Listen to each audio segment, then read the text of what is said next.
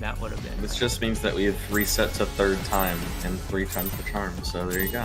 No, Yeah, I'll but take the it. first run is the good one. We're gonna put that to the side for today and pretend like it's the 3rd one. I was gonna say, like, that's not a good sign. Did we even get like 30 seconds in? From nothing, I mold life.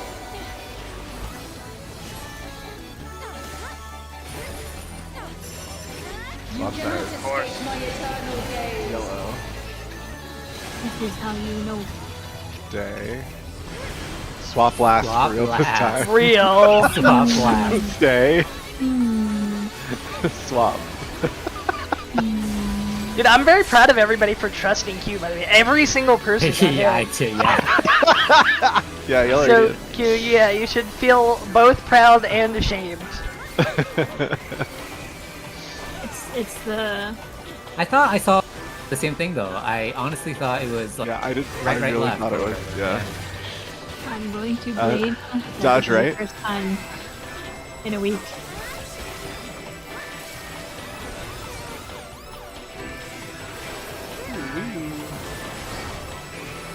dodge, That's right? right.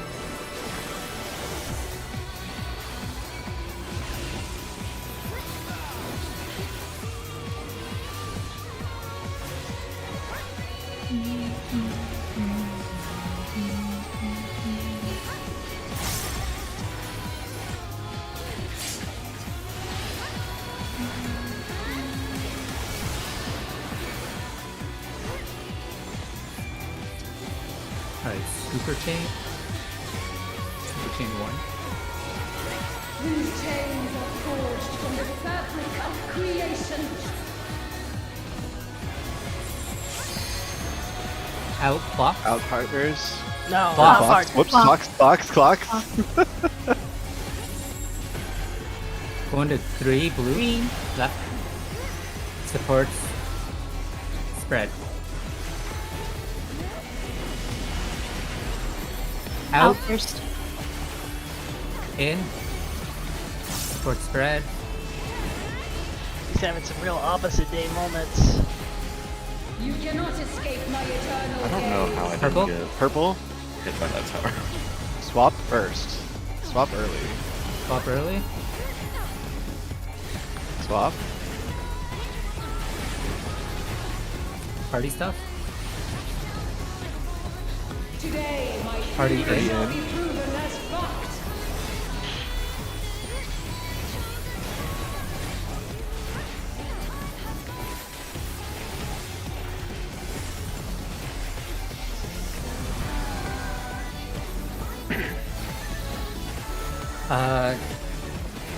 Digimon 3. Oysters.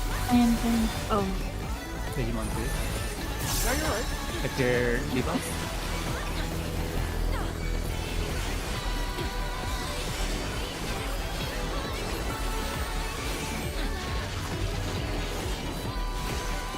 Light tower, light tower. I give voice.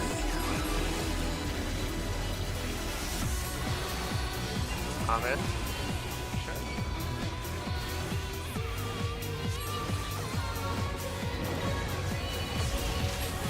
Oh! Daddy. Why you dead, though? I got shot twice. I got you. Should survive this. Why that pretty That's dying, though? That might have been full.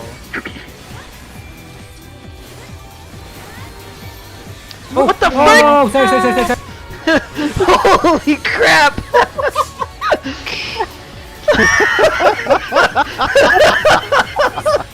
Okay, that was that was a 24-man moment. I changed my hotkeys Oh no. for the 24-man. Dude, I We feel just- we like just I ran- was. I physically When he tried felt to like I bait got me. whiplash. we just ran it, and I was rescuing Q. Oh, that's fair. What'd you get? I was not paying attention to the first set. Fast. Oh god. Fast. Scared the crap. Otherwise, you will never wield. Where's one?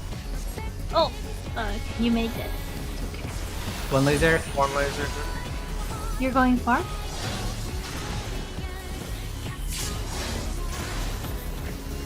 Second laser. Two lasers.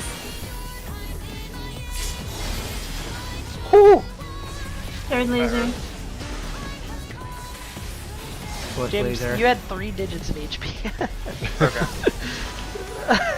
Got it under control. A.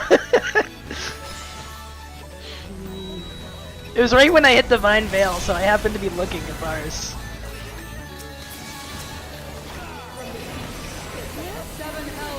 Wait for the sickness to fall off before I nuke them. Dude, she's so much lower than normal. Turns out having weapons is good. Who knew? So I feel like she's usually like 28% restart. Super chain two. Fair. Chain. Remember, it's backtrack or straight. And listen for the swaps. Backtrack Backtrack. at C, starting on Pairs, partners, yellow side. stay same on the same side. So middle then back. Middle. Then back. Clock. Clock. Nice. Party out. Already out. Hot. Thank you. I forgot.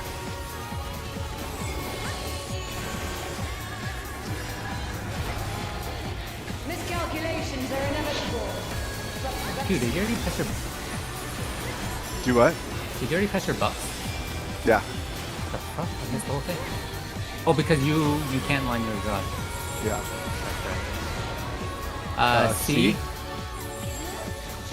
Go into B. B. Yellow. Then A. Okay. Out of the middle, guys. It's out. Inside the box. Dodge in, up. yeah. Into the box space. Then to A. Up. Balls. Out. Out. Out. Oh, ow. Oh, B. It's One. fine. She's dead. She doesn't know it yet, but she's dead. Okay, lady, how about you Why calm is she down? still going? We did that for a reason. You don't get to... No free lunches from Dina. Alright, speedrun, fear back! Wash Well, I know limit 12%. breaking there is basically worthless at that HP. I think, yeah, I don't know when you're Pretty much supposed first to. roll. Again, I think That like counts. you probably LB during the whole party, the party moment before we pop pots or something. IMO. Sag. What happened? Yes. Popping like LB, since like popping at the end is like worthless, right? Oh yeah. When would Yeah, you I do it? tried to skip the last part with LB and it didn't work. Yeah.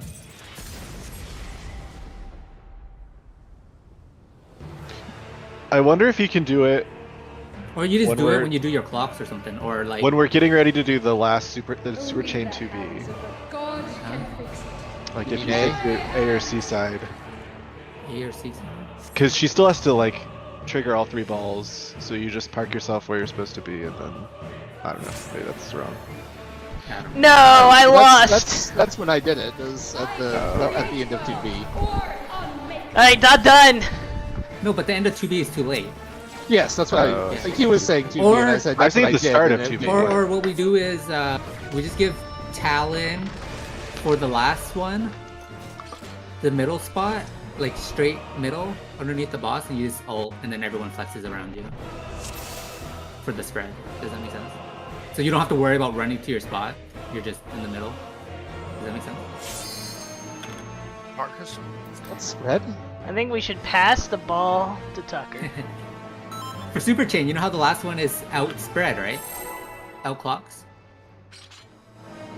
Oh, that very last one. Yeah. Yeah. I'm just saying, like, you would just help it and everyone flexes around you. I think by then she would have been dead anyway. When do we even get the LB3?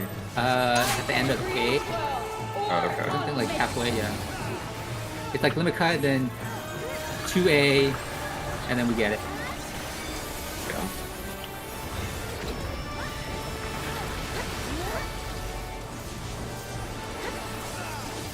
Prime pot window time. Yeah. I just noticed something in the nick of time. Yeah. Like Would have been really funny, Ivan. I don't think so. What do you How notice turn funny up or like volume? how funny? Everyone would be dead except for Dave. Funny. It's fine.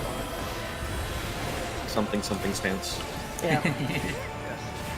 Like, it didn't happen, so everything's fine. I summon you! East west. It's okay, they're just gonna remove tank stance next expansion. True. Go. How would that even work? I don't know. The bosses automatically target tanks. That's it. What the fuck? That was out.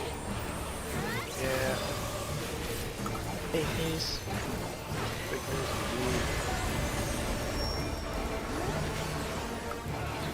Vertical. Vertical. The heavens bend to my will!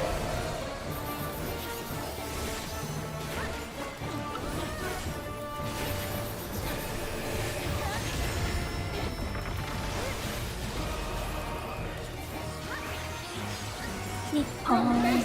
Deep pause. Forward. Augers.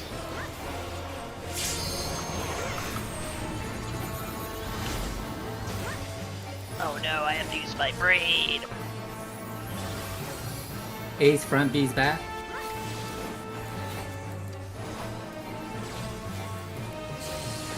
And move. Dodge. First. A god will And then be mid. disobeyed!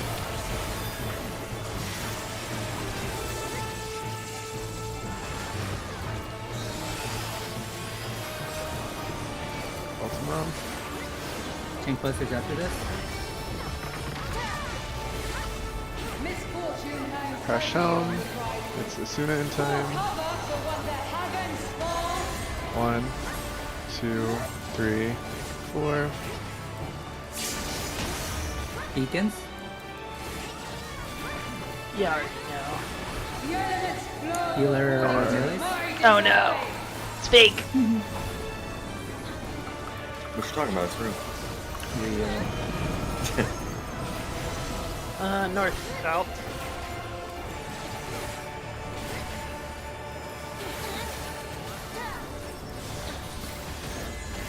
Wins out.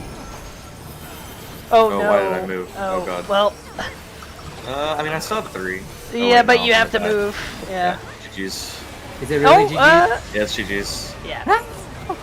Yeah, 'cause I'm on fire. That's okay. Not that much pity. I think I Yeah. probably could have done something there. It's possible. Because, like, it's a splash, right? So it's technically possible. But I would have had to, like... You like you don't have to like stack on top of like Yeah, that. but you Yeah, move whoever, pretty. You move pretty whoever's far, though. moving, yeah, whoever moved, yeah, I did. But I was kind of halfway between A and B when I saw it change, so I probably could have stand like in between. Yeah, And like, then- closer, yeah.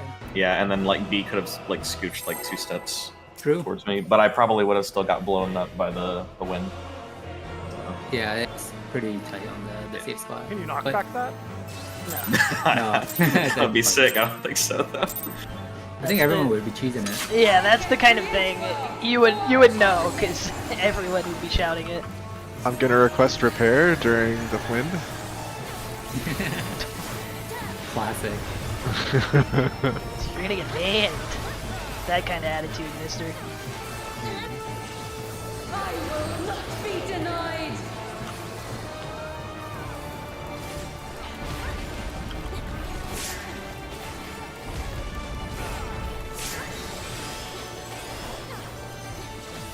Only I can guide the star to its rightful place! Ochos.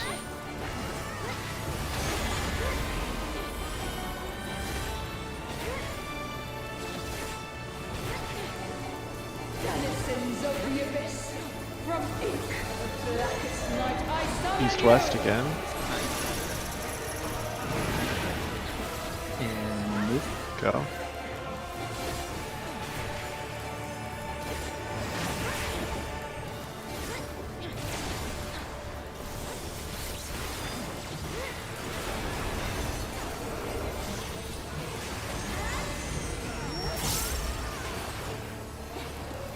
Horizontal. The heavens bend to my will.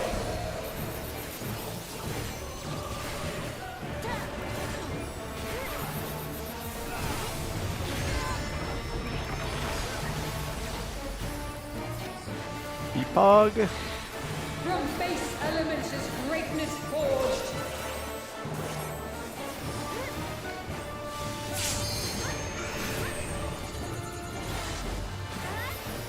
Corners. Woo! A front, B back.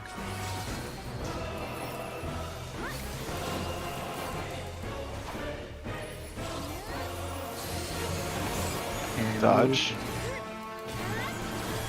A god's will cannot be disobeyed. Wait. Ooh, keep. Oh, sorry. That was Neo's little A little. center. Yeah. A waddle. A little.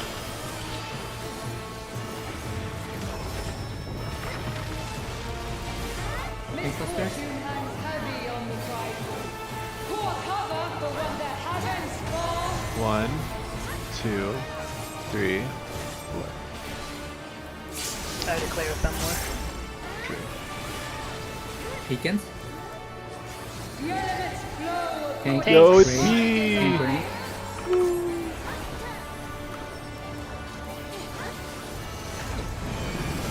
West. East.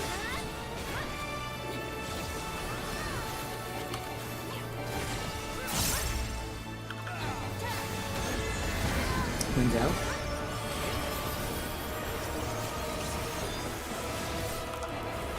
Hold the line. Pull. Stay. Go. Ekpyrosis. The scrolls must be made anew. North south. North south. 1 and 3 for our side. Dave is safe for our side. The safety Dave. Locate your nearest safety Dave. Oh, Dave. You are not the Oh. safety Dave. Why did I hear 2-4? I'm sorry, we might be dead. Ah, what the fuck? Who said 2-4? Creation's court is I don't think anyone did. Yeah, I I think said you 1 and did. 3 for our side. So maybe 1 and that- 3, 4? I said 1 and 3 We're for dead. our side. We're dead. Sorry, that was my fault. Yeah. Bullshit. 136824 your side. I don't have Yeah. a buddy. Move.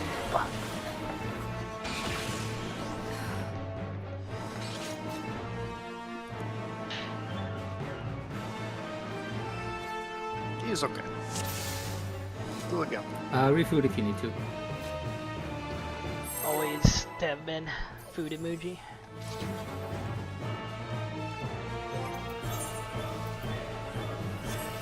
Yo, Brinny, I didn't see you at that second big fish last night. Explain yourself. Oh wait, I can create Midnight? or at night? Oh yeah, I forgot. I was standing there and I just forgot. Well, Yeah, I just did it. I guard it. Oh okay. Yeah, That one's a moocher. It's like a mini. yeah, I just keep mooching. Yeah, Yeah. I will not be denied. yeah. I tried that window once and I didn't get. I haven't been that.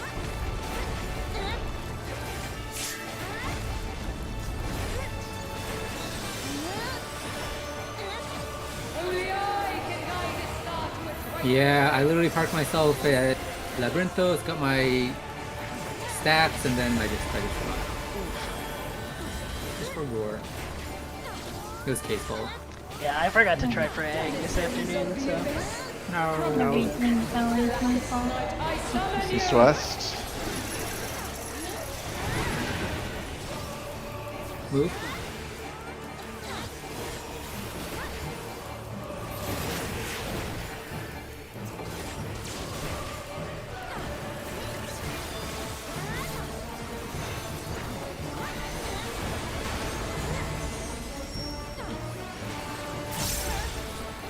Vertical. I've not gotten spin in a long time. Bends to my will. Yeah, not. I'm okay with that.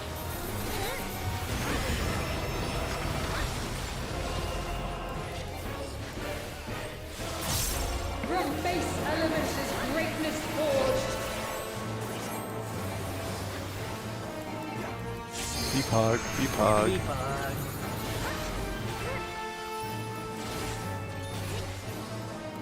A's forward, B's back.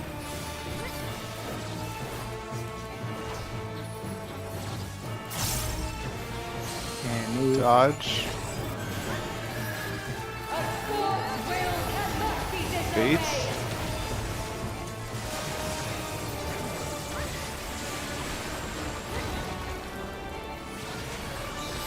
Ultima.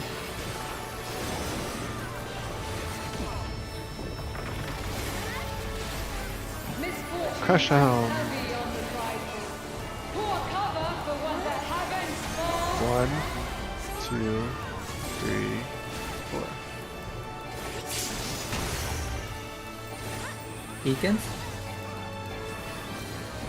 The elements flow. Me again. My desire. Get out of Rick. here, man. Wow. South. North? Yeah. That's some shitty pattern.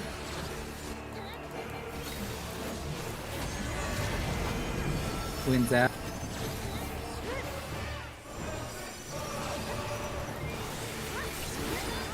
Oh. Oh. Stay. Go. Next pyrosis. This world must be made anew. Right south. South. 1 and 3, Prinny. Oh, Prinny spot?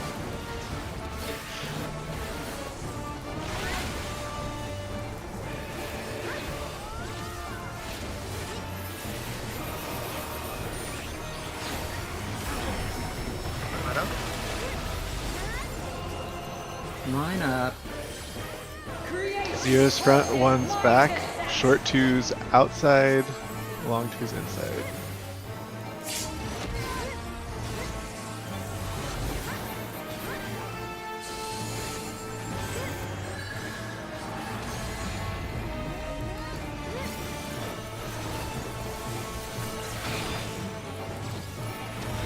Ooh. Oh, I didn't get there in time. Fuck. Yeah. I even sprinted. Yeah. Were you short light? Short too Yeah. light? Yeah. When you're light or dark with 2, Dave, you can like move in towards the center once the 1s and 0s go forward and back. Yes. Yeah, just be on C.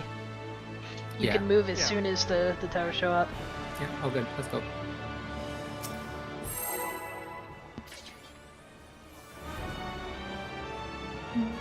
Yeah, if you're standing where you're normally standing, yeah, that's you're running across the arena.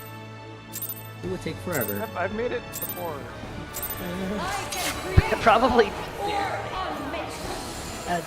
as a C enjoyer, I will say it makes it much easier. See that you're at 2, go to C. C to C. I will not be denied.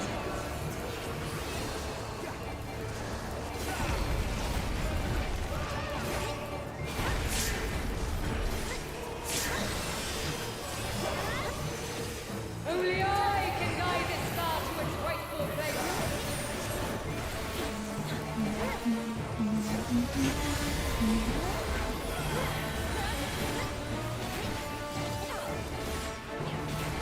Denizens of the abyss, from ink to blackest night, I summon you. North, south.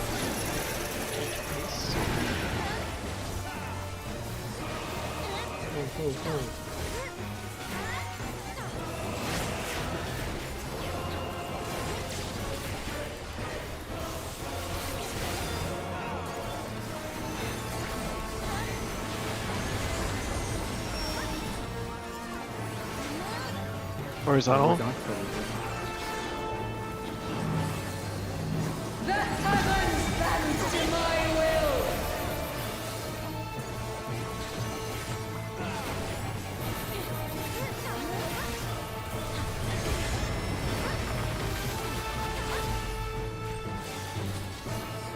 Eepog. From base elements is greatness forged.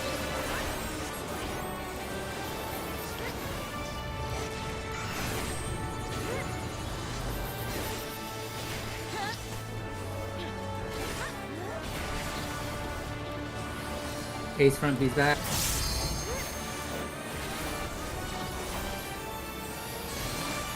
Dodge. A god's will cannot be disobeyed. Bates.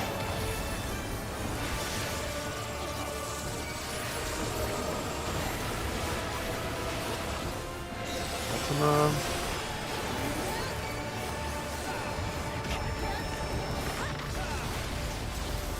Misfortune hangs heavy on Push the him. Pour cover for one that hasn't fall. 1, 2, 3, 4. Beacon. The elements flow. Me again! Hell yeah. Thanks, ranged.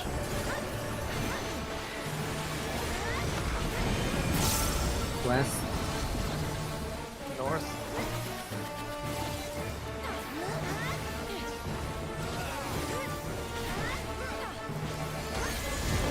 Wins out.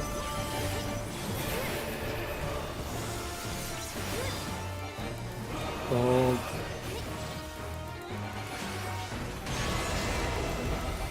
Stay. Ekpyros. Go. The sword must be made anew. East west. East west. Thank 2 you. and 4. Very close.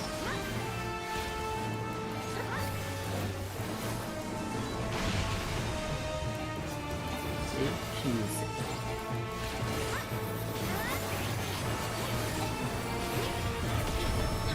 Going up.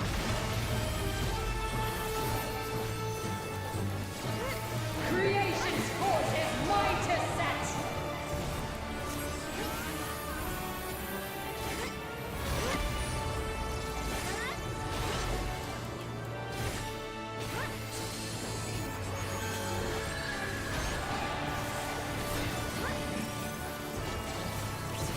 Oh, there you go. No. Am I not short two? Am I long two? You Somebody were was- short. I am short two. No, I went to long two position. I was short two. Ah, jeez. 3 mini twos. Wow.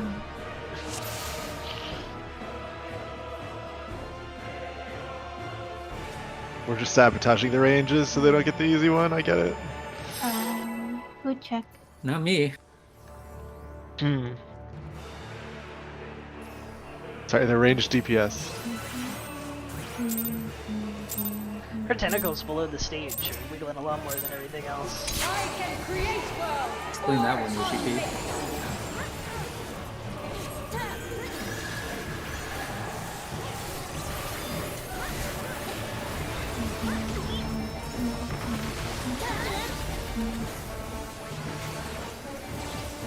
I will not be denied. Yeah, we're dead. Oh, goodbye. Oh no. Say bye. Fucking server there. It went off too, Boink. which is funny because I shouldn't have been able to get it off if I was dead.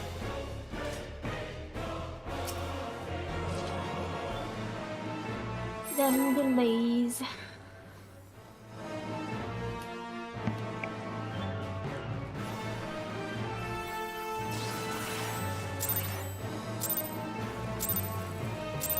Oh no, my thought.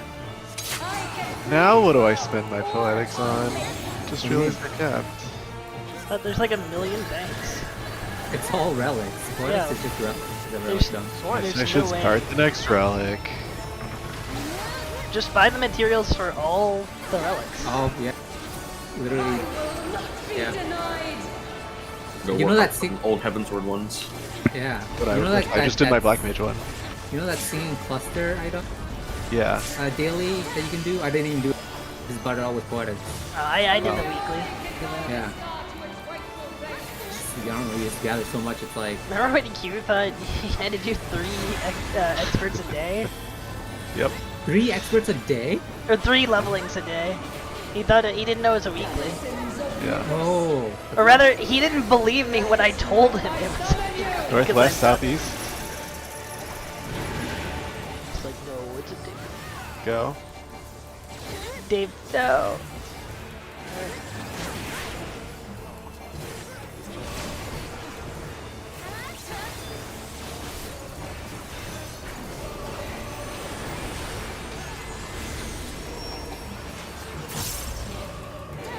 Horizontal. The heavens bend to my will.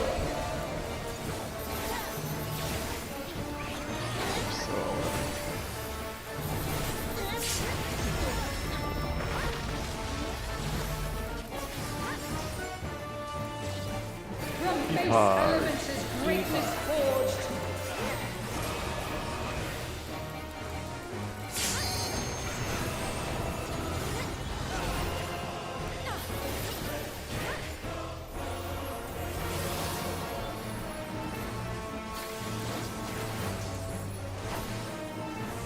Ace front, B's back. Dodge. A god's will cannot be disobeyed.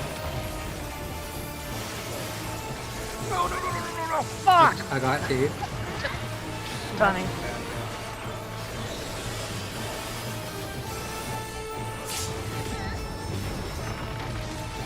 Crush them. Misfortune That's good. and heavy on the trifle. Poor cover for one that heavens fall. 1, 2, 3, 4. My bar ain't good.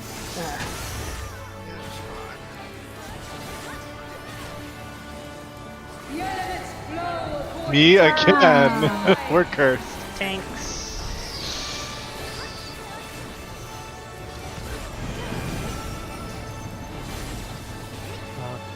East. North? What the fuck is happening? Wind's out.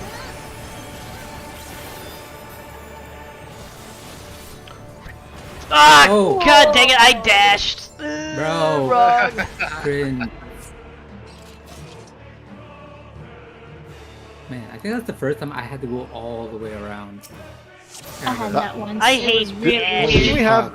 Didn't the last time we cleared, everybody had to go like really far? Yeah. Not me. Oh, that was so weird. I got stun locked. Yeah. Ivan wishes he was also stunlocked. Yeah, actually. Okay, for reals, these guys. I was like, oh, I'm a beacon, so I can go like nice and far out. I have a lot of buffer. I was like literally thinking that, and then it's burst window. I hit my dash and it moves me, and I'm like, what the? God dang it! I can create well or unmake. It's burst window? Yeah, or it's a 1 minute window. I don't know if it's a 2-minute burst. No, it's not. Okay. No, no. For me, it's There's burst. paladin things. Yeah, every minute is burst minute. Every tank thing, really. I will not be denied. Paladin always blessed. Yeah. Got two dashes for pow pow. And then I blow up. Only I can guide this star to its rightful place. So much Huh. Who comes out?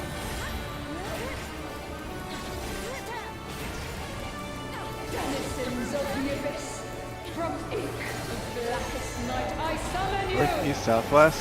Northeast, southwest. And move.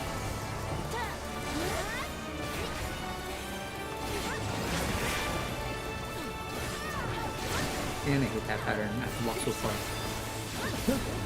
Yeah.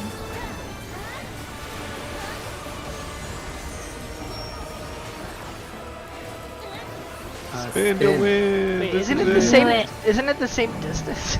Because it's a circle. You're walking a radius in the circle. No. No, I have to walk all the way top right. That's relative to where he needs to go for his position. Oh, and then walk back. I see. Okay, that's yeah. Yeah. From base elements is Defog. greatness forged. is very much put me in space. Frick. They've spooked A me. front, B back. A front, B I'm back. scared. Dodge. You were my partner. Of God's will cannot be disobeyed. You were on the opposite side of the arena. We would have gone Curseplode.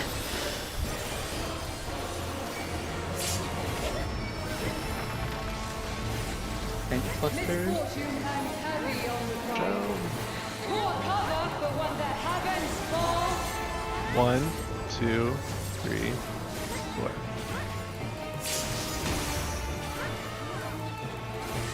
Beacon.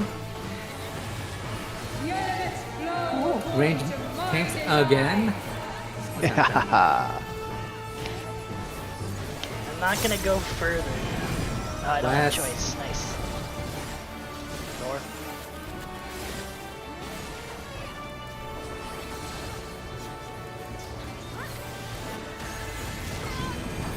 Wind's out.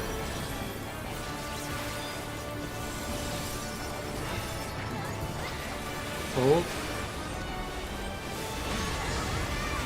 Stay. Go. Roses. This world must be made anew. North south. North south. 2 and 4. You're safe.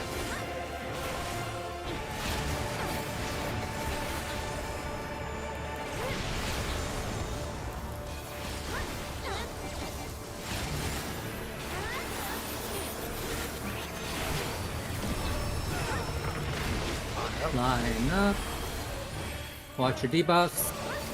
Creation's course is mine to set.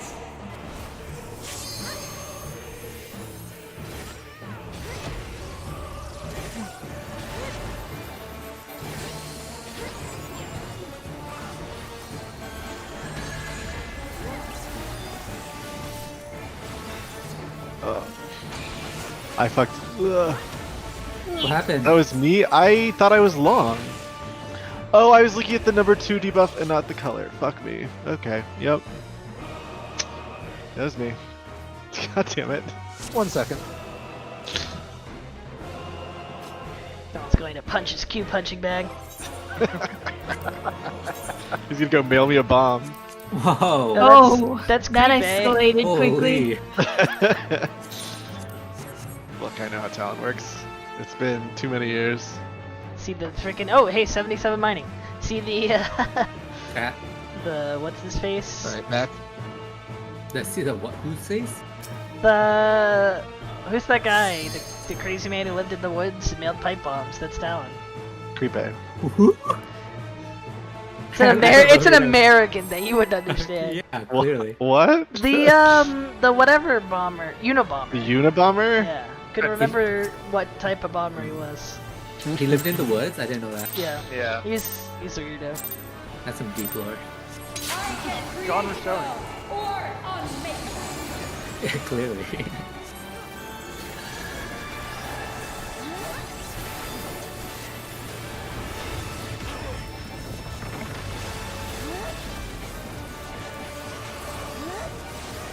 I will not be denied.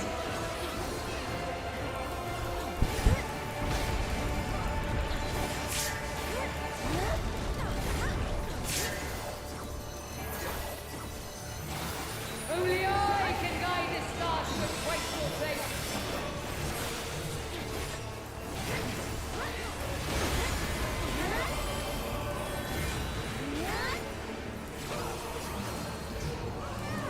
Denizens of the abyss, from ink of blackest night I summon East you. west. East, west. And move. Would you call it East? East west. No, it's just West. Covers. Got all your bases covered.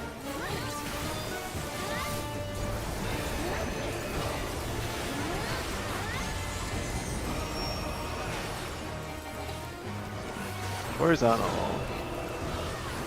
I don't like it when she covers my camera. The heavens bend to my will. Peekaboo. Yeah, it literally feels like that. That's pitiful. Mom, I'm trying to do my 1 minute burst. Stop covering my eyes. I can't see. From base Peepaw? element's greatness forged.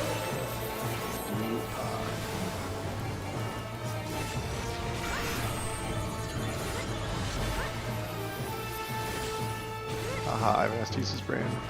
Not really. A forward. A front, B back.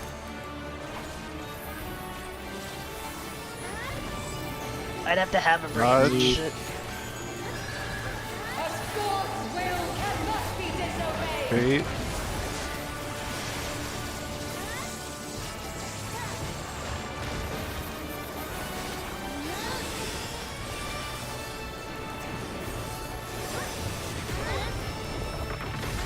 Crush him. Misfortune hangs heavy on the prideful. Poor cover for one that happens fall. 1, 2, 3, 4. Beacon. Who's gonna be? Who's gonna be? It Me! Fuck? Dude, bro, I've there never ain't no been way. I've never been beacon before. That's not true. West, west, west. East. Control the bot.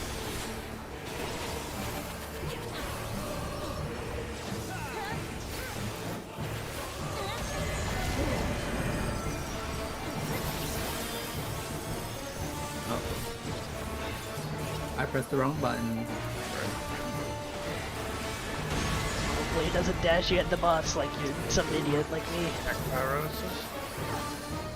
This world must be made anew. East west. 2, 4 for 1 us. and 3.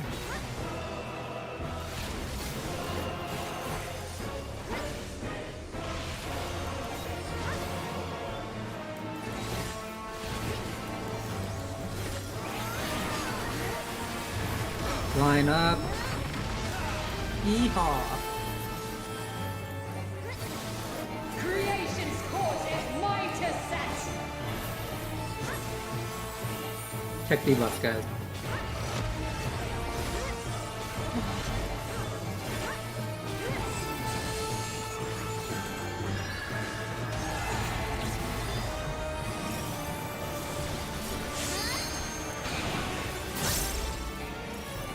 Check the buffs again.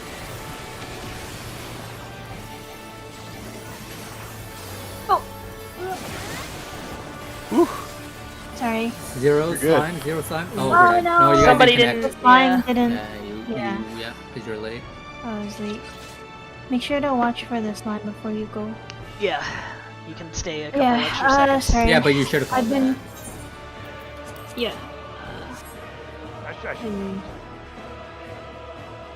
I moved my HUD, so I'm having a little trouble seeing what the hell it was. My bad. Did you cover it with Okay. one of Athena's tentacles? No. post it. I notes. moved it like in the middle of the screen where everything else is. It was Oh. a terrible mistake. I was just like, this place is fine, right? Nope, nope, no, it's not. Just stack them all on top of each other.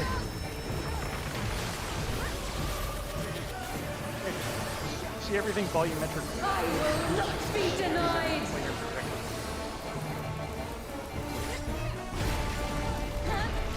Highly compressed data.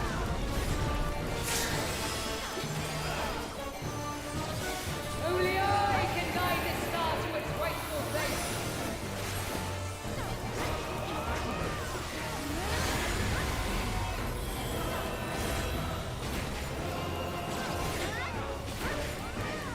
Denizens of the abyss, from ink with blackest night I summon East you. west.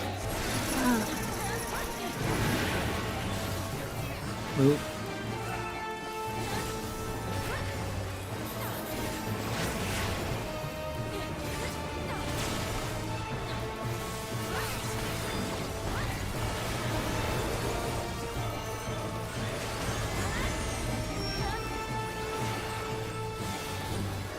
Vertical. The heavens bend to my will.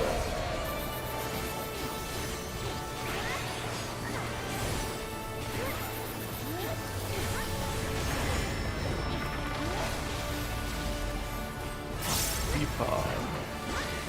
From base elements is greatness forged.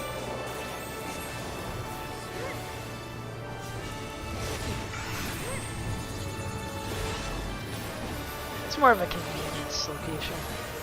Same. A's front, B's back. Dodge. A god's will cannot be disobeyed.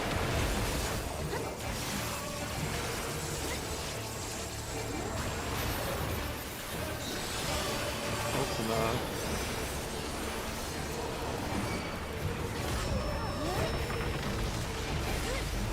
Misfortune hangs heavy on the Crush Hound.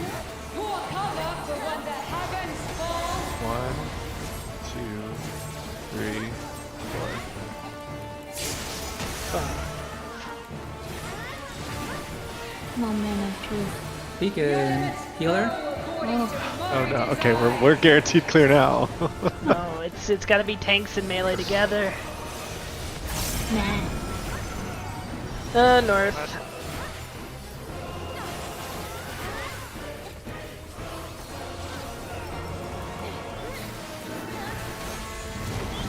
Wins out.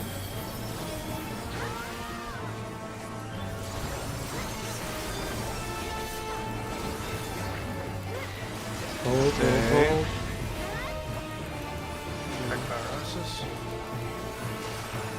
This world must be made anew. East west. East west. 1 and 3.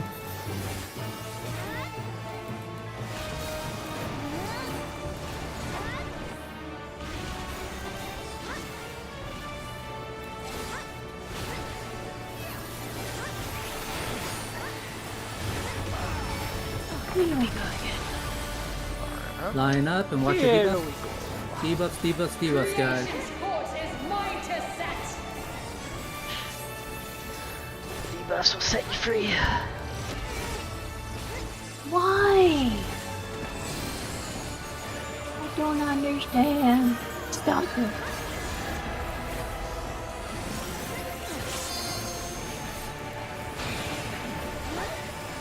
Watch your tower buff.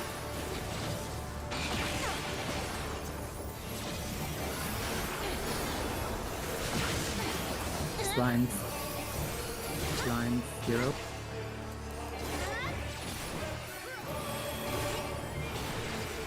I will not be denied.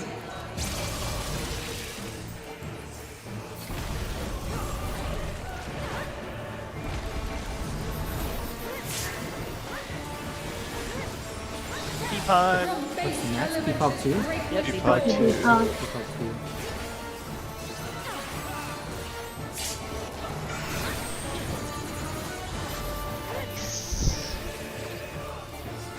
I mean, Oh, whoops. Okay, I'm ready, James. oh, Uh-oh. Oh, what happened? I wasn't ready yet. I got. we're not confused. that far though. That is pretty far. Yeah. Is it? Yeah, that's weird. A god's will cannot be disobeyed. Boom! Fusion. Ha. First.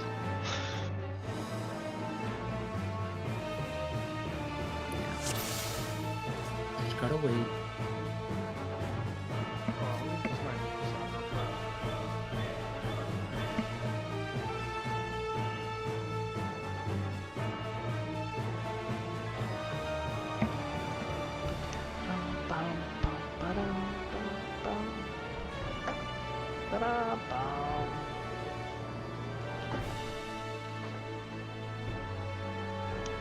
Ba-da-dum. Oh, food. You need it.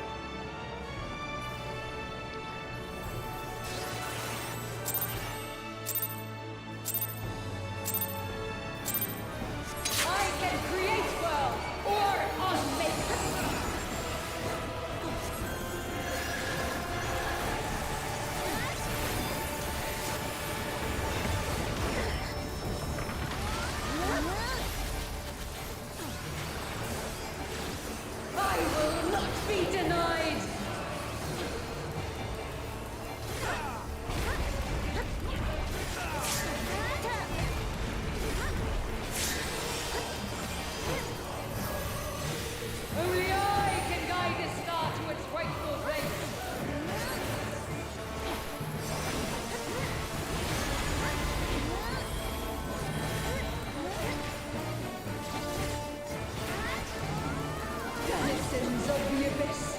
From ink, blackest night, I summon you! North south. North side. Go, go, go.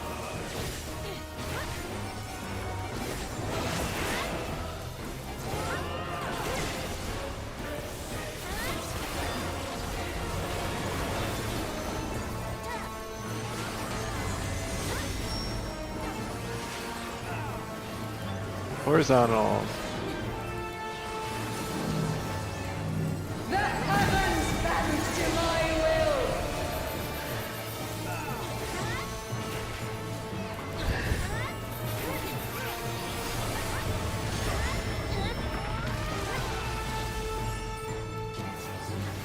Epoch. From base elements is greatness forged.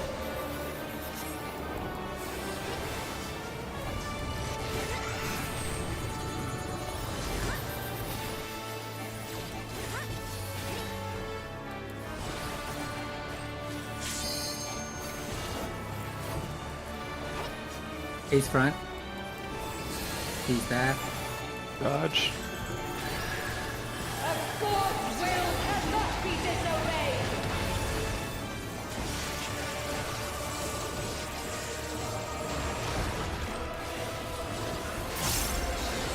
Ultima.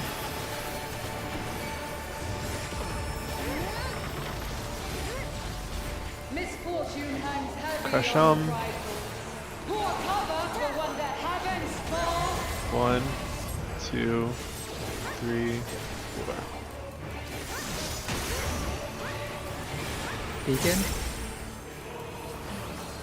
The elements flow. Literally. You can. Holy shit. Who did you pay off? I called Yoshi P and said please. Oh. South. That's freaking weird.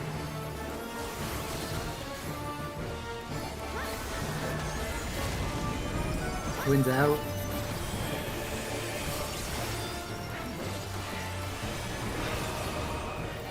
Hold. Hold, hold, hold. Go.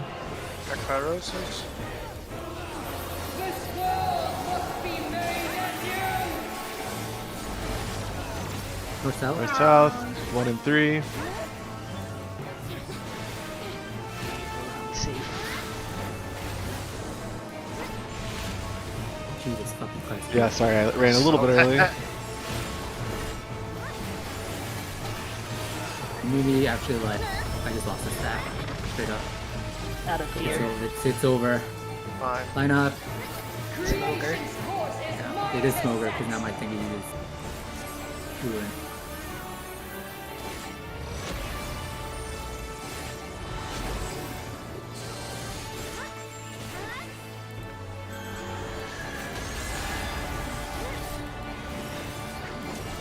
Holy cow. That What's your was tower? freaking flying.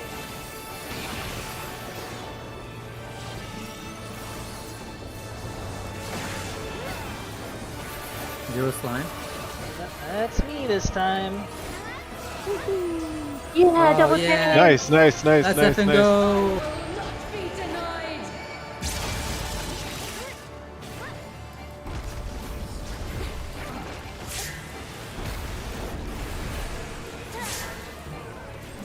Fog 2. From Keep on base to- elements is greatness forged.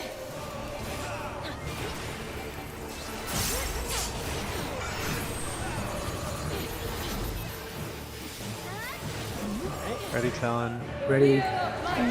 Ready, Dave? Oh shit. Oh. This is a pretty easy pattern we had. A god's will I'm gonna go wait. cannot be disobeyed. Touch. Oh, I got I was Dave. beta. Okay, okay. Okay. Let's get up and Yeah, we were far left. Alpha beta. Misfortune hangs heavy on the rifle. tank buster. Push home. The one that heavens fall. 1, 2, 3, 4. And then Fox. caloric, wind fire markers. No. Suffocate. No. Oh shit. Jesus. Pot in like 2 seconds. I'm first. Oh, thank God.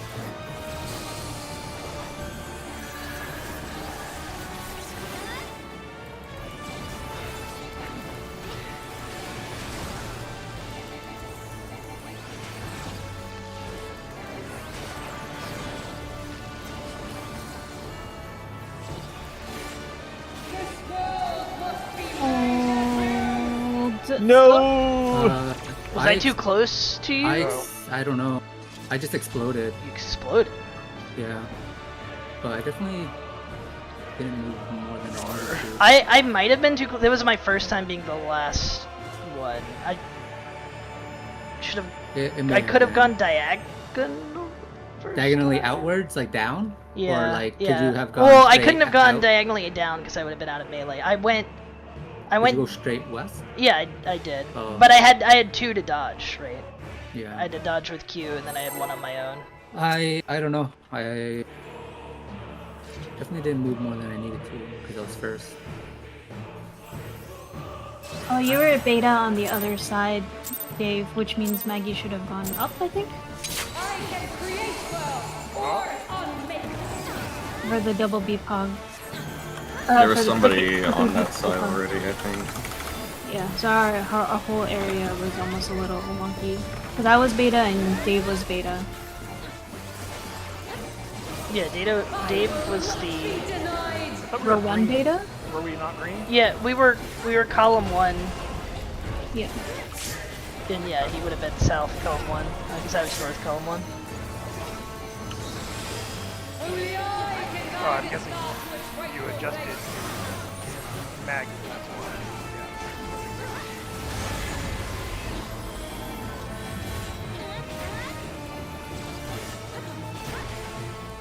Denizens of the abyss, from ink of blackest night, I summon North you. south.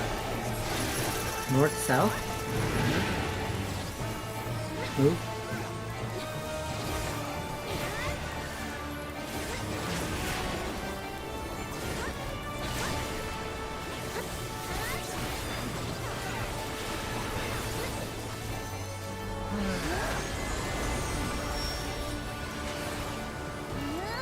Vertical.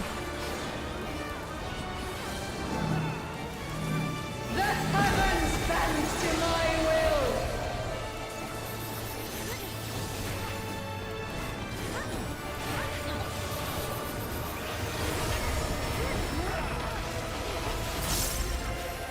Depog. From base elements is greatness forged.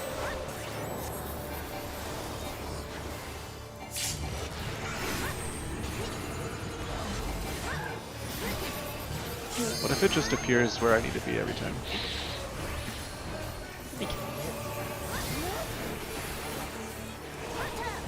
Base front, be back. Dodge. Dodge. Someone was wrong. Talon's Talon sitting was too wrong. Yeah, it in. was me. Were you in the thing too much or No, were you he wrong was shot? just the wrong one.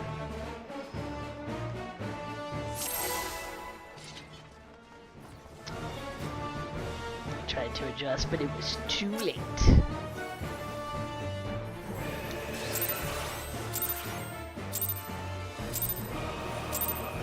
I can create well or unmake.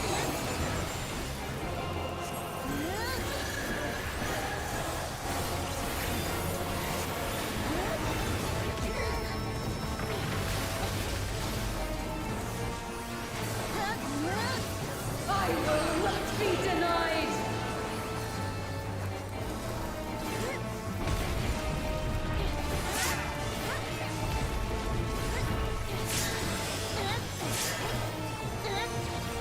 Only I can guide this star to its rightful place.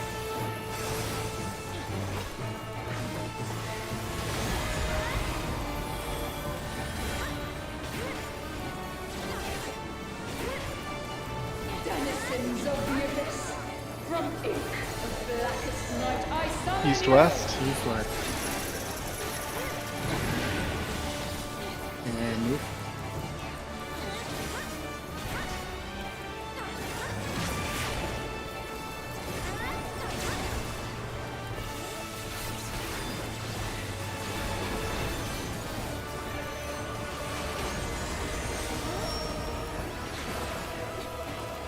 Vertical. The heavens bend to my will.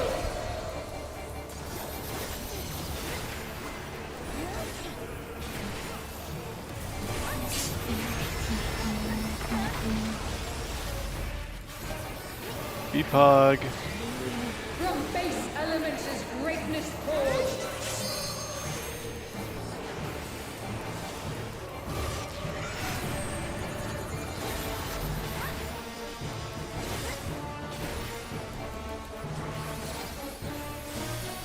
Ace front, B's back.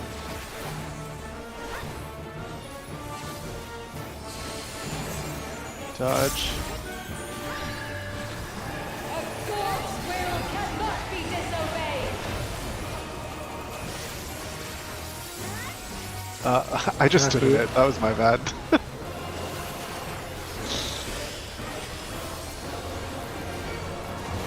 Sometimes you just gotta stand in the laser juice. Yeah. You doing this in or no? I can do crush on me. I got it. Pour cover for one that heavens fall. 1, 2, 3, 4. Luckily, I don't need any MP. Beacons? The elements flow according to my design. Melee range again. Range will clear it. West. North.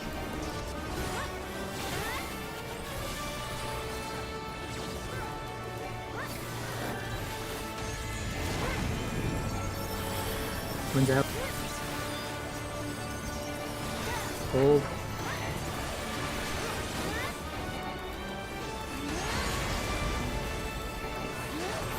Pyrosis.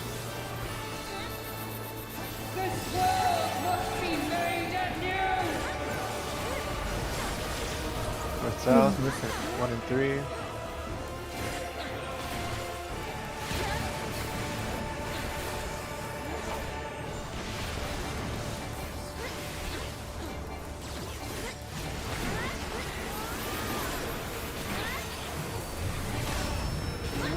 Line up. Creation's course is mine to set. Check your debuffs, guys. Check your debuff.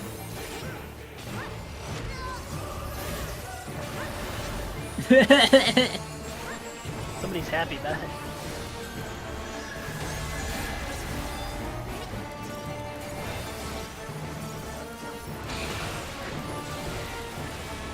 Check your debuffs for the tower.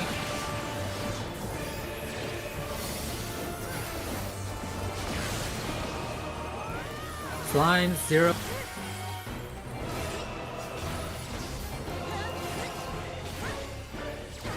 I will not be denied. I can't see, man. My eyes! Flippy pug. From base elements is It's pogging time!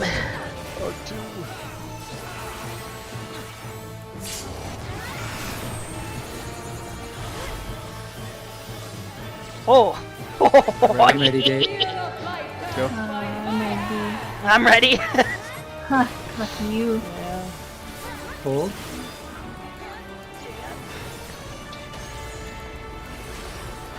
Eight. Tentacle bait. Nail. God's will cannot be disobeyed. This has Dodge. to be the run. Ultima. Ultima. I was true mid. It has to be. Oh, you finally got Tank it. Buster? Yeah. Pressure. Pour cover for one that heavens fall. 1, 2, 3, 4. Caloric spots, guys. The elements flow It's me, thank God. according to my design. Hold. pot. Remember, Not puddle windowing. move, puddle move.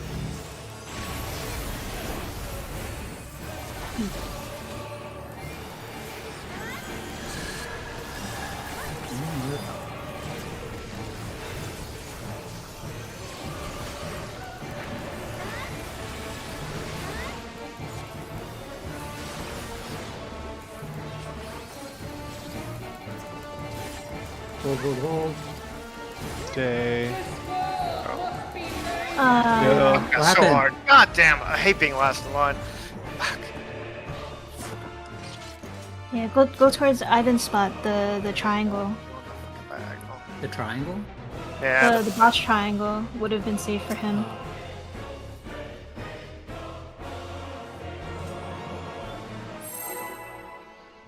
We're seeing all the magical permutations. Only now.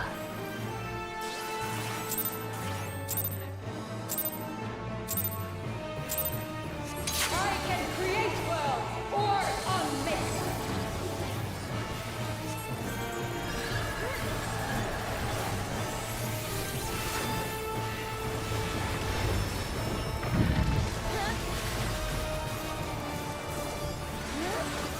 I will not be denied. We had to wipe that one because I wasn't double mid. I want to be mid for Beepog and mid for No. the true lazy man's gaming. Denied itself with rightful place.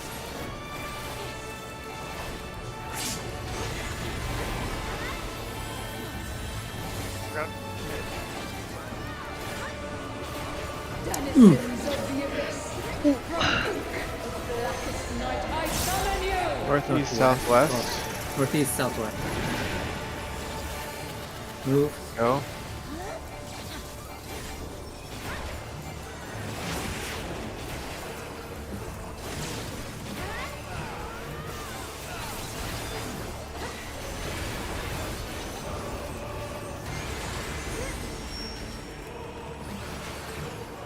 Or spin to win.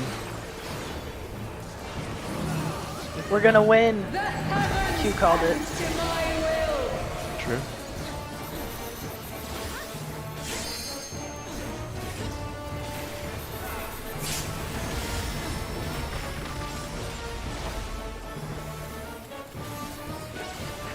From base elements is greatness forged.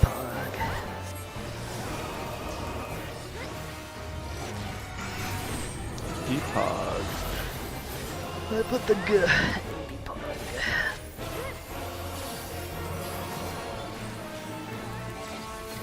Ace front, B's back.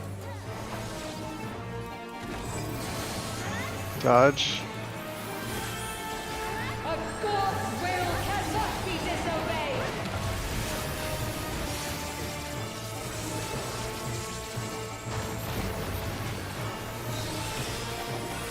Ultima.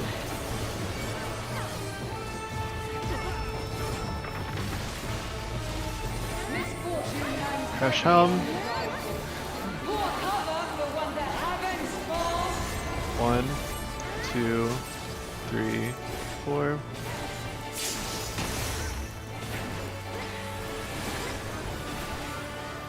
Beacon. The elements flow according Yeah, to ranged. This is unreal. Welcome to how we felt the first, like, 10 runs. Class. north.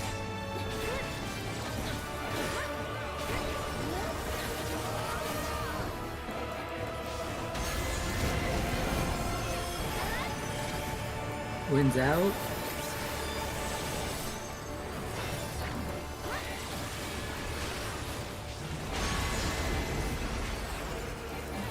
Necrosis. This world must be made anew.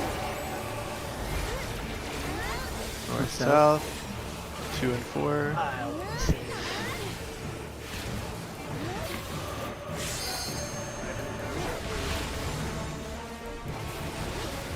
Oh! I'm stupid. Oh, I got Q. Come back. We can cover this. I hesitated. Or... Line up.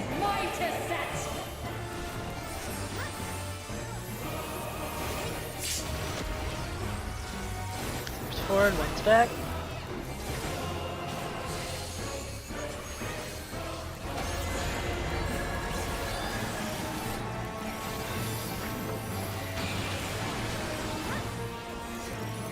Watch your debuffs.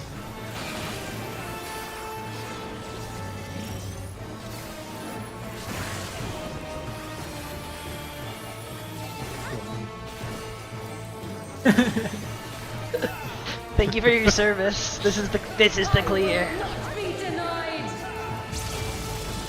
Q got owned and pretty is forced to move. True. We're meeting all the criteria. Flippy pug. Oh man. Hey, Podge. Podged.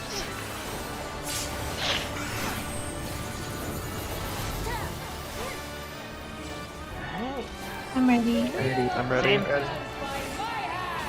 pretty got a nice easy one. Oh my goodness. Ow! Oh no. How did we die? I have no idea. Or Oh, this is so sad. Yeah, I don't know. But you. Okay, I'll save Wasn't that. looking. I'll save How are that. you alive? Die! No, I Get got him. this. I can do You 35. guys like? Oh, I don't know. It's weird. The tether's a little bit finicky. I usually like try to stutter as much as I can until I see my person moving and then try to keep up with them, but I don't know. yeah, that's what I thought last time too. Like I didn't think I was that far from, and I saw him stop and go back, and I also stopped, but game said no.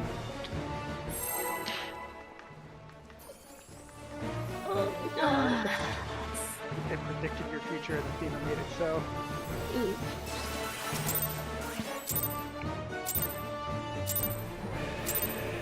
I can create worlds or unmake them.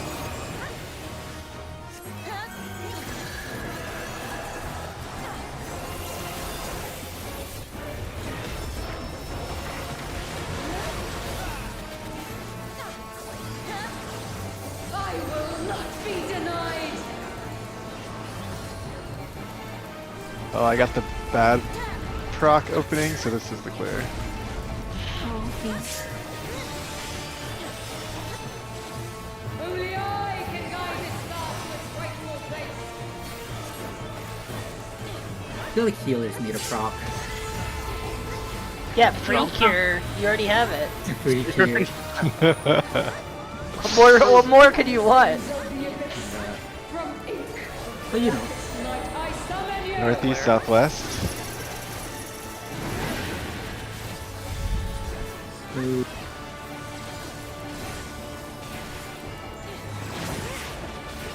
Yeah, where's the glare from? Yeah, true. I can see it now. I got a glare crowd. Can't heal you. Bye. Oh, it's like you read my mind. Raid wide's coming up. No, I got back-to-back Horizontal. glares. Sorry. Glare now proc streak here. The heavens bend to my Ow, dog. That's what we should do. Wait, don't you have Cure 1, Procs Cure 2 or something? That's There we go. literally That's what literally we're what he talking just said, about. Yeah, Oh! Sorry. I've only played White Mage once. Yeah, you better apologize. From base elements is greatness forged. Sweet pug. Pog.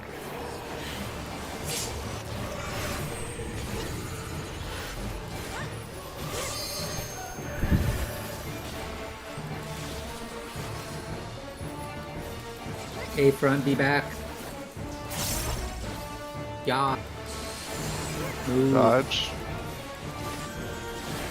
A god's will cannot be disobeyed. Wait.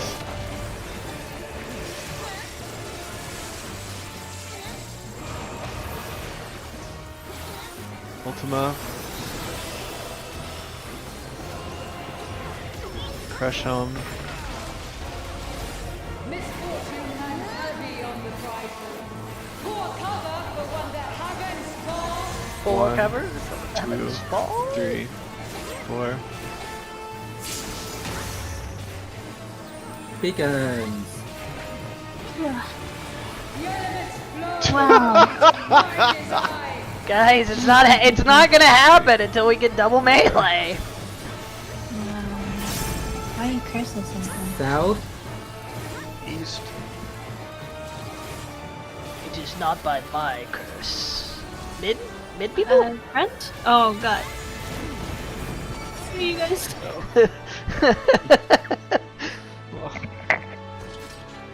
You guys technically had one choice each. There was a stun lock going on there. Yeah, I had to spin all the way around for a change. The way I had my camera, I couldn't see the north one. Oh no. Oh boy. It was quite something to see, but they just like. Pepe holding their hands together by their mouth.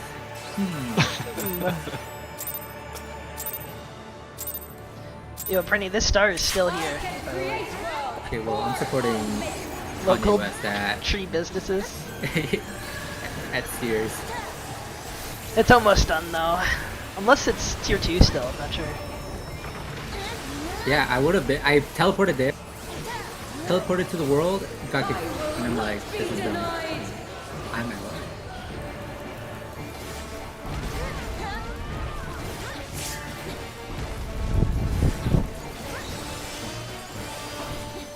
I tried killing some black demons. Man, I killed like 40 and I'm already tired of I need to kill like 160. You need some bracelets. No.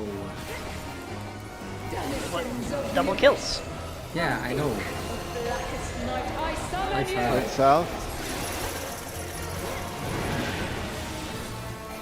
Move. Are you spelling them? Yeah, I was using I-bins. Yeah. And then I'm running low on depth.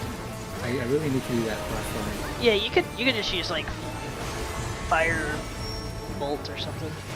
Yeah. But it still takes a while. Then It does.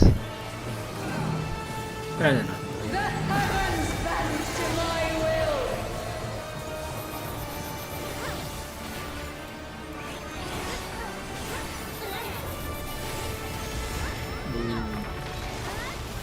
Alright, be Pog. The big pugs. Base element is That's what it greatly stands for. forged.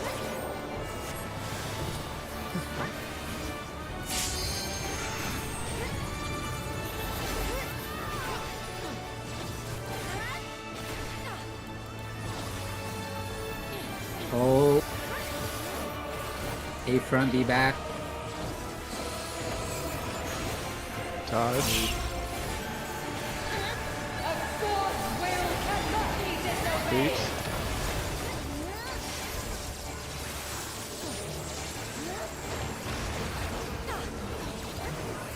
Ultima.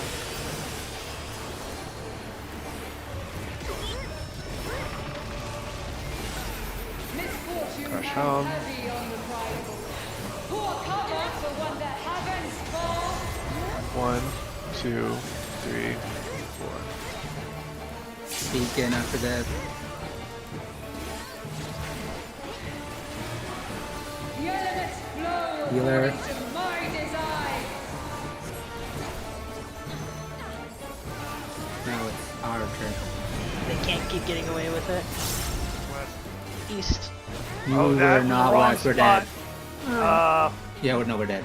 Uh, Because they can't flex the win. I thought I had. I didn't see the right stuff. Sometimes, some days they're just cursed. It's because we started The early. Snake 2 farm? That's exactly what it is. I cursed us. Food if you need it.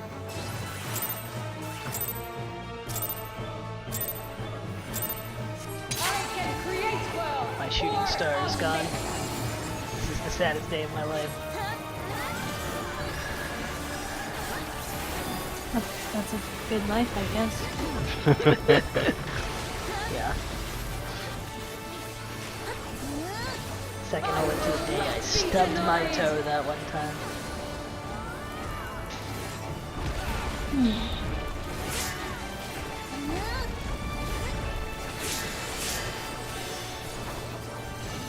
Only I can guide a star to its rightful place.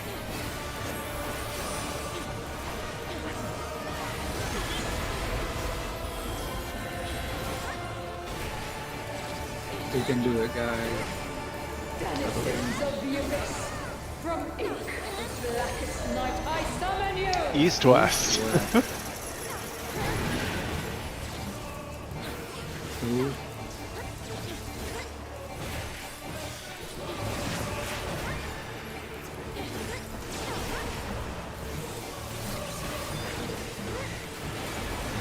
Maybe we need to sacrifice somebody to that ledge. Somebody's gotta. Somebody's Not step on it. that ledge. Vertical. You know how it goes. If there's a sacrifice to be made, it's the Lala. Yeah, why is it always gotta be the law? Okay, you make a pretty good sacrifice. I was the Body sacrifice comes around, too. last time. You pug, you pug, you From pug. base elements is greatness forged.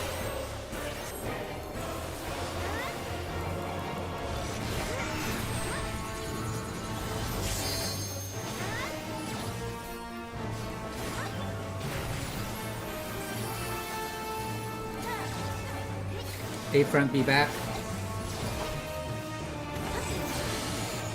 Dodge. A thought will cannot be disobeyed. Talon got true mid when it didn't matter. That's sad. Ultima. Alright, I 120k misery. Guys, Crush Tom. Misfortune hangs heavy on the this is it. Pour cover for one that haven't small. 1, Yeah. 2, 3, 4. Alright, all melees. The elements Healer flow range. according to All my range? Oops, it's all right. Finally. Watch, dude. East. This turn. Correct.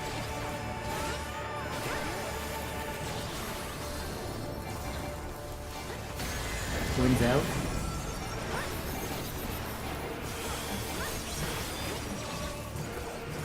Cool. Stay. Go. Ekpharosis. This world must be made anew. North south. North south. 2, 4. Me.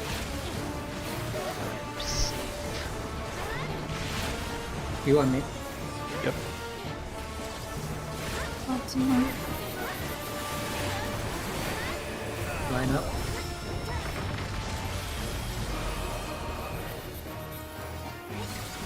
Creation's course is mine to set. Do it for Prinny's crit!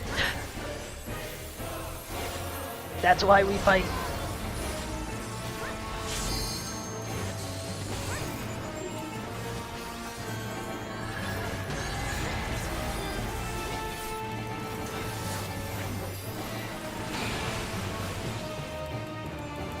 Check debuffs.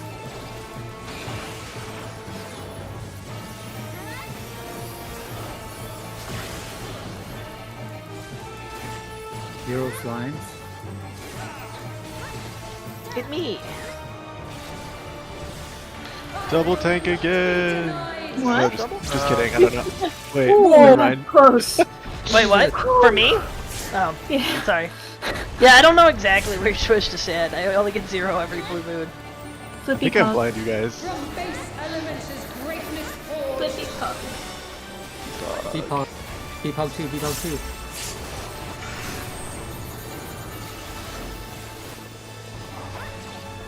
No way. I'm ready. Ready. I'm ready. By my hand.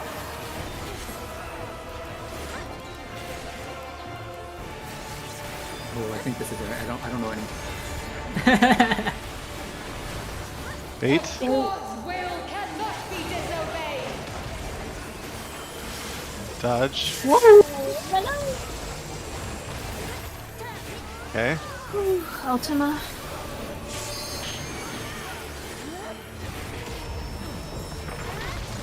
Rush home. Push on. Push home. Fortune hangs heavy on the prideful. Pour cover for one that hasn't fall. 1, 2, 3, 4. Wind spots, wind spots. The elements flow according Fuck to with my Dave. design. Dave's Derek Center. Just get to stay. Lucky. Oh! Did anyone miss? Or did we? I got Somebody 5 stacks exploded. immediately. Yeah. So someone popped up. Immediate death then? Yeah.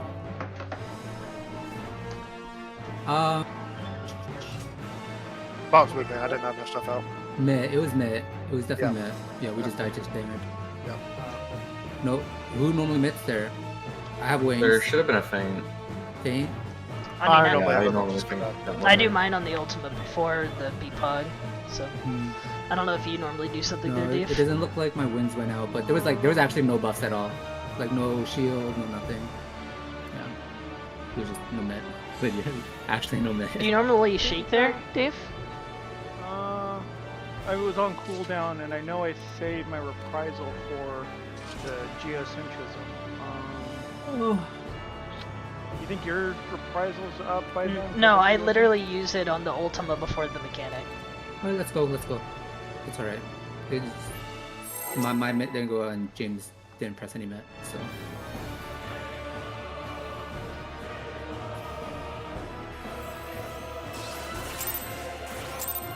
Yeah, it just says Q took 100k damage. I can create worlds Just killed or them. unmake.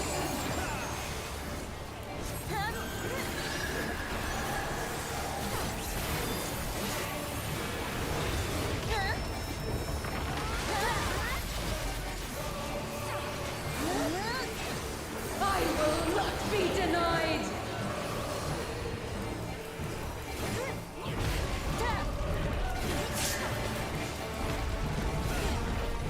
I need a couple minutes after this rush if we win. Only I can guide this star to its rightful place.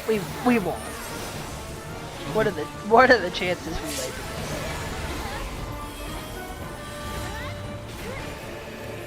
Hi. Oh, Denizens of the abyss. I'm bad at math. From ink, blackest night, I summon East you. west. Who?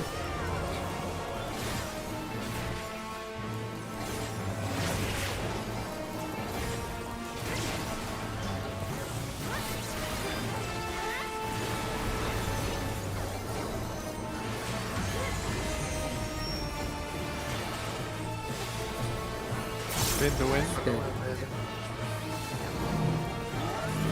The heavens bend to my will.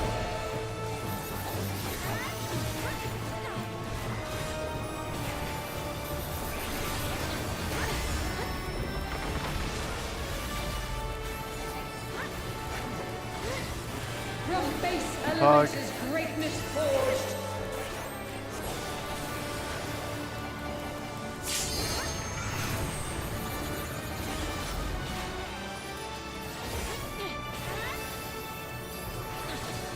A front, be back.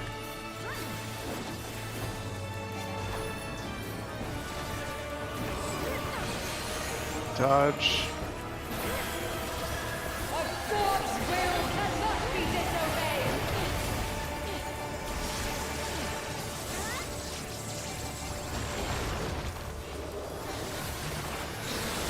Ultima.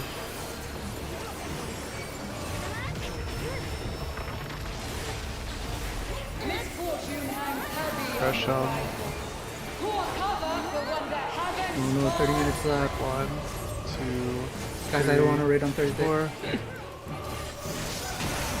What's a Thursday? I didn't even know that was a day. The elements Lord's Day. flow according to Melee. Melee, good on you. Watch your debuff there. East. South.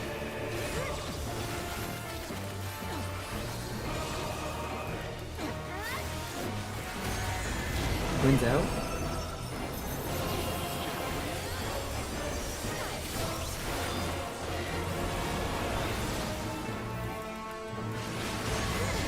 Stay.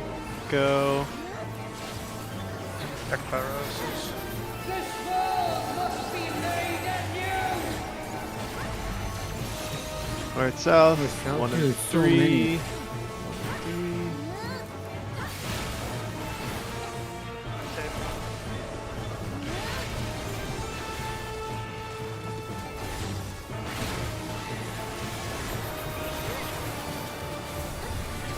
Line up.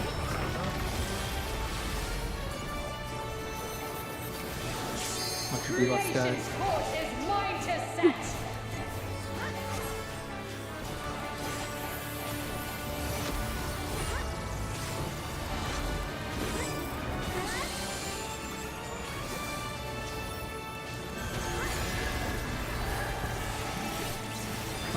Yikes.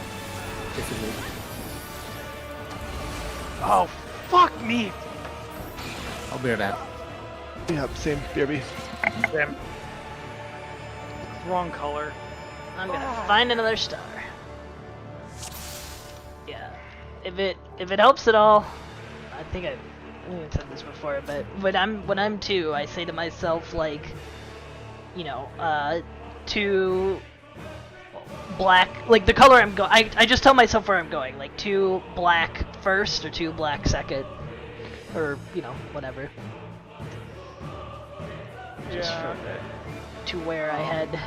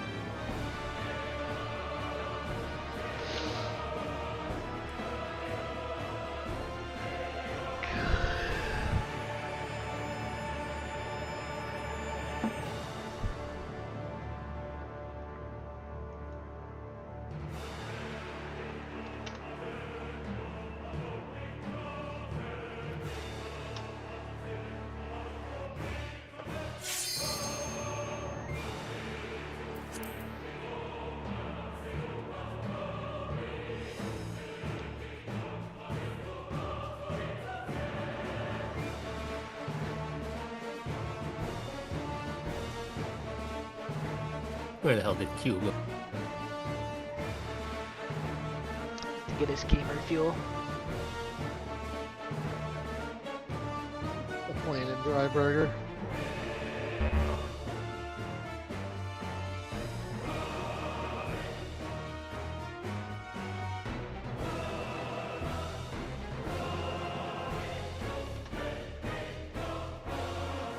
Um,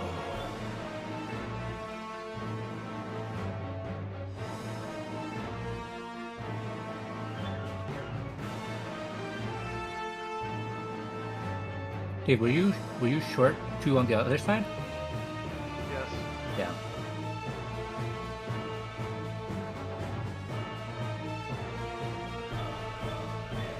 I thought it was weird. I'm like, how Sorry, you I'm get there? back. There's a huge bug on my wall. Yeah. I was like, how'd you get there? It was before me. Ow! I'm dead now. Good. Malafell sacrificed. Let's go. Okay, let's do this. I sacrificed a bug to mommy. Food if you need it. Let's do this for real, these guys. I found another star. This is the run.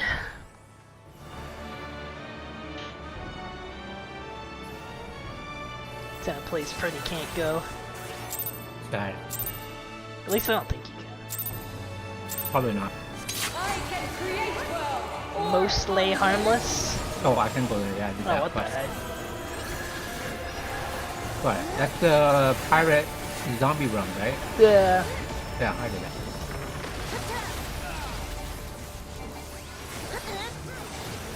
I will not be denied.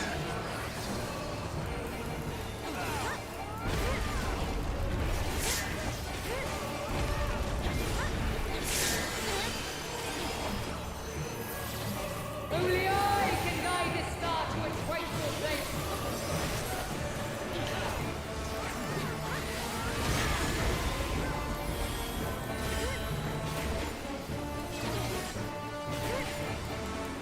Denizens of the abyss, from ink of blackest night I summon Northeast, southwest.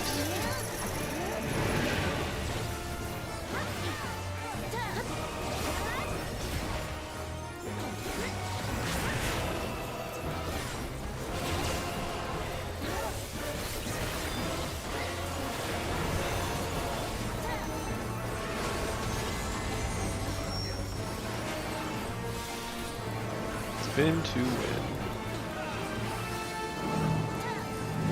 The heavens bend to my will.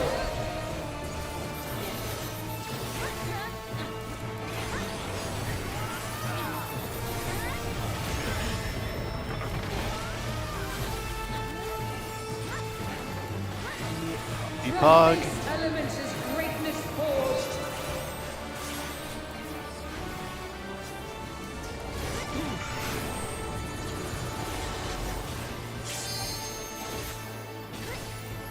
A front, B back.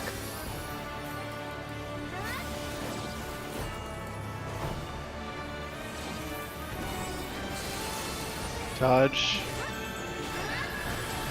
A god's will cannot be disobeyed. Bait.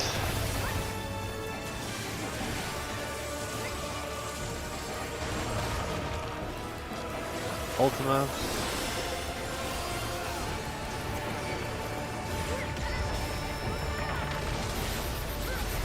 Misfortune hangs heavy on the prideful. Crush Helm. Pour cover for what the heavens fall. 1, 2, 3, 4. Beacon is next. The elements flow Healer according melee. to my design.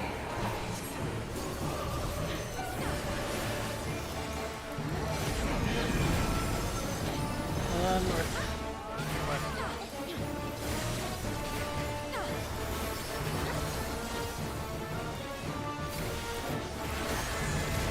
Wins out.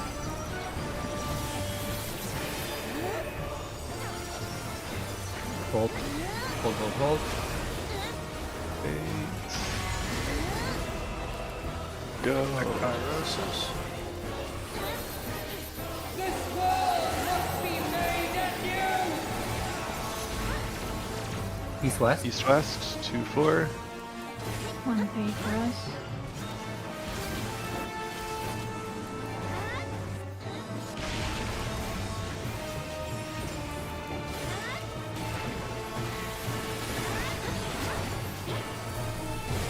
Line up.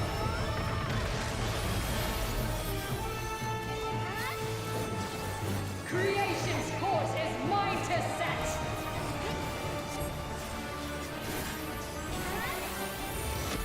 Debuff guy.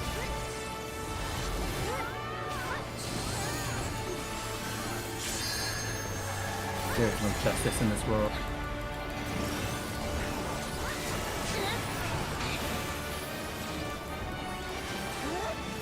Check debuffs tower.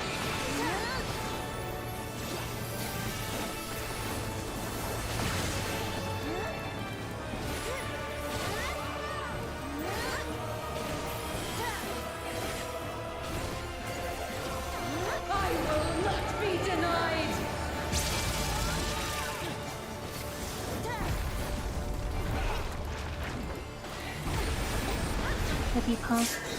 Beepog 2, Beepog 2. From base elements is greatness forged.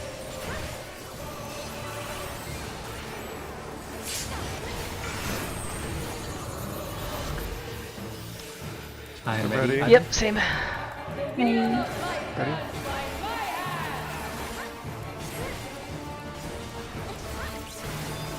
Hold. Remember A's front, B's back. Bait. Gonna go bait. God's will cannot be disobeyed. Dodge. Place it. Ultima.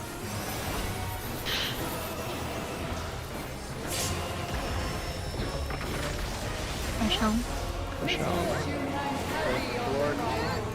I got it. Cover the one that haven't spawned. 1, 2, 3, 4. Alright. Floor 2. The elements flow according to my James? design. Middle. Probably safe in that way. Hot soup. Pots.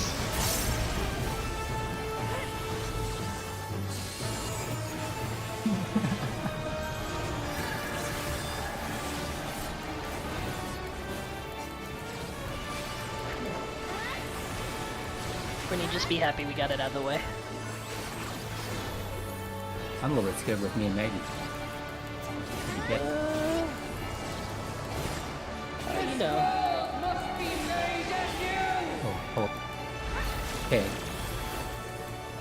North south. 1 and 3 are safe. Leave safe north. I'm dead. Oh, how am I not No, you're dead? not. No, you're not. No, you're not. No, you're not. Oh, that was so scary. Ultima. Got it? We're okay, we're okay, we're okay. Just chill. Yeah, well, We're okay, we're okay. Small world. Get ready Small for roll. smooth. Only I can guide it. Mitigation. Yep, I got immunity for this. Or 2. Remember, it's Yep, wait for the chains and then wait for the tentacle. yep. Sins of the abyss. It'll either be vertical or horizontal only. Tonight I summon You're going northeast, southwest. Wait. Horizontally? Or vertically, sorry. Wait, vertically? Yeah. Sorry, we listened to the first call. Yeah. Oh. LB. LB? Killer LB? James. Working on it. Yeah, boy. I summon you. Quadrants. Find your buddy. I got him. Just keep running, Kit. I got you. Brent, if you need to. All the way out. Right, Ultima, mid. Quadrants. I got Q.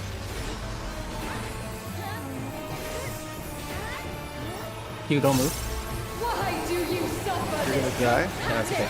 Just Ultima. heal, and kill. I got nothing.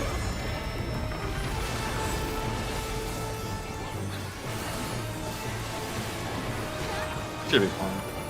We got this. Prepare for your buff. Easy. Alright, surf for the back call. It's okay.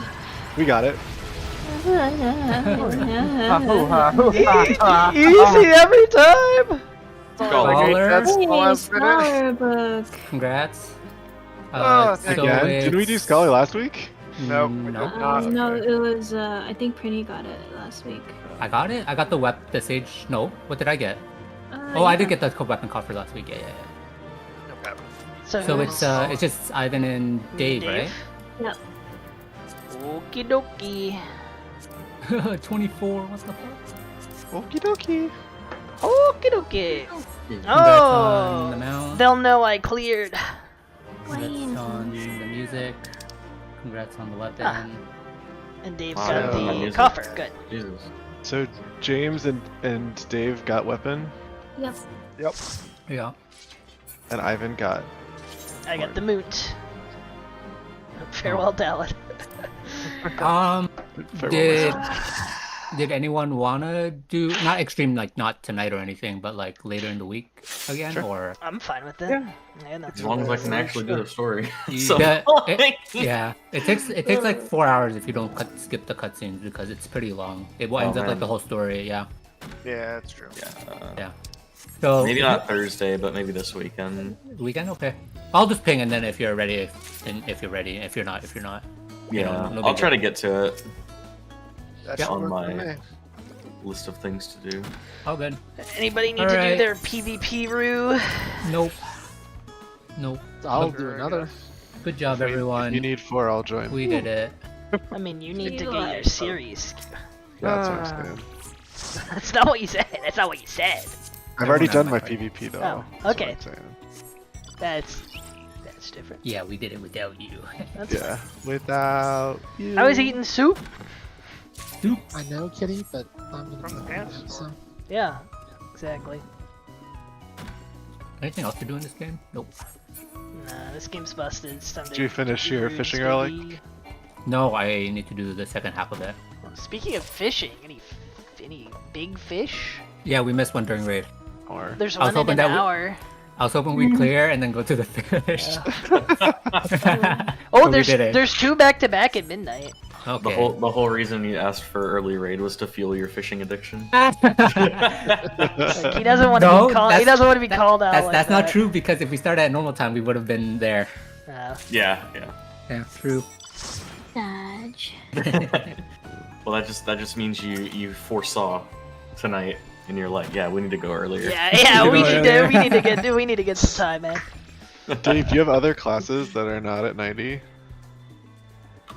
He does not know what other classes are. Okay. You should I'm- queue with I'm other tired. classes. You're It's missing out on it's PvP. free XP. Go for it. Doesn't matter if you don't care. Just in your That's true. life. That's fair. Touche. Pretty wrong. No, Optimization you are. is always important. No, you're wrong. Boom.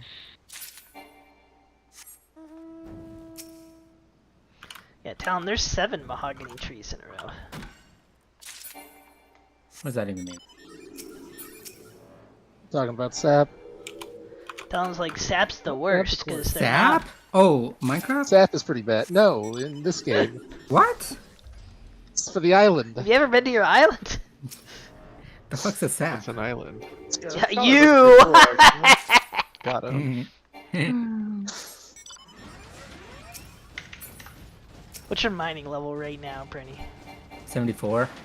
Oh, that's high. Yeah, it's a little bit high, yeah. It's because I got like 2 levels off of the mining. Yeah, it's. Yeah. Or the stars, sorry. Yeah, I should do Yeah. more AFK stars. Yeah. But It's basically this whole game is very AFK That's not true. game. All I do is AFK.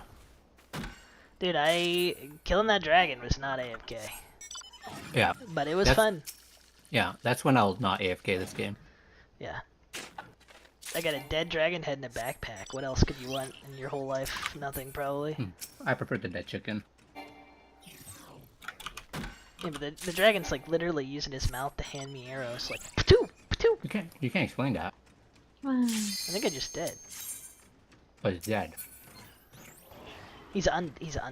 He's undead. He was dead once, and then I killed him 50 times, and he kept coming back.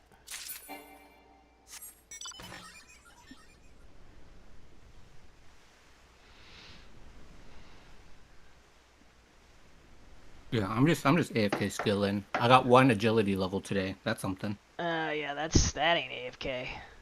Yeah, not AFK. I only did it because I had like 90 battle stabs to elk. Yeah. No, that's a Feel- good call when you Yeah. need some cash. I feel Yeah, like it's that's, decent money, right? Like it's the not bad. battle stabs. It's not Yeah. effort to money ratio is good. Yeah. And it's when not you bad. whenever you can finally do Song of the Elves, you can just buy cosmic runes because like there's no good place to buy them except in the Elf Town. Oh. I was just gonna play some more. Yeah, rifts. Yeah. No, that's a good answer. But then when you can buy them, it's even freer because you're just like, Yeah, that's fair. No, it's bad PvP day. I No, have it's not. That one's good. I have won the last 2 times we played this one. Yeah, it's good. I just carried the game that we played. I've gotten really good at PvP. Okay, Grinder. Join us. I've been muted. I also have gotten really good at PvP. And that's not That's true. not true. Wow!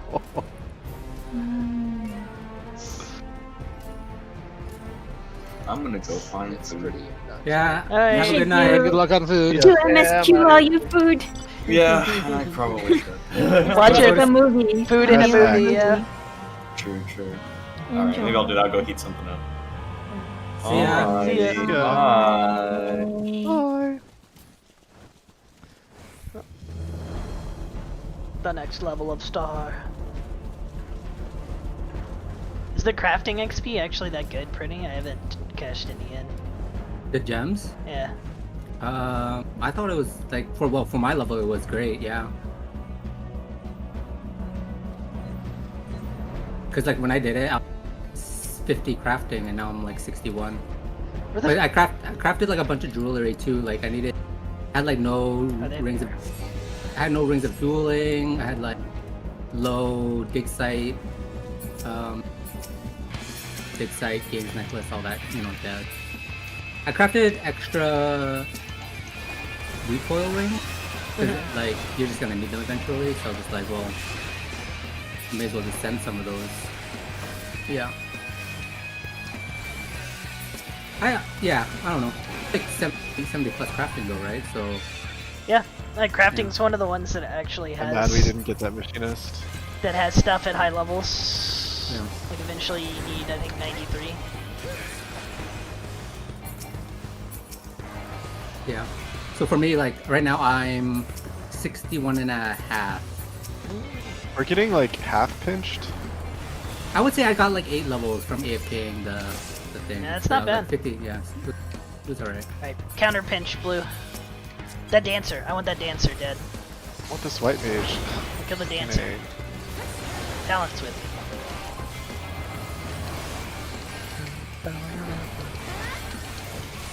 You know how like an expert, No, kill the dancer! Okay, good. dude, no one ever plays melee.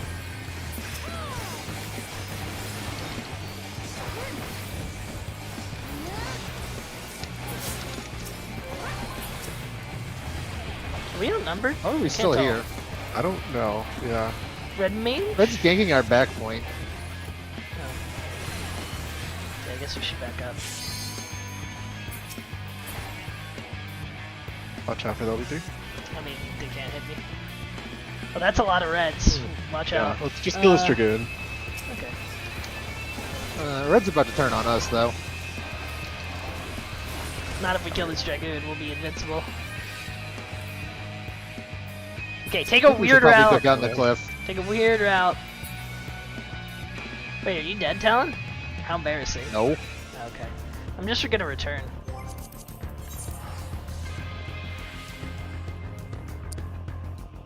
Too slow, Dragoon! No, he got me, bitch. Yeah, you're too slow. Oh, Genie! I'm gonna die. Dude, I just happened to return and look, and there was a Genie Dude, random I was just 1 waiting for second me. away. Shit. That was rude. Should I just jump down the cliff? We should, go towards a point. I don't know why our team's going to the middle, but I guess I'll leave it there.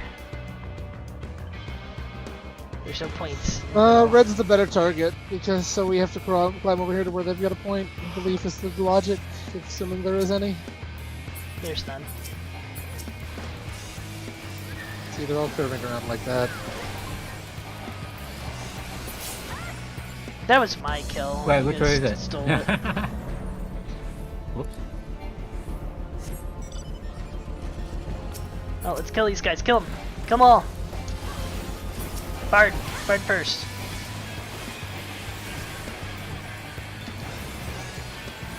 Oh, there's Watch more. out behind you. Yeah. Yeah. Alright, other Bard. Yeah, there we go.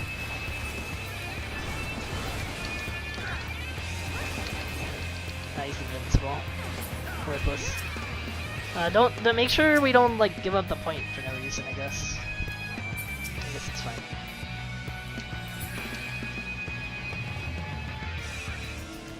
All right, we need to go fight something. There's things going at the point. There's not. There's one person. There's 3. There's 3. It's a dancer, and you're not There's more chasing it. I'm coming. offended. No coming, no coming.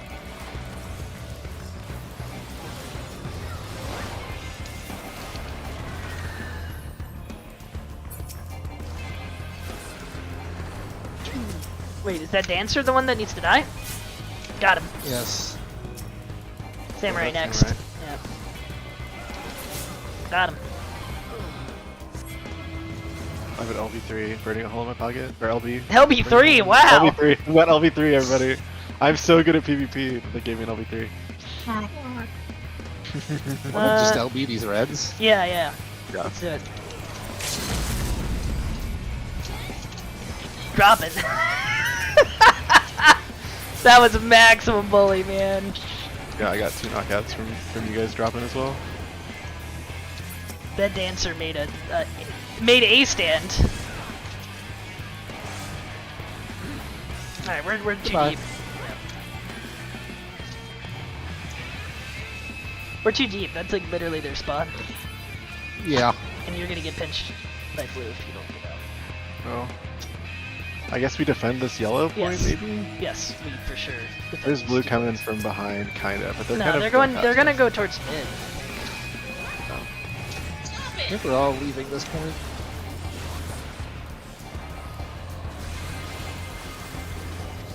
Stupid paladins.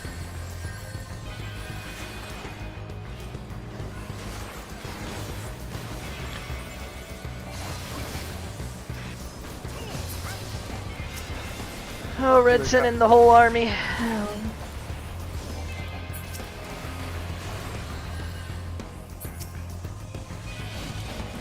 Wait. Monk, Meteor Drive. Oh, good. Nobody, literally nobody followed up. Slowed him down.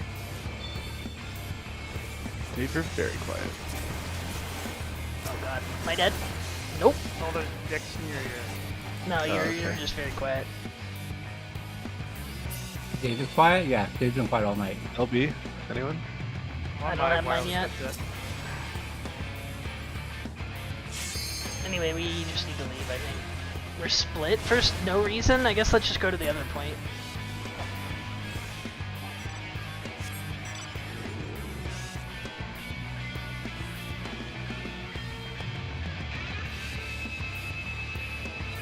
Yeah, it makes more sense to fight blues anyway. I'm gonna go after their back lines, yes. Screw. Let's just cut them off. Talon, you got your LB? Blue win. I've got mine. Go for it. Going.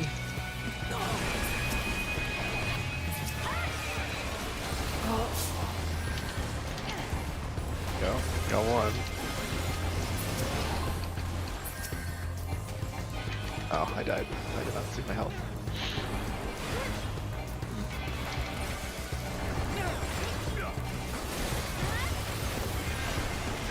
Oh. Stole that sage. Okay, wait. You Here's need to fine, retreat. I think.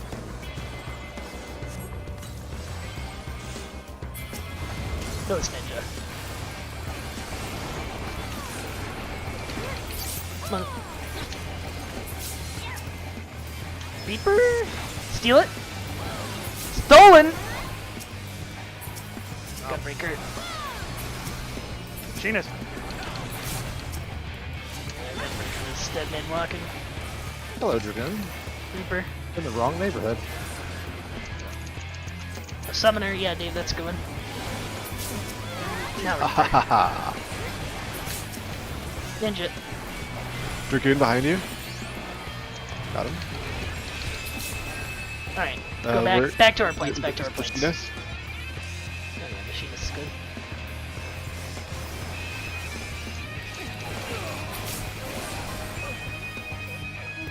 Ghost needs help. No, I guess it doesn't really need much help. Man, I need I love assist. sniping. I love sniping. Are blues coming? They're backing up. They might be up. No, there's one of us. There's a guy here who's just freaking dead as heck. Oh no, never mind. There's too many blues. Nonsense. Let's all be.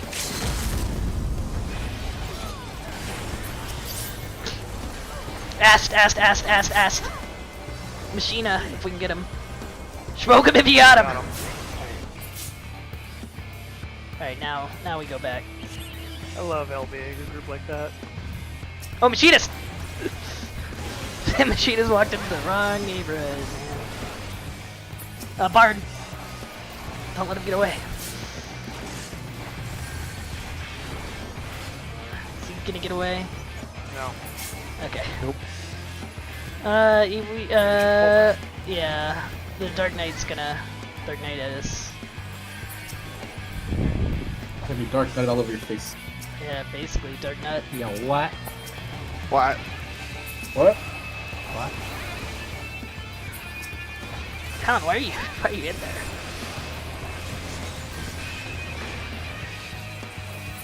Why are we here? Stop being here. Yeah. We need to go put some pressure on red. Yeah.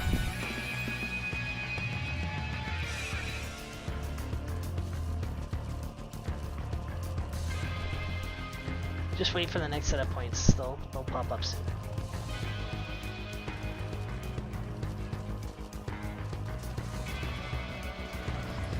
Red's here, and also 4. Oh, well, here's the fort, yeah. And here's where we make our stand. Just claim it, and then everybody's gonna fight over it. And we just need to stop anybody from stealing it. Est. Bard. Good. Bard. Oh, I almost died. Okay, please. I'm just trying to heal. Oh, Red claimed it? How did they come in? I mean, they didn't claim it, but they... Everyone was busy with blue.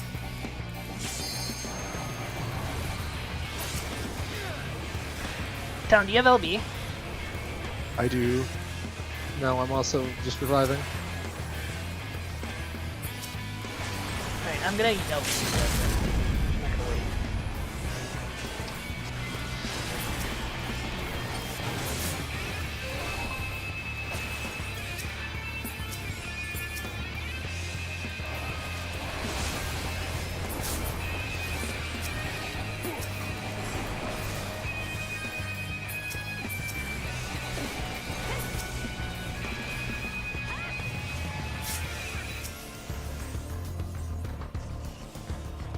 Oh god, Red's gotta point all to themselves, man. We need to go after Reds. They're just gonna passively win if we don't Dancer. We're not gonna catch him, are we? Oh. I got him.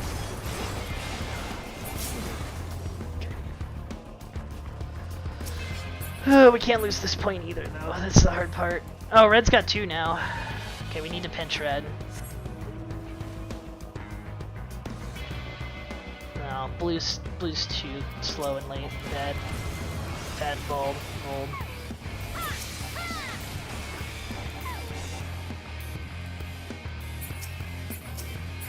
Bard. Tell him it's Bard.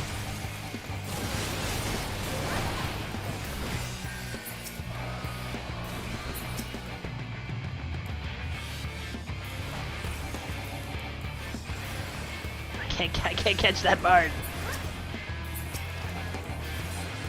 We're not doing anything here. This is pointless? Question mark? Oh, never mind. We have a bunch of reinforcements. It's not pointless at all.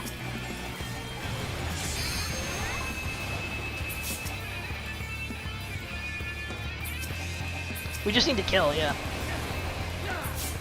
It's all we can do. I'm LBing them. On the summoner. Oh man. Yeah. Music, minion! Wow. 22, 1, I did it. Are you doing extreme or? Yeah, it got both the music and the minion in the new dungeon. Nice. Oh. So Nice. shoot us. Ooh. Stole it. Easy. Wow.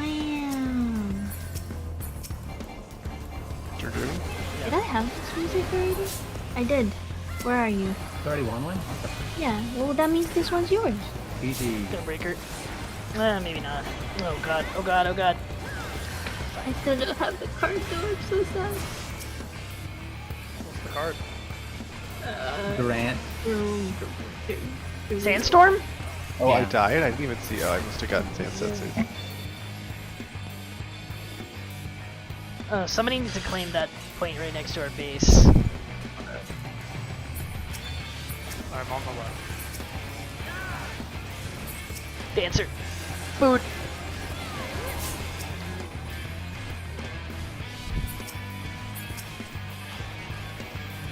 Just wear these blues. Monk.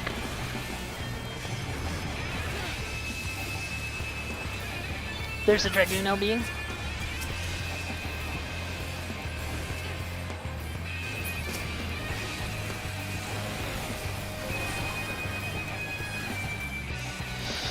No! Oh man, they silenced and spited me. It took 2 of them to get Oh me. my god, your mailbox is full. Really? Yes. Alright, we might be okay. We might be okay. Defend, defend, defend the 4. Hold the line. If we pick off some blues while we defend, we're Gucci. Okay. Empty.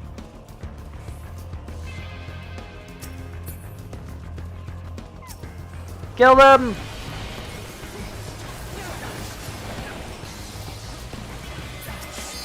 I have my LB, I'm going! Yeah! Yo! Yeah. Number 1 in damage dealt again. 9139.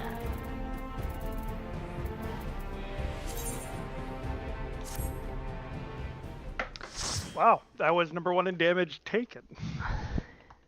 But I only had 6 deaths. Welcome to being a tank. 6.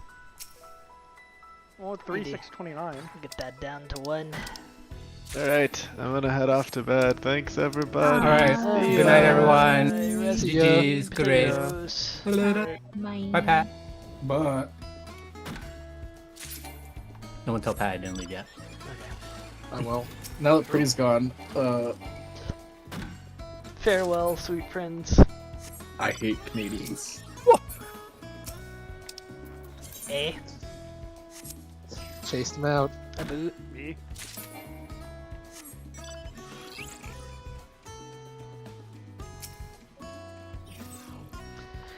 Somebody got deep and existential in RuneScape chat. Is 3 scepters the ideal amount? How many scepters is enough? The heck? As a concept. Scepters the Is that the concept. desert? The Yeah. desert scepter? What do you need? What do you need 3 for? You wouldn't. Everybody's saying it's just 2. What do you need 2 for? 1 for altar, 1 for use teleporting. When it's an altar, it cannot teleport. Who turns their scepter into an altar? That's not how it works. Me. Do when I get a second one. Me when I get a second one! Okay, I replanted my thingies. I'm now realizing the Vath Mount has footsteps to it. Yeah, yeah. It do. That's horrifying. It's completely It horrifying. do be like that. I can log off until 57 minutes. Go So back. I have shrimp balls. That's what I did today. Have shrimp balls. Coded. got a job? Fucking no. Do you think it went well? I mean, it was just on my own time. I don't know yet. Let me. Did you feel confident in your abilities? Yeah, I guess. Then I'm sure you did great. Unless you suck. I I'm always sure you did suck. great. Oh yeah, same.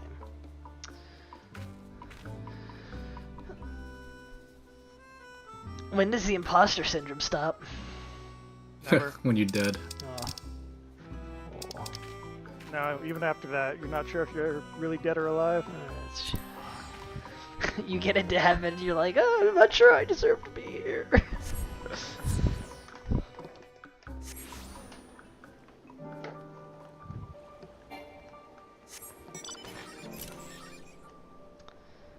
Where's the bait monger? Bait monger. I need your finest fish balls. Balls of fish. Sorry, they're called shrimp balls.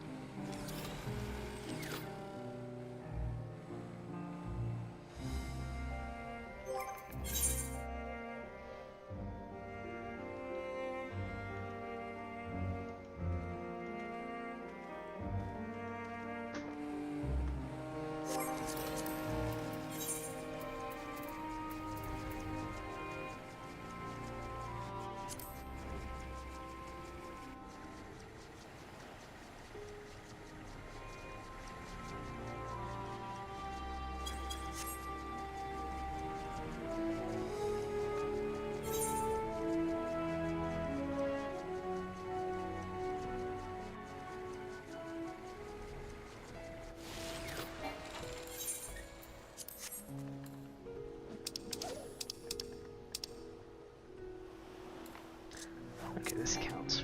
We'll fish near the crab.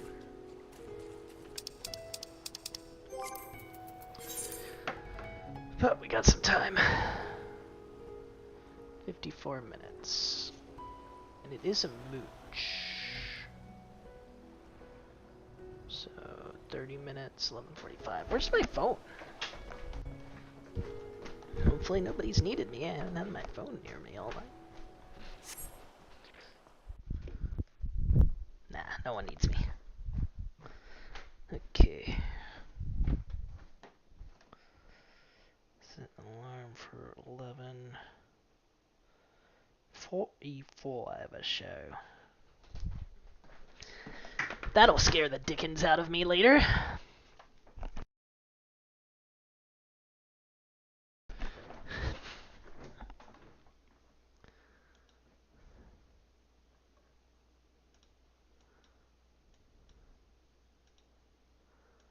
Alright.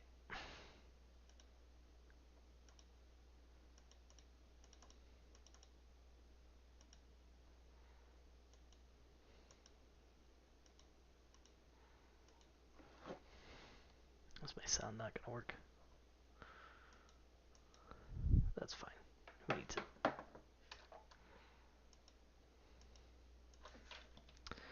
Genie, I wish for more Herblore XP.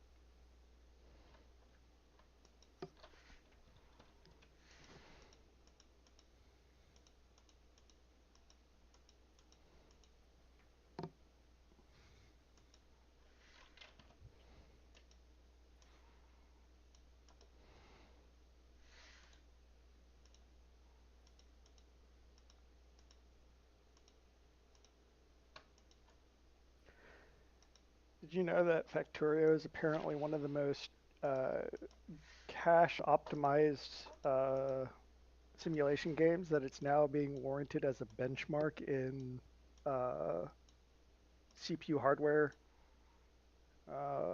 reviews? I did not know that. It's one of the apparently few real-world instances of AMD's 3D V-cache just absolutely destroying anything Intel puts up in front of it.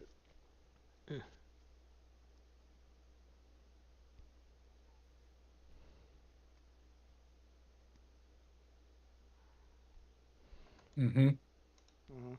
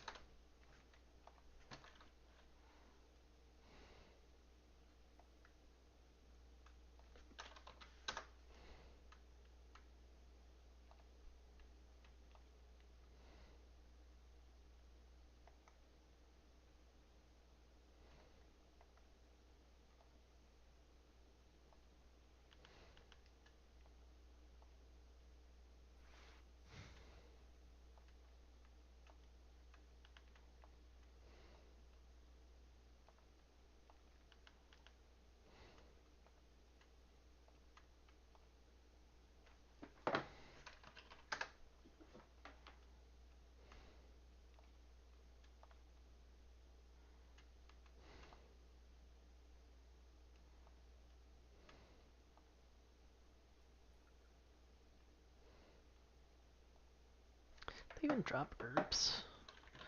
Necurial.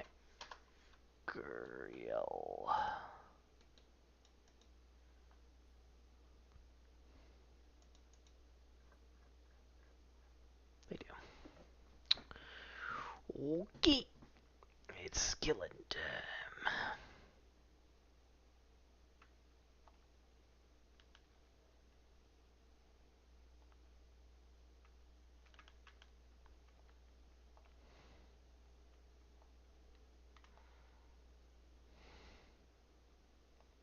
Pencil sharpeners.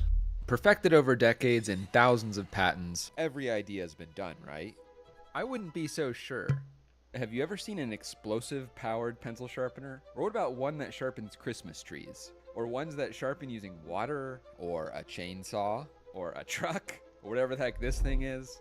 You're in for a treat, because we're going to be doing all those things and more. This may seem really random, but I promise that it's not.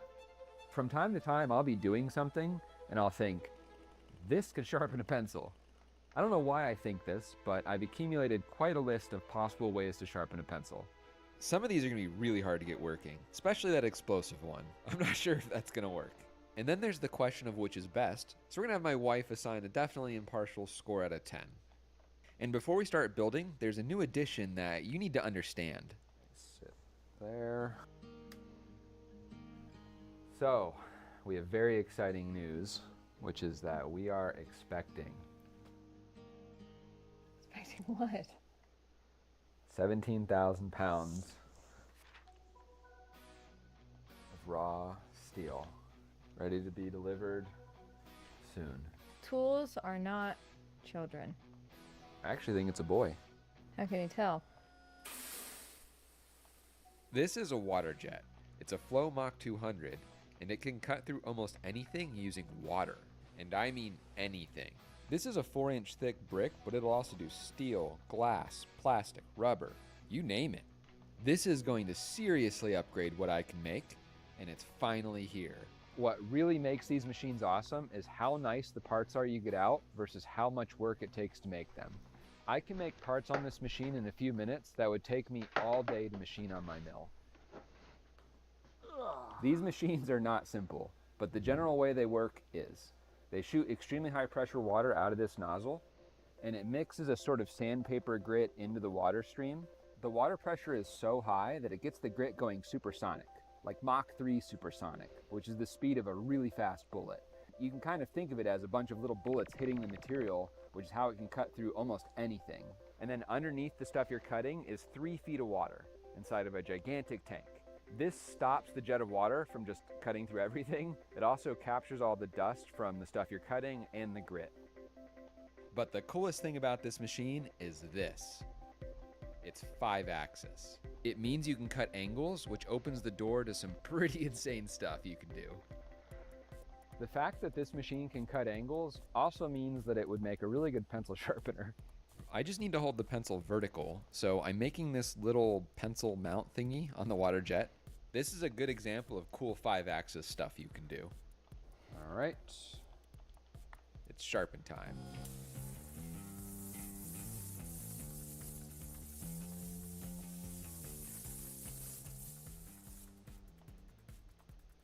I didn't have the pencil perfectly centered, and there was a little bit of wiggle in my mount, but this is pretty good. I think this might be the heaviest, biggest pencil sharpener ever. Having a water jet is a dream come true. I've literally been talking about these for at least 10 years. Ask my wife. Pat, stop smoking. Water jets. Forever. No. And now that it's here, I'm just so excited. It opens up so many creative doors for part design and interesting things that you can do. And I can't wait to show you some of the things that I have in mind. It's really rare for me to use a pencil sharpener because I have a razor blade in my pocket pretty much all the time. So I just use that. All I do is just take slices while rotating the pencil and it gets sharp. This would be really cool to automate. Imagine a razor blade attached to a motor and held at an angle. If you stick a pencil in, it'll slice it. And then if you twist the pencil, it'll cut a nice cone. But even cooler would be if we held the pencil still and the spinning razor blade spun around the pencil. I just need to design something that can actually do this. In retrospect, I probably should have just spun the pencil, but this is pretty cool. Almost all the parts are made on the water jet, which makes it so fast to make. I can cut 90% of the parts out of one plate in a few minutes. Making all these parts would have taken me a day or two otherwise. A lot of the parts for this go together kind of like a jigsaw puzzle. Alright, let me give you a tour. This neat little water jet part holds the pencil in the right spot so you can slide it into the sharpener. And then this razor blade is spun by this motor, like this. The razor blade and motor can also be spun by another motor. Turning them both on looks like this. If you were a pencil, this is what you'd see before going into the sharpener. One really important detail is this. We need to get power to this spinning motor, but if I ran wires to it, they would twist and snap. This is called a slip coupling, and it basically lets the wires twist. So all you gotta do is carefully slide this pencil into the hole of death, and it should sharpen it. There we go.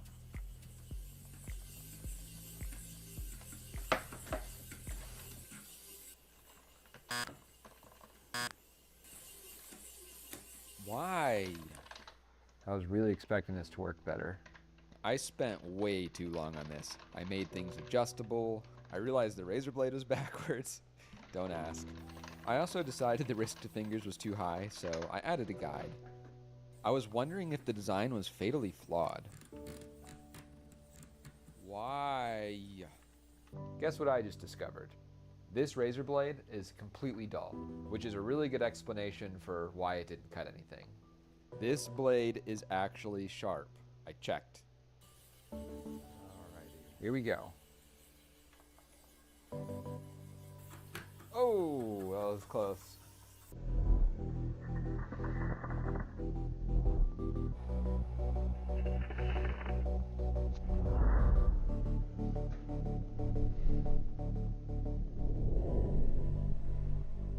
That totally works, man. But how good is it? So we're gonna have my wife rendering her impartial opinions. Mine don't count because I think they're all the best. We all know that's not true. One of these is gonna stink it up. Probably literally. No, I don't have any sort of gas-based pencil sharpeners. Hopefully I connect the wires to this baby with the right polarity. Otherwise the baby will run backwards. Just say, ook. Come on. I mean, it's cool. I'm not putting it in there. Why not? I got a tourniquet. Nah, you do it.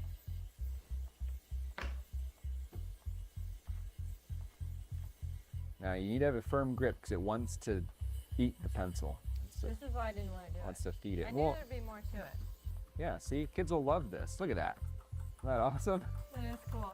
It's really weird. It doesn't cut the graphite. It sharpens to a bold point, I guess. She's gonna give it a score out of 10. 9. I'm shocked that you would score it that high. -2 for graphite. I do not approve of the graphite stick. -2. Safety. If you get hurt by this, you deserve it. +3. Very fun to watch. Nice noise.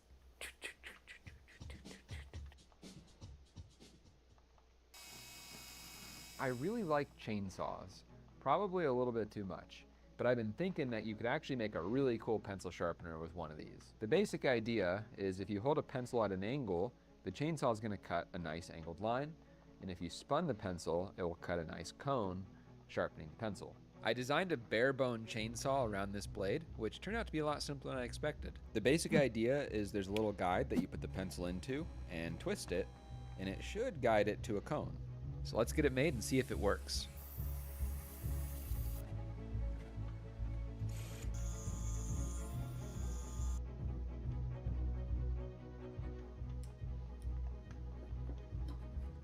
This is the most important part.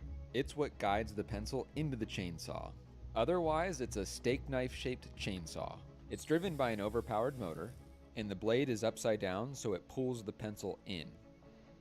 This is the part that I'm hoping will cut that angled line on the pencil and guide it into a cone shape. Unfortunately, it's kind of hard to see what's going on, but you can see it ejecting little pieces of pencil. All right, now this will be in classrooms everywhere by next year. Keep dreaming, man. So what you do, pencil goes into the cone hole, you twist it like it's an old school pencil sharpener, and before you know it, your tip is pointy. Alright, can I try it? I will control the speed. Button does nothing. The thing that the button would have done got fried. Alright, just don't touch the blade. Wait, you need safety glasses. Alright, ready? I see wood dust.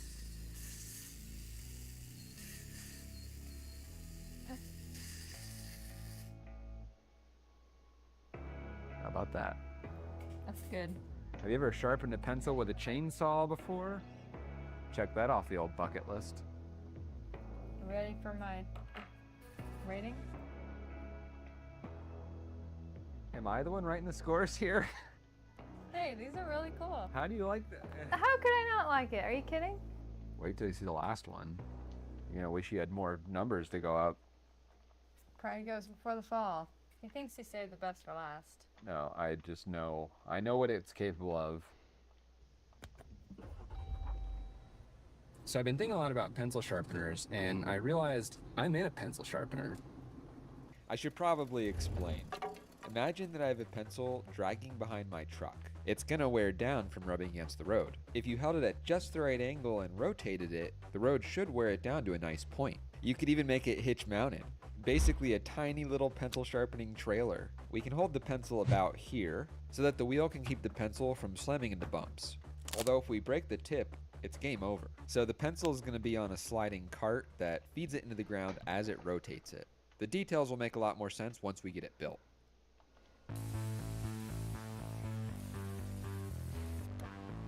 Getting all the levels.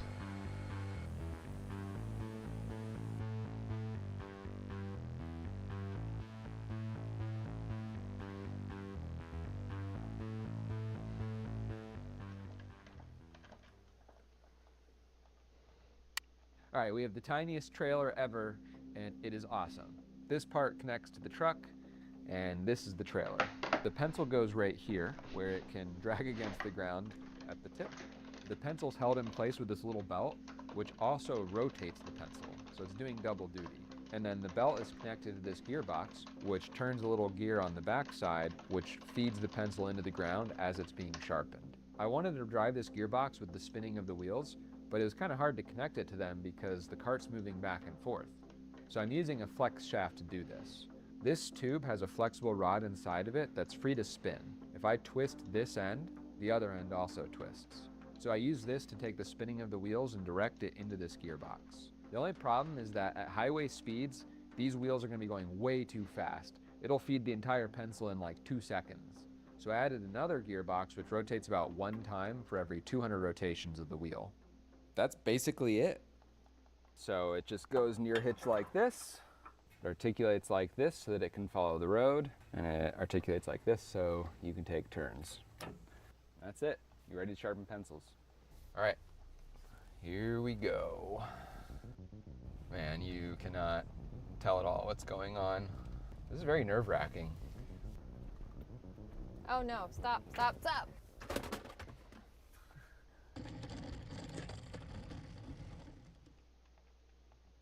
Everything is actually screwed in this time. I don't want to go too fast. You cannot tell what's happening at all. I think I saw something fly off by delivery boy. I lose my tip? Oh, come on.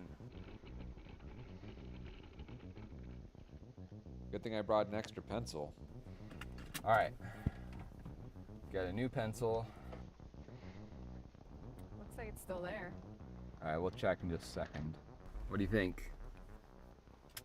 I bet it's sharp, but about half gone. I think it works. You think it's half gone? What do we got? It works. It totally works. Look, it's a sharpened pencil. I never would have thought sharpening a pencil could be so cool.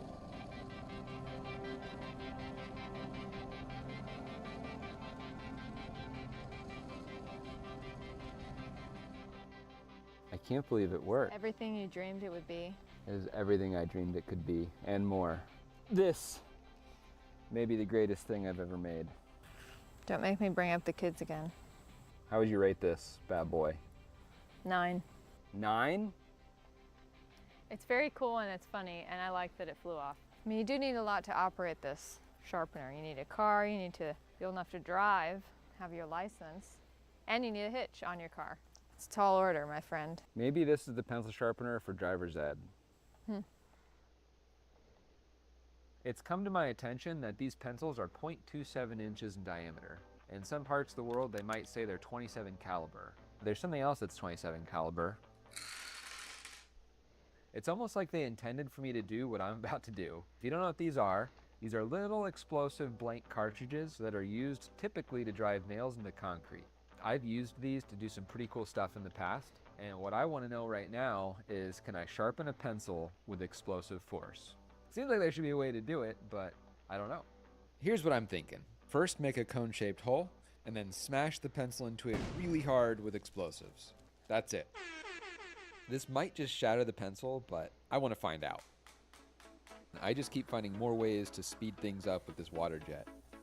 The construction of this is pretty similar to the other explosive power things I've made. A lot of steel and a lot of strength. Before I show you how this works, I need to tell you, do not try this at home. I know it looks fun, but there's a ton of analysis, testing, safety precautions, checklists, and other stuff that I'm doing to make this safe. So just don't do it and enjoy the video.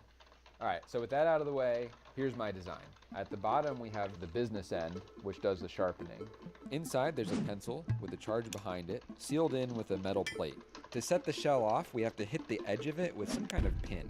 For safety, this design has a pin that's totally removable until you're ready to go. And then this entire thing goes into a track, which is used to set it off. And then up here, we have a heavy steel hammer on a cart held by a pin. When you pull the pin out, it falls, hits the firing pin, and sets the charge off. That will hopefully launch the pencil into the cone hole hard enough to make it pointy. Let's find out.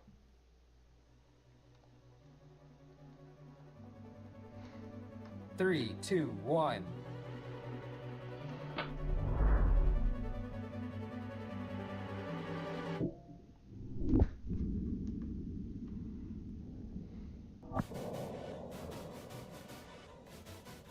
The big question is, did it do anything? And I am dying to see if What there's do? anything inside of this.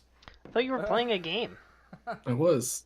The pencil already quit? appears to have been No. destroyed. I think it's a demo, so I only have like. I think this may be hours left. permanently stuck. It looks like the gas jet ripped the pencil apart. So I made a little It's a good plunger game, thing or- to distribute kill the pressure Bale on the again? back of the pencil. No. I also made a way smoother Do I cone even so want can to hopefully get it out. 100% that game? All right, take two. Get your bets in. 2, 1. Back to it. Can I put some more trees down? Are we gonna have a perfect pencil or just a mess? Oh no. A pencil this long got completely shoved into this little tiny hole. Although the pencil is unremovable, it may have sharpened the pencil still. It's a nice part. I hate to do this, but I think what we need to do is cut this in half and see what is going on inside. It has no tip, and there's not even any graphite at the front. It looks like when we squeeze the pencil down, the wood has to go somewhere, and that's pushing the graphite back up into the pencil. I tried a couple more times and got the same.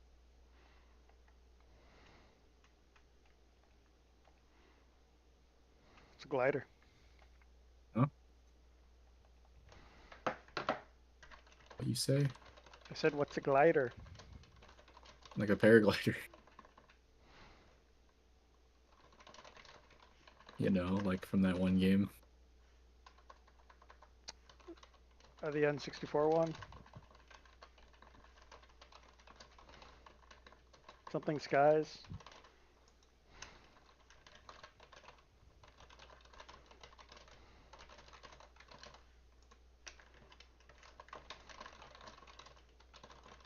Gale Wings skies or something? Result. I don't know what I was expecting. I also made this so we could see what was going on. No one knows what he's talking about. Nintendo Although something console incredible game. happened. It exploded. Like Pilot Wings? Yeah, there you go, that one. Gale Wind Sky. Fuck if I know, man. I mean, apparently you do not know. You do not know. He doesn't know. He wants to go on the Gale Wing Skies, but his mom won't let him.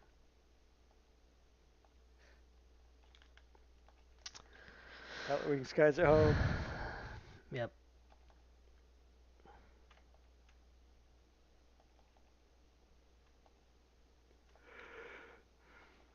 Also, I'm not sure you don't have like a personal glider. You're in like an actual like plane, I think.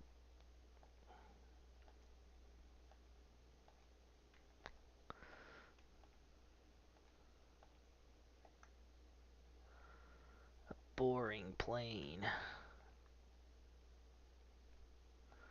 Boring.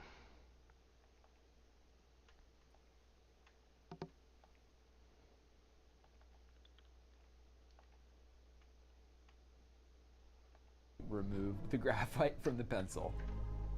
I didn't think that was even possible. This has been driving me insane. I went completely off the deep end trying to make it work. I'm not going to go into the details because it didn't work, but I'll give you a little taste because it was kind of interesting. I convinced myself that what I really needed was more complexity. It turns out I did not. I was trying to progressively form the pencil tip with a moving form, but the pencil just can't take the forces. I did a really good job of fitting a round peg into a square hole, though. I went down a rabbit hole with a paintball marker trying to not destroy the pencil, but that didn't work either.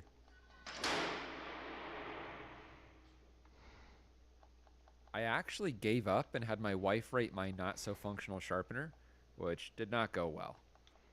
But I just realized what I need to do. It's so simple. I don't know how I didn't think about this before.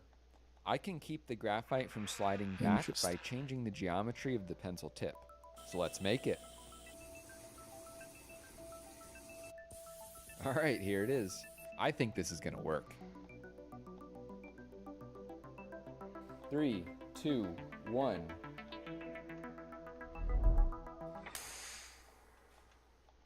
Did it work? Yeah, I heard a little psst. This one's sealed well. All right, moment of truth. Oh, wait. It's got a point. Let's see if we can actually get it out without breaking it. This will totally write. It has a stick with a point on the end. Technically, this is a sharpened pencil. So do I get to write with it? you could write my tiny score.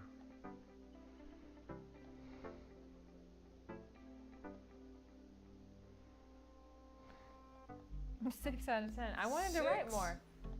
Yeah, I thought that was generous. Look at. There are better pencils out there to be had. 6 out of 10. I'm a tough critic. It's amazing how blood, sweat, and tears will turn something this junky into something that you think is the greatest thing ever. Just because something is really hard to do, it doesn't mean that it's good. True that.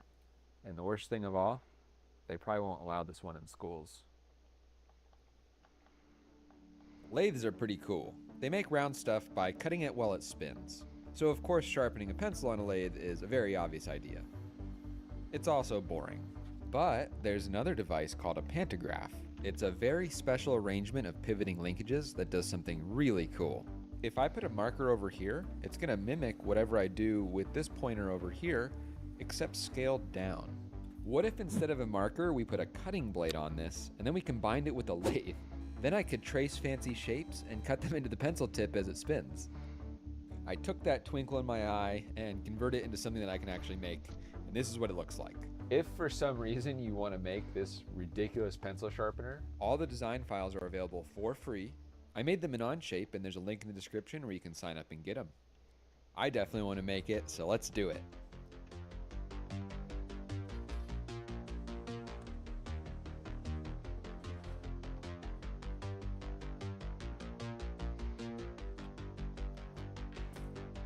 Let me show you how it works. So the pencil goes in here, and then I made a little cutting tool on the grinder which goes in here. And when the pencil spins, it'll cut into the wood. I'm driving the whole thing directly with an outrunner to hack my way around having belts or a gearbox. And this is the pantograph. Any movement I make over here is mirrored by the cutting blade over here, except it's scaled down by a factor of 4. You make a little pattern with whatever shape you want to cut into the pencil. You load that into the pantograph and trace it with this little stylus. The pattern can be moved in any direction so that you can get it to cut in the right spot. All right, let's give it a whirl. That's so cool. It totally cuts.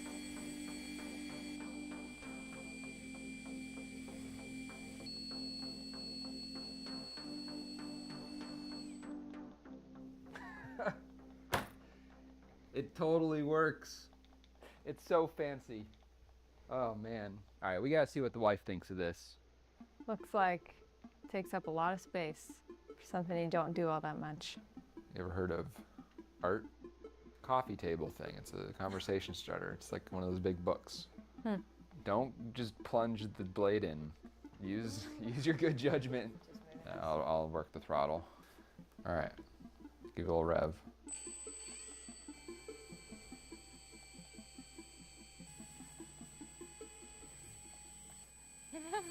No! Let's finish. See if we can at least get a cone going.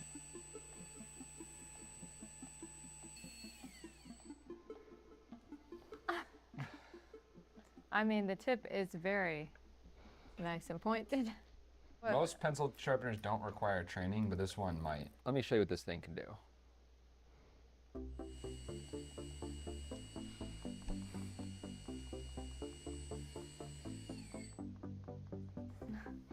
Oh, that's so cute.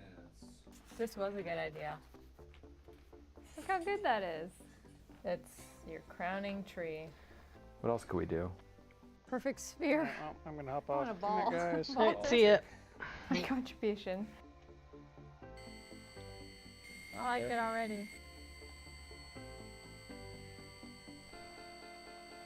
Guys, that's nice.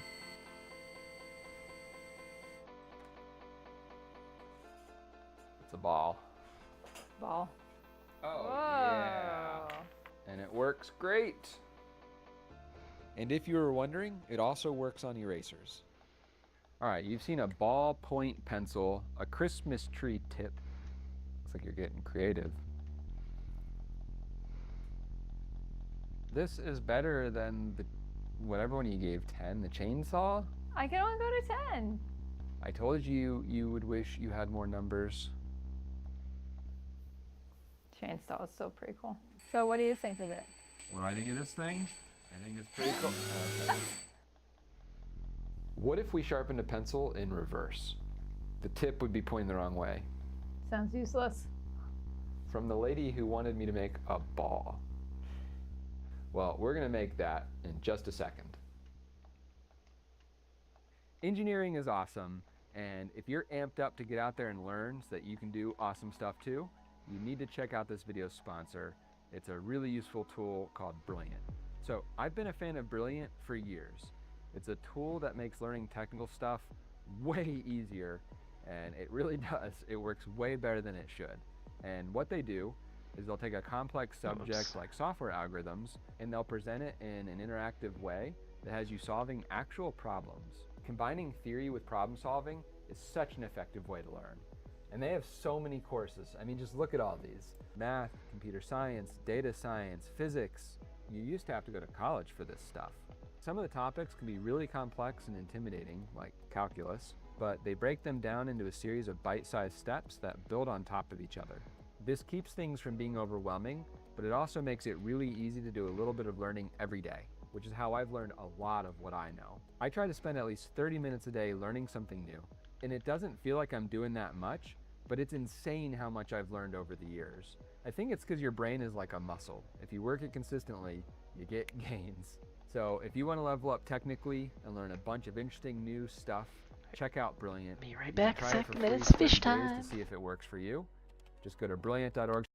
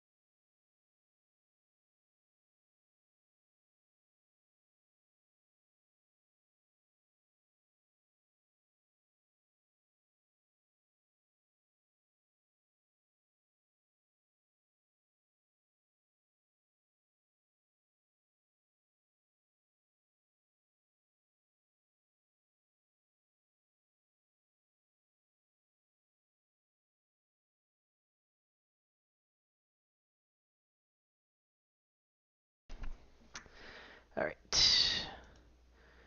Put this over here. Boot up at the 14 again.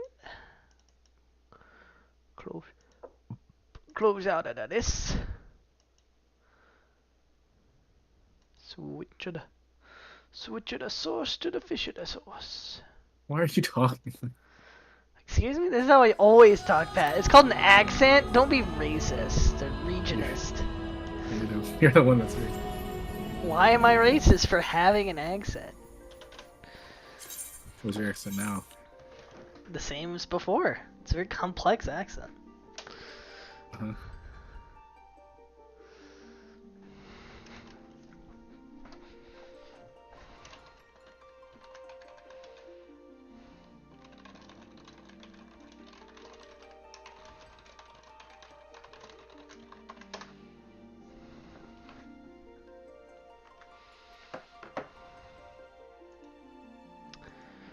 Fav. Nair.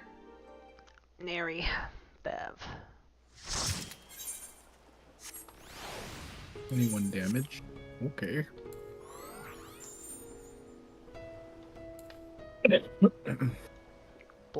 Bless you? I don't know if you were actually coughing.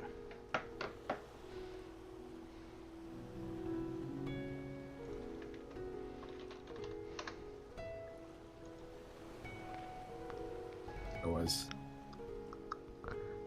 Bless you. God bless us, everyone.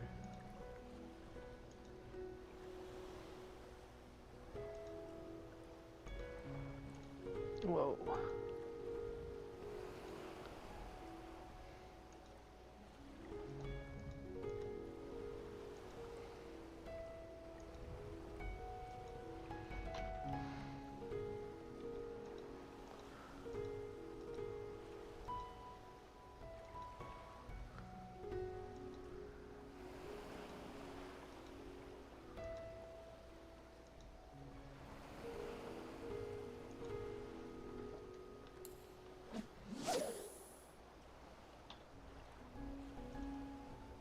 Oops, I need to just get my Rob's plus.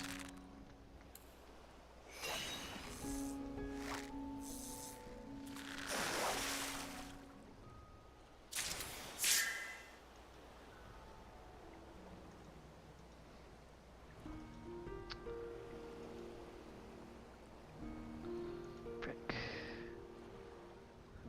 Oh, Cruel and Bank.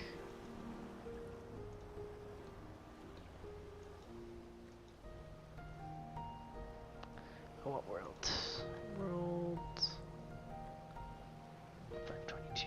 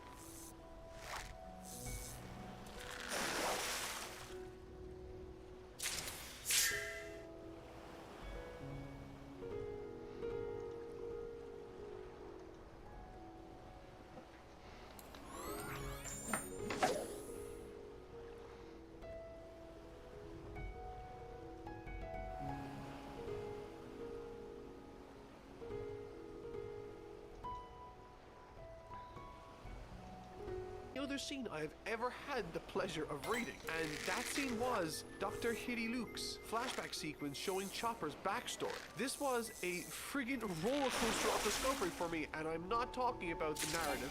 Let me explain. Upon reading this sequence in the manga, I really, and I mean really, didn't like Dr. Luke's character, which is an issue because, as it turns out, I am supposed to connect with this character and think him to be a good person. But I found him to be a maniac for a multitude of reasons, and while he certainly grew in me more as the flashback continued, I never could really get past that bad taste in my mouth when I saw the character on the page. And so after finishing the arc, I explained my feelings about this story to AJ, and in response, he edited out that very 30-minute flashback scene from the Drum Island movie to show me, stating that he thought I got the wrong impression. And so I watched the animated version, and boy is it different. In fact, it was so different that I actually ended up really liking the Doctor's character in the movie version and even the anime version on Crunchyroll so much more than I did in the manga, which naturally led me to bawling my eyes out at little Chopper's unfortunate and tragic story. But what was so different about these versions? Well, quite a lot actually. For instance, this is how the movie version of events plays out. It begins as Dr. Hiruru's running from the police and meets Dr. Kureha, one of the only other doctors in the place, on the bridge. That's how it starts. But did you know that there's a large portion cut from the original that happens before this? For instance, the anime version on Crunchyroll shows a bit more, but again, I still sort of like it. In that version, the flashback opens as soldiers explain to us that by the order of the king, Dr. Hiruruk is to be captured. This immediately paints him as a sympathetic character, as we all know that we hate the king. We then cut to inside a family home where through their own dialogue, they explain that the father desperately needs a doctor, but all the doctors in the area are gone. This creates urgency and paints Dr. Hiruruk as a courageous character that is taking his life into his own hands to protect those around him. That's when Dr. Hiruruk shows up and tries to help the family despite being a terrible doctor against the family's wishes. The mother ends up running to report him, and he makes the dad act like a frog. No big deal, and it's sort of funny. He then flees the home, not breaking anything, before meeting Dr. Kureha on the bridge like he does where the movie version picks up. Already you notice a substantial difference between the movie and the anime, right? Well, that's nothing compared to my experience reading the manga. Bearing in mind that this was my very first exposure to the character and scene, and I am supposed to care and like this character for the flashback to be effective. Alright, here it is. In the manga, the scene opens. Dogs are barking with a shadowy figure running through the snow. There's commotion in the town square. Apparently, Hiruduk has burned down at least one home and either robbed that one or another for money. There is nothing said about the king's desire to take doctors or Hiruduk off the streets. It isn't even mentioned that there's a doctor shortage. We then cut to Dr. Hiruduk, who is complaining that he only managed to steal 50,000 berries and that they should, and I quote, quit making such a massive fuss over a burning house. After this, Hiruduk breaks into a family home.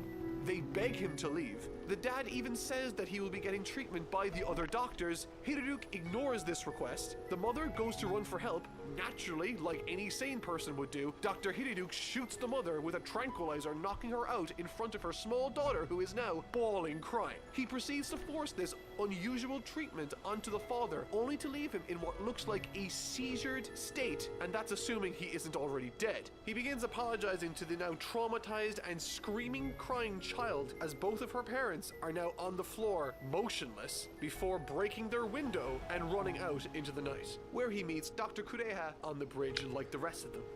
Now that is a substantial difference to the animated versions. And even as the conversation progresses with Dr. Kureha on the bridge, it reveals a horrible truth about Dr. Hiruduk. She says, there's nothing worse than an incompetent physician. Had you not called yourself a doctor, hundreds of people wouldn't have suffered from a simple cold.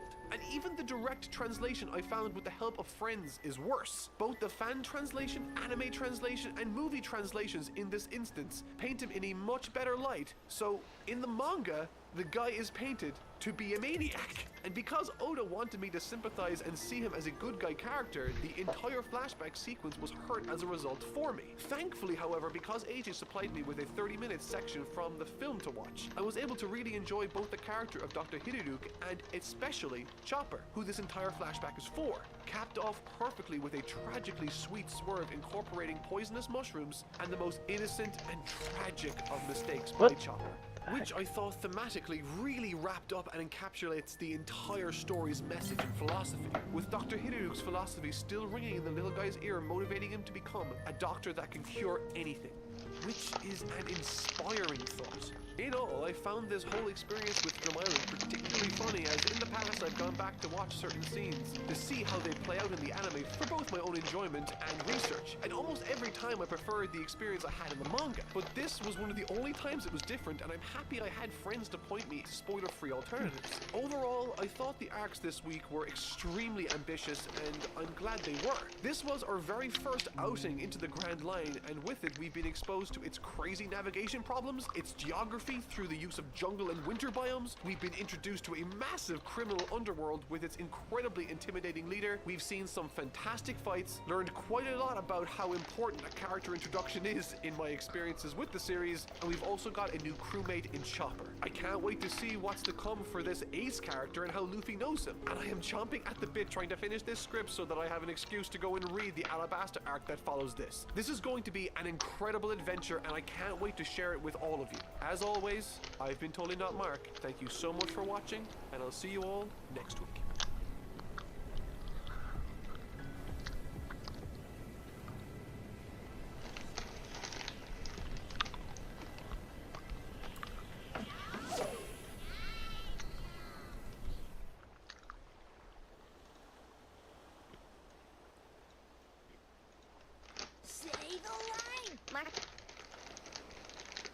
One Piece's Alabasta arc is the best manga experience I've had in my entire life.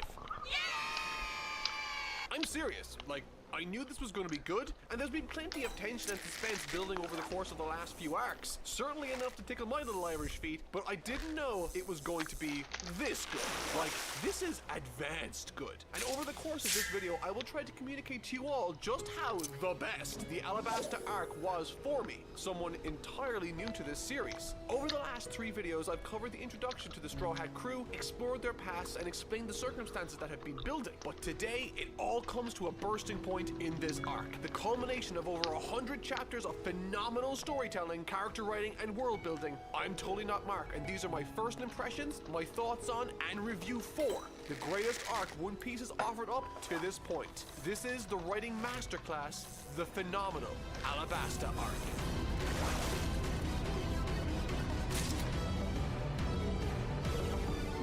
One of the main differences between this and the other arcs prior can be seen first and foremost in its length. It's a long one, sure, but first I want to impress upon you just how long this was and how stupid I was when reading it. The arc itself spans 62 chapters, which translates to about 6.5 volumes of manga. This is by far the most I've ever had to read in a given week for a single video. And because I'm dumb, I left myself with only 2 days to read the manga before I needed to write this script. Needless to say, I did it, but my hands are still healing from the paper cuts. However, the point I'm trying to make is that this story is long and great. So in order for me to break down my impressions and to explain how I think this arc pulls off its greatness, I'm gonna need to break this story down into chronological sections to make this even remotely possible for me to analyze and present to you. And so, with this disclaimer out of the way, let's talk about the first section, the world and setup.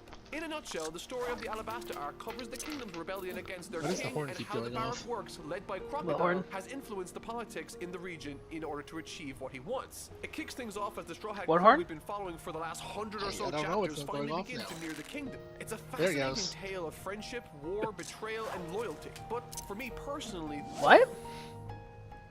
Are you hearing it, Pat, or just telling crazy? Thought I heard something. Horn, huh? You just talked over it? I mean, maybe a horn isn't quite right. It could be a chair scraping. Like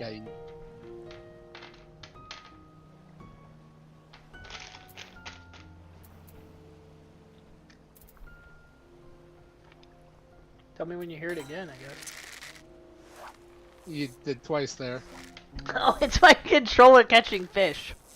It's just vibing. Okay. I was just pre-catching fish with my mouse while eating candy corn.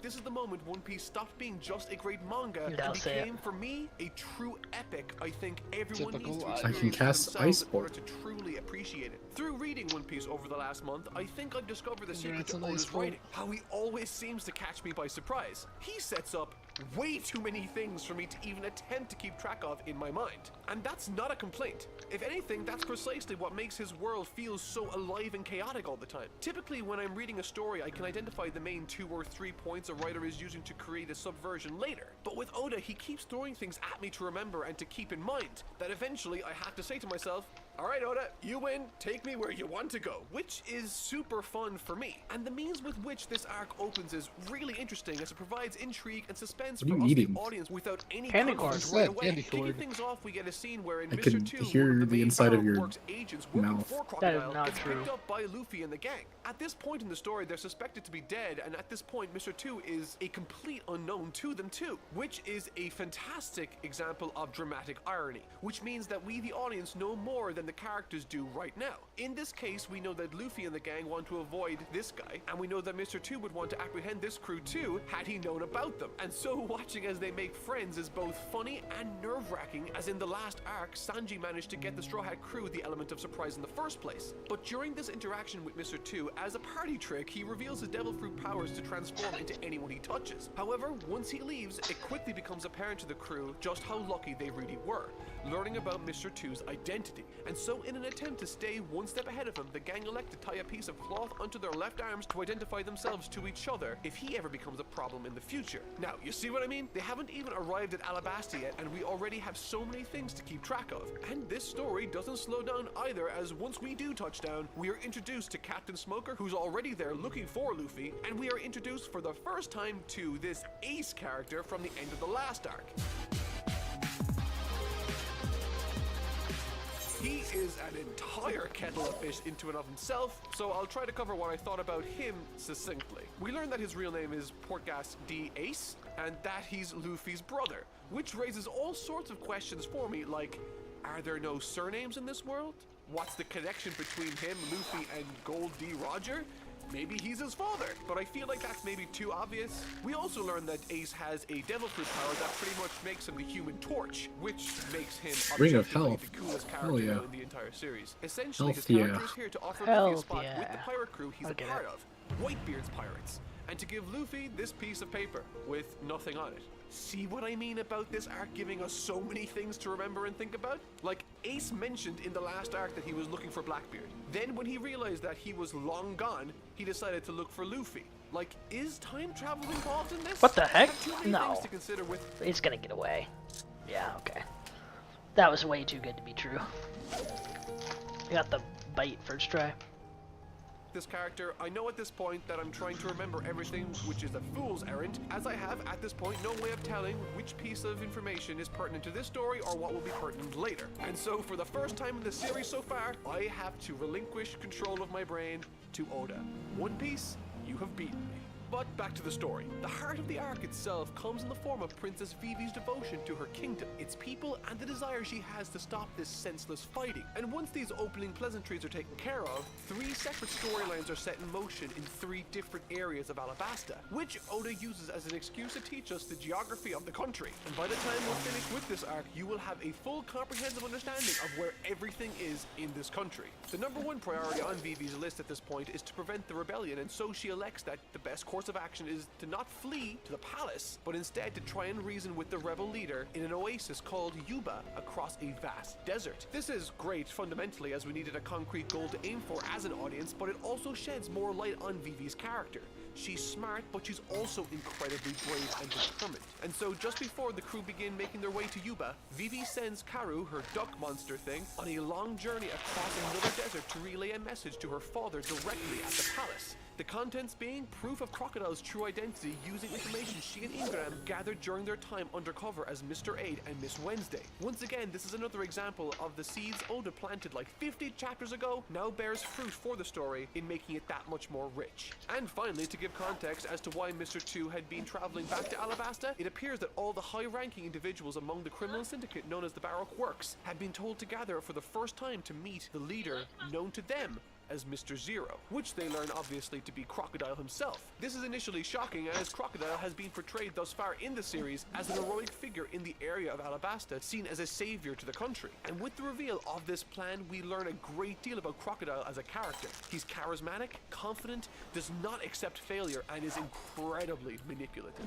He reveals that he's not interested in money or status, but instead military might, revealing that he can obtain something that will give him absolute power once he gains access to it. And with that, each high-ranking member of the Baroque Works is given a specific mission. They are told that once their missions are all complete, the kingdom will explode, ending the meeting by saying that his utopia starts tomorrow at 7 in the morning. This scene is great, but as I said, there's tons of characterization here for Crocodile in this section. Croc naturally at this point is I'm aware a that Straw lockpick. Crew I'm is a alive fucking and more dog. than likely in Alabasta right now with the princess. This naturally comes as a big surprise to Mr. 2, and so with that information, they all become aware that their secondary mission now is to prevent Princess Vivi from meeting with the rebel forces, as they have a vested interest in making this rebellion happen. And all of this information is really compelling and all the rest of it, but the scene itself becomes all the more better when Mr. 3 reveals himself from the shadows, offering his services once again. However, in a demonstration of his ruthlessness and power, Croc sucks the moisture from Mr. 3's body before throwing him into a massive banana crocodile pit. It's an horrific scene, but a fantastic one that really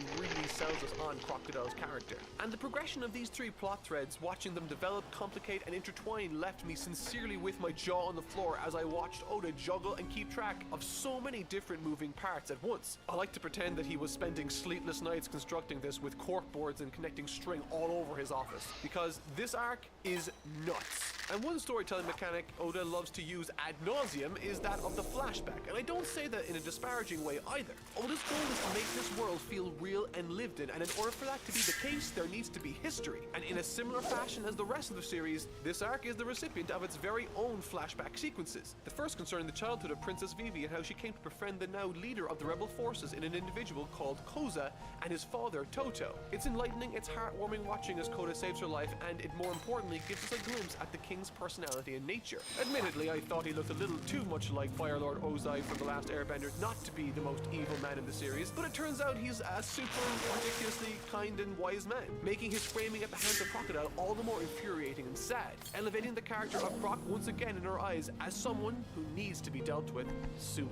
And as it happens in the world of One Piece, there are mechanisms with which to control and manipulate the weather, and that's essentially what the rebels led by Koza are looking to overthrow the king for, thinking that he's causing this drought or abstaining from calling upon more rain for the kingdom due to him being unkind or something, which, as we discover thanks to flashback, is most definitely not the case. But what makes this Koza character as interesting as he is comes in the form of his father, who the gang encounter once they reach the now almost entirely deserted oasis of Yuba, where Koza is a radical rebel for justice looking to overthrow what he believes to be an evil cold king. Toto, his father, is an incredibly loyal, kind, and hard-working man, still keeping his faith in the king, trying to do his best in keeping the promise he made to him in building a town in Yuba. And in meeting this lovely but now starving, overworked old man, I get another glimpse at what makes this story of One Piece so special to me. Despite the tale being grand in scope, ambitious in its telling, and masterful in its execution, Oda always seems to find time to create pockets of story that are beautifully intimate between one or two characters. The one I'm referring to in this instance is Luffy's helping of the old man dig for water, trying to keep the oasis alive long into the night. It offers a window into the humble, kind old man's life, but it's also a small shared moment that reminds me why I love Luffy and the writing of this series. Luffy, who had been notorious for wasting food and water throughout the story, now treats this water, Yuba's water, with respect and care because he knows how much this means to the old man, he knows where it came from, and he knows what it represents, which is hope for the future of this country. It's a wonderfully intimate and subtle metaphor that encapsulates this entire story in the most precious of ways that sincerely brought a tear to my eye. And what's most impressive about this is, we haven't even really started yet. The suspense. The more time we spend in the massive area of Alabasta, the more it reveals to us its customs, cultures, geographical formations, and wildlife, which all play important roles in not only creating funny moments to help with the pacing, but their inclusions and mentionings also facilitate callbacks and surprises later in the story to push the plot forward. For instance, the clothing keeps the gang from overheating in the desert. Vivi, however, doesn't mind the heat at all, as this is her home. The massive deserts that cover the country act also as obstacles that Oda uses to great effect. point. This isn't like any other story where we can just cut and the gang is suddenly where they want to be. Oh no. If there's a river, they have to provide a means with which to cross it. If there's a desert, they have to make sure that they have supplies.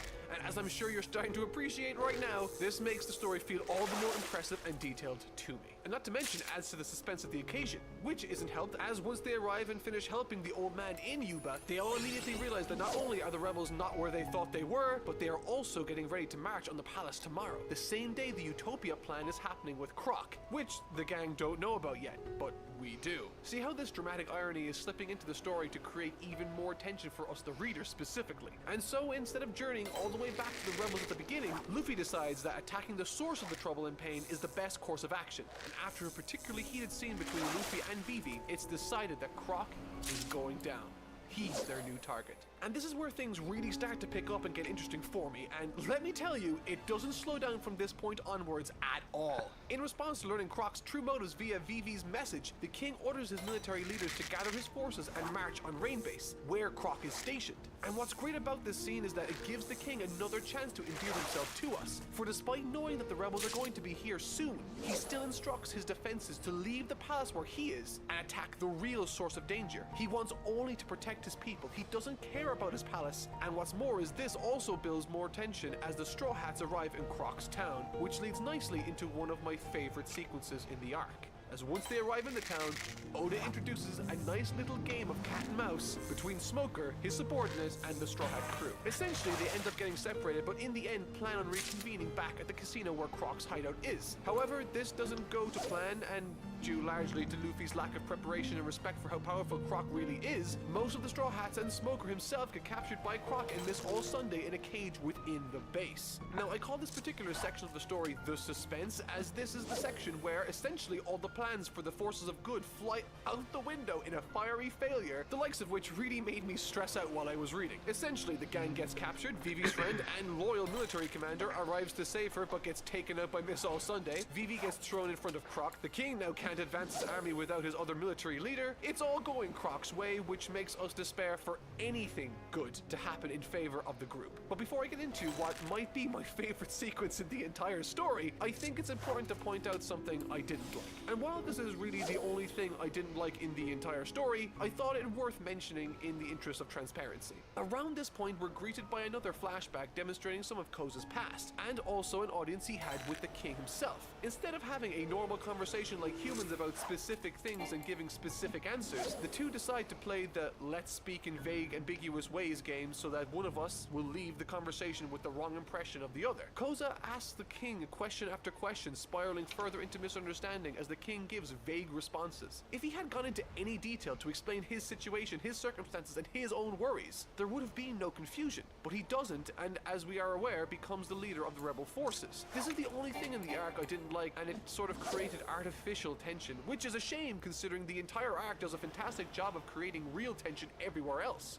But back to the Bond villain crocodile scenario, and possibly my favorite scene in the entire series so far. His plan is fully explained, as all great supervillain plans are, but this time with a twist. And this is what makes Croc a wonderfully fun and playful villain. He sees two things that Vivi loves and forces her to choose between them, giving her the chance to make the impossible journey home across the desert and water to try to stop the rebellion, or to save her friends as they are trapped in a cage with the water level in the room rising. And the only key is apparently inside the stomach of one of the several crocodiles in his possession. Sort of a Sophie's Choice situation, but that's not even the good part. You see, just as Croc and Miss All Sunday are about to leave, Restaurant Le Crap calls the snail phone, and this is when we realize that Sanji and Chopper are both still free, and they have thought of a plan to help their situation. Croc recognizes the voice as the same one that was at Little Garden, and to put the cherry on top of this cake, Sanji refers to himself in the call, protecting his true identity, going under the alias of Mr. Prince, because he fully intends on rescuing the princess.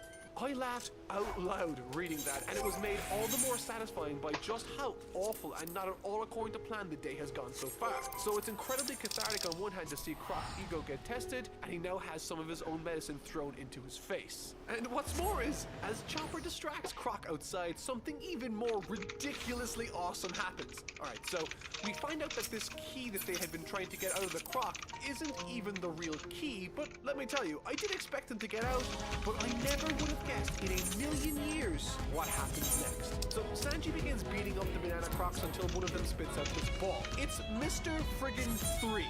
He put himself into this little wax ball to protect himself when the crocs came to eat him after crocodiles threw him to them in the first place. And he makes a wax key to get them out. How crazy is that?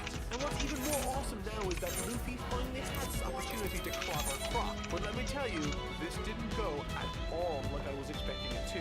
I mentioned in my last video that I really didn't like King Waffle, and on top of him largely being uninteresting to me, he also didn't offer Luffy any challenge whatsoever. And throughout the entire series so far, Luffy has only really been taken to his limit by one person, Don Krieg.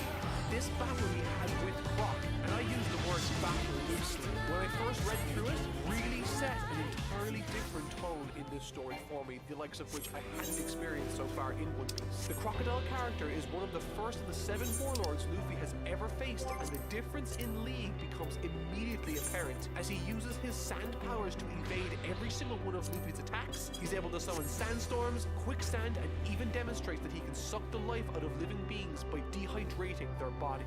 He proves to us that there is an entirely new level of foe out there, and the panels that come from this battle are honestly horrific. The most graphic being Luffy's impalement on the hook of Croc. All the enthusiasm, confidence, and strength in the world couldn't save him. He didn't even really stand a chance. And with the gang now heading towards the kingdom thinking that Luffy has Croc handled, the little pirate's limp corpse is thrown into some quicksand before Croc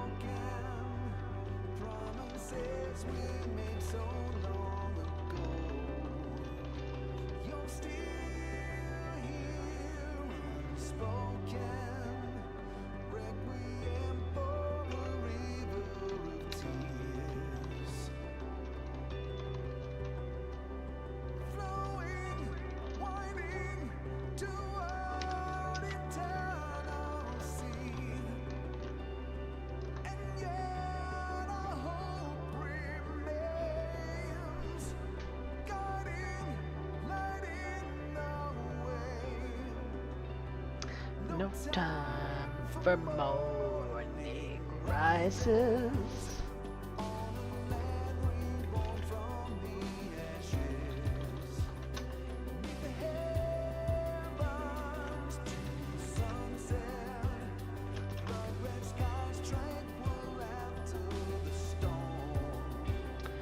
Blessed shadow.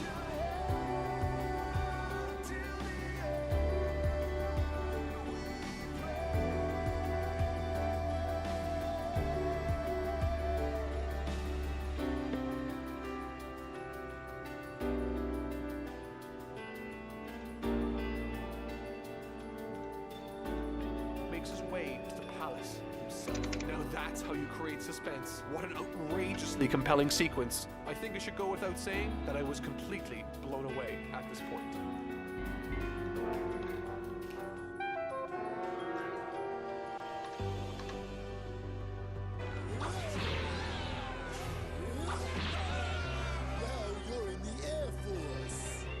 Ooh. Ablatia. The payoff.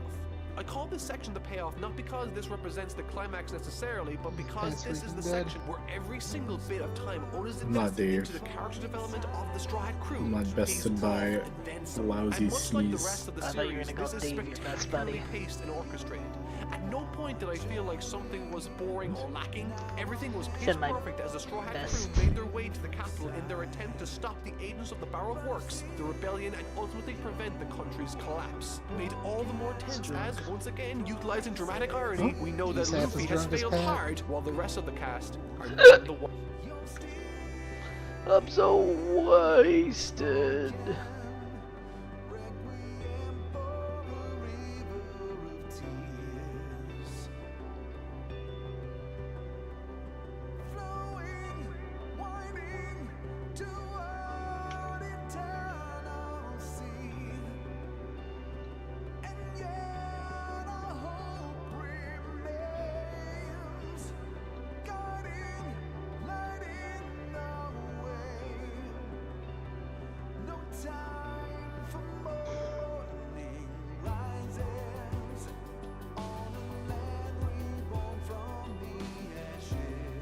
Is that a village?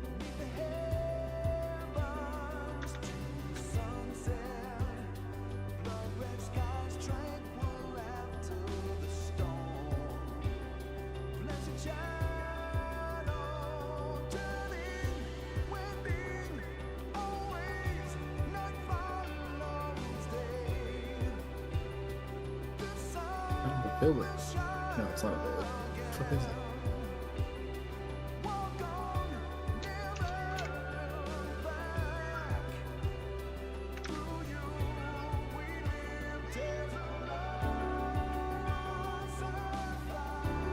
But if I'm being completely honest here, the feeling of camaraderie and togetherness this arc, and really the rest of this series has fostered, creates this incredibly unique atmosphere, and as the gang triumphantly rides into the city with their plan in mind, it feels both epic and fun, especially when this marks the first time the forces of good have outsmarted the forces of the Baroque Works in this arc on their first attempt, with Oda placing each individual member of the Straw Hat crew like chess pieces to manifest the single most interesting fight sequences he possibly could. You see, at the time that they arrive at the capital, it's been made known to us that the forces of the Baroque Work have, as I alluded to earlier, been given specific roles to carry out, and on top of that, lesser members have also infiltrated the army of the king and the rebels. Essentially, they've got their fingers on tons of pie, but that's okay, it seems, as the Straw Hat crew split up, as they now got a plan to deal with each individual agent or group of agents in some cases, which offers up just a bunch of really fun matchups and scenarios, not to mention fight scenes. And there are 4 of these fights in total. There's Usopp and Chopper versus Mr. 4 and Miss Christmas, there's Sanji versus Mr. 2, Nami versus Miss Doublefinger, and finally there's Zoro versus Mr. 1. Each fight sequence is given its own space and room to breathe, and what's more is that they also ascertain a particular pecking order within the group themselves in terms of who among them is the most capable and weakest based on their foes. And on top of that, they each offer a different tone to the story to avoid things becoming too stale. And while this section is mainly concerned with the fight scenes, conflicts might be a better word to use, as this is a team effort and PvP is very much involved in this struggle too. Congratulated me. That's what you sound like. I'm gonna whisper to my cat or something freaking weird. That wasn't whispering. I heard what he said. All I hear is our journey, now a memory falling from all. Ivan, have you considered that your hearing is going? I can't hear you. Maybe half the time you don't hear what I say is because you've got me turned down. He's on to me. He's on to me. I'm getting careless. That's a Star Fox reference. I need to touch grass, but I keep being lazy. Pat, come cut my grass. Do it right now. It's midnight. Do it It now. is dark outside. Go touch the grass. Technically, I did touch it. I got my mail earlier. Go mow it right now.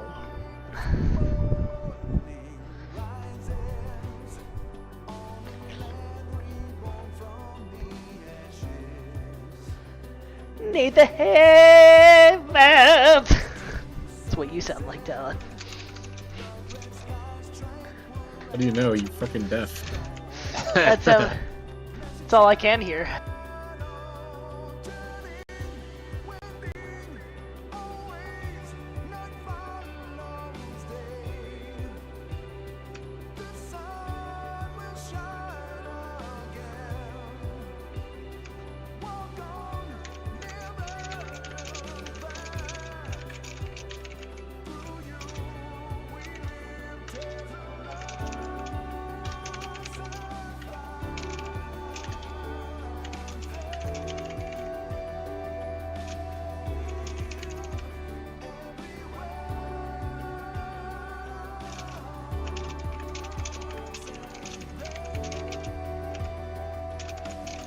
What's this?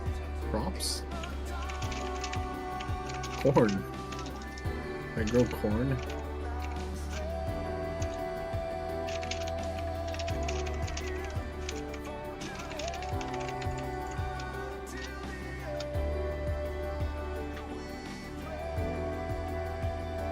Fuck that.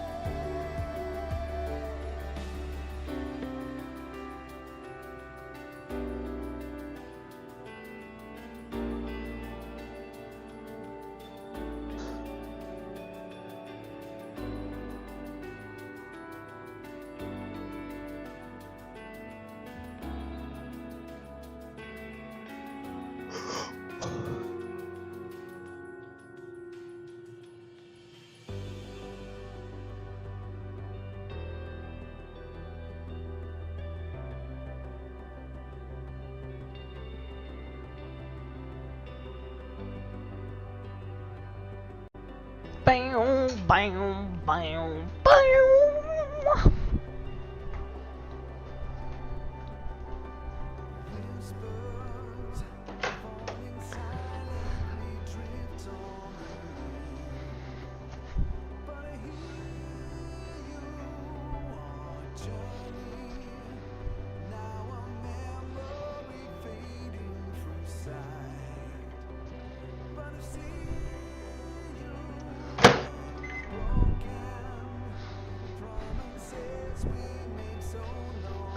Pat, should I buy another I-bond this year? What do you think? Be your financial advice. Buying what? An I-bond. Google bond inflation. Why? Last year I bought one and I got like 8%. 8%. That's pretty good. It's a whole 8%. I mean, it's 8%. Yeah.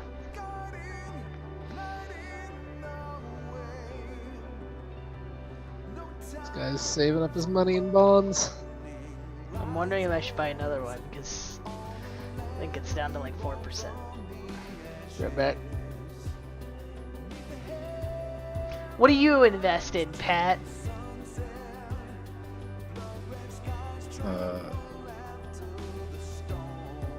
401k. Besides that. I mean, I don't really have anything else. Oh. Boring. Why don't you spend the money? Invest in fun. I don't believe in fun.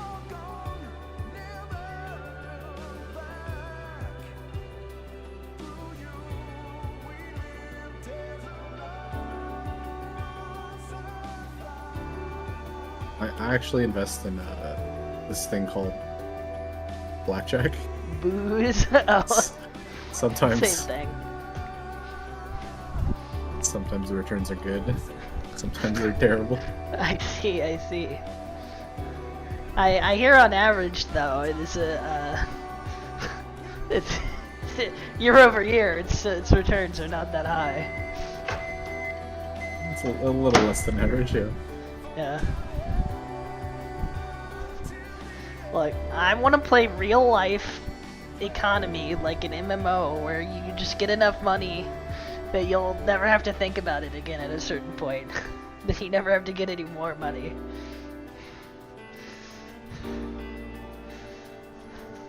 I gotta get my 50 million gil in real life and then ride it out until I'm dead.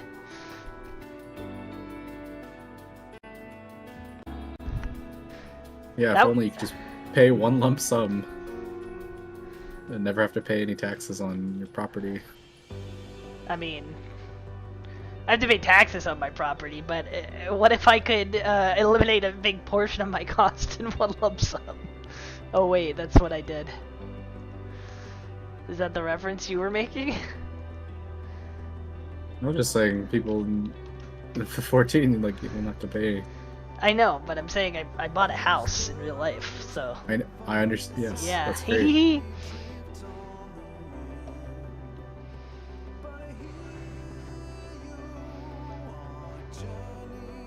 We went over this already.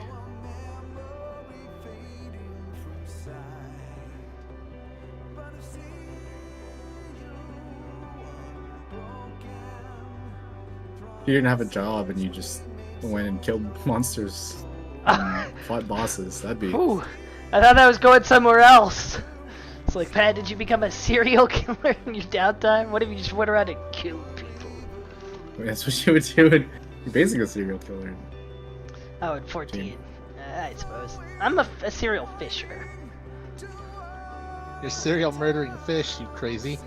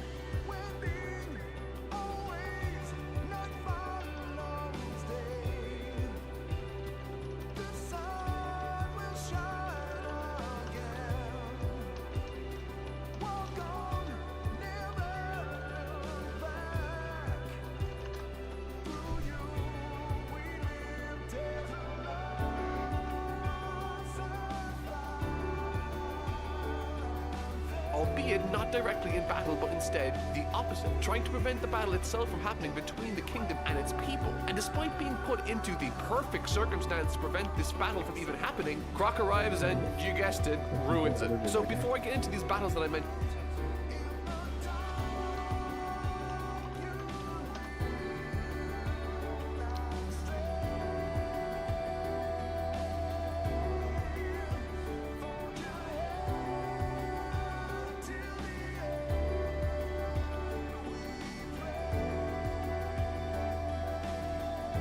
What you should do is buy another house. And just rent it out. Well, that's a lot of work. There's many pieces of effort involved in that. First, you have to find a house. Second, you have to buy the house. Third, you have to figure out how you're going to handle renting, like get through some sort of company or something. And then fourth, you gotta something upkeep.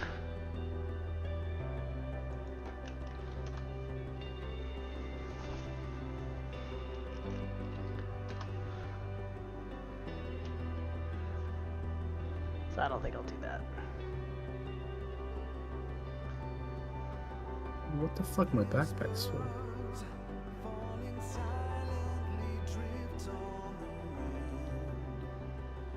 What?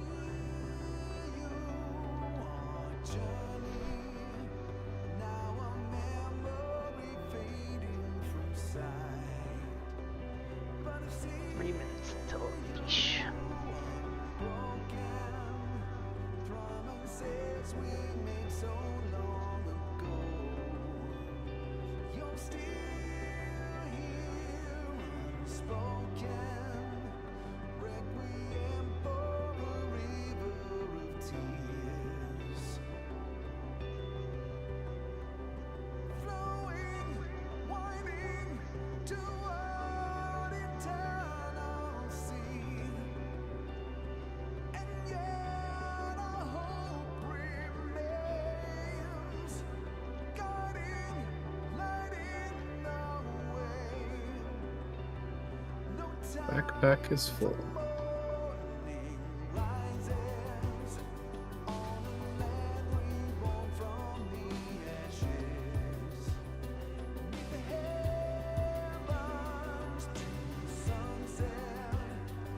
You bitch.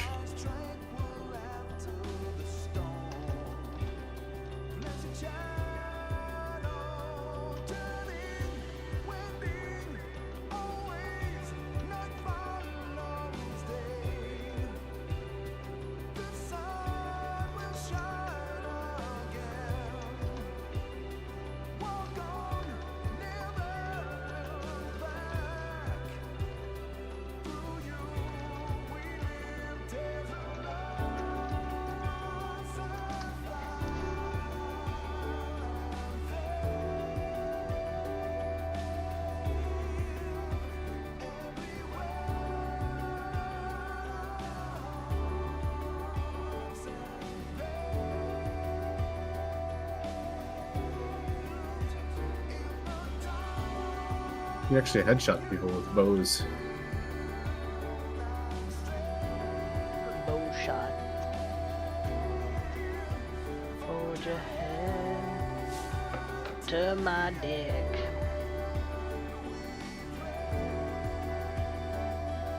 What?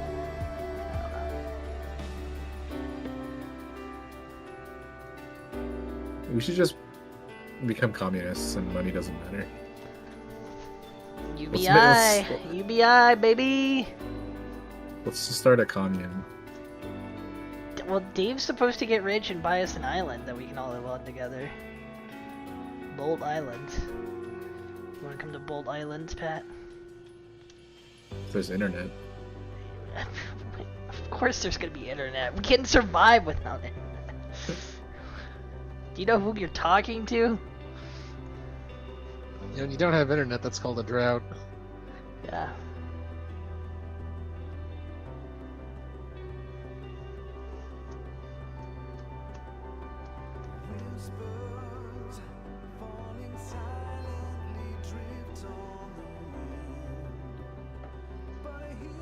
But I hear yo.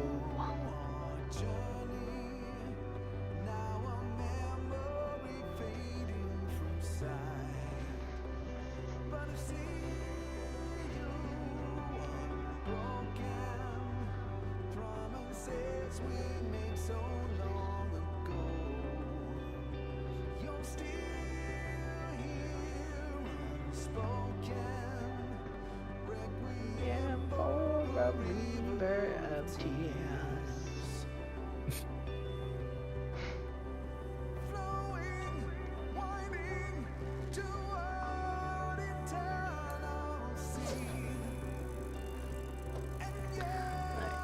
Give me fish. That will not be fish. I forgot to switch to rate bait. Mentioned earlier, I want to make mention of two things. Obviously, Mr. 2 is floating around with the ability now to transform into any one of her friends, and he does so by trying to apprehend Vivi pretending to be Usopp, armed even with some of the cloth around his left arm. However, after he calls Karoo Bird, Vivi's suspicions are piqued, and when asked to prove his identity, he shows the cloth on his arm. But what we didn't know as an audience was that there was a part 2 to that plan of theirs from the beginning. They marked themselves with an X under the cloth to show people to prove who they are, which honestly is a really smart thing, I think. And naturally, because he didn't show this X, she runs, and this is when the battles take place, both with the rebellion and with the fight scenes in the series so far. And I feel like a broken record repeating this, but this story keeps getting better. These aren't just whatever bland filler fights, these service the characters and obviously the story too. But what I love most about this section is how it's structured. It doesn't at all feel like we're waiting for Luffy to show up, or like this is sort of stalling on behalf of Oda. And that's because the goal has always The door is been to closed for stop the demo. fighting and rebellion in Alabasta. And so If that's you'd like to see what's precisely behind what it, the others are consider doing playing in the their full individual game. fights Yeah, right we'll now. play the Sure, full see game. fighting Croc will play a role later, I'm sure, not out but yet. all of these individual battles. Find it. You'll have to find it first. The game and the One Piece. Well, I guess I've exhausted the demo. Pat, did you play Sea of Stars? No. Play Sea of Stars and tell me if it's good. I've heard it is good. Good Chrono Trigger-esque RPG. Probably tell you that it's already good at that point. How could you do that? Because Abe played it for Okay, Abe's played a lot of things. Doesn't Yeah. Abe play NEP games? No. I bet he did. He probably I'm pretty sure played. he did. Oh, yeah, I'm pretty sure he did. But Plays I'm and not sure they played make. Not sure are they two make different NEP games verbs. anymore. It's like actively playing. Okay, well, I mean, the fact that he's played multiple of them shows that his taste is not He plays a lot of things.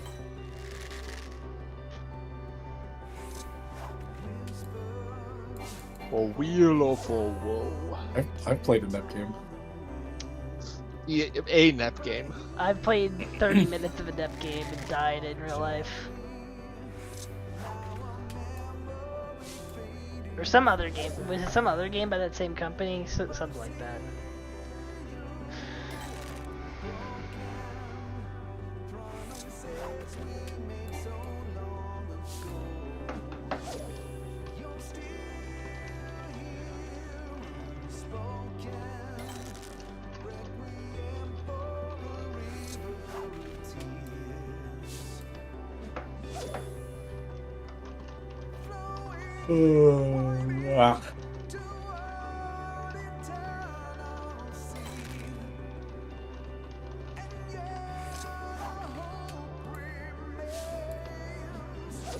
Have massive importance and implications within the story. If these fights streamer don't end in the favor of the Straw Hats, it's over. And what's more She's is we're streaming made to herself, feel that with like, the time doing this Uber section is Eats. given to breathe. And What? then now she's doing Instacart.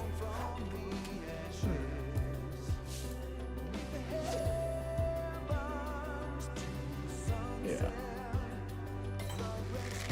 Content is thin these days. Content.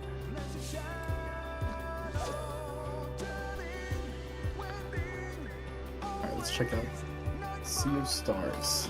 Sea CD stars. Yo, you know what else? I actually hold on.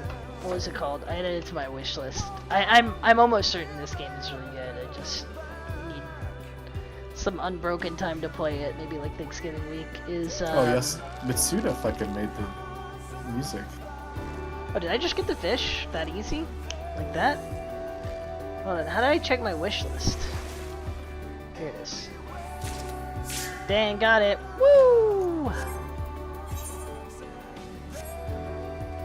Oh yeah, this is very Chrono Trigger. Yeah. Have you heard of Void Stranger? No. I wouldn't look up too much about it because I have heard from people who like La Mulana that it is a La Mulana-like on crack. Yeah, on crack. What does that even mean?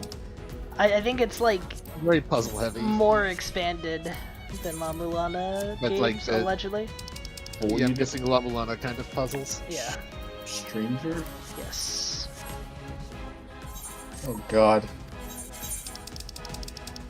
It's a block pushing game. That's all. Ha ha ha. I think the fact that it is vaguely like La Mulana is like technically a, you know, a sparkler or whatever, but There's Booba. I wasn't interested at all in it until I heard it was There is Booba. until I heard it was La Mulan-esque. Let me read the reviews. Perfect example of why games shouldn't be made for everyone. What? Because I it's think like he's saying that the niche. game is difficult, then yeah. In the early Tears of the Kingdom and Baldur's Gate, and to break out like Pizza Tower and Bomb Rush. What the fuck? Why are you writing an S? What Strangers Know Means Perfect. This game was What? frustrating. He's writing tedious, a and review. Blah, blah, blah, blah. More than meets the eye. It's very difficult to say anything meaningful about Void Stranger without completely spoiling the experience. Void Stranger does many incredible things that only video games can, and it does more than. I see. Oh yeah, and even in that review, he's like, "This game was frustrating, tedious, annoying, confusing, overwhelming, and needlessly cryptic." It's like all of those things you just said are not like objectively negative. You got filtered. You almost got filtered by the puzzles, I guess. It's one of those games where it's like, oh my god, like halfway through probably. Well, I think it's a little less. Well, I don't know much about it. Several stages of frustration is in the includes. Yeah, I mean, I think it's just like, you know, La Mulana puzzles when you don't know what you don't know.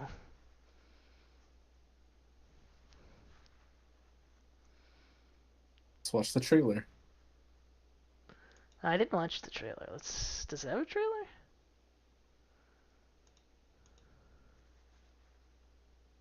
I guess it does. It's so epic for a Sokoban game. The music. Is it supposed to have music? I don't hear any. Hold on. Let me close Steam and reopen it. Maybe it's got the wrong audio settings or something. I guess I could open it in Chrome.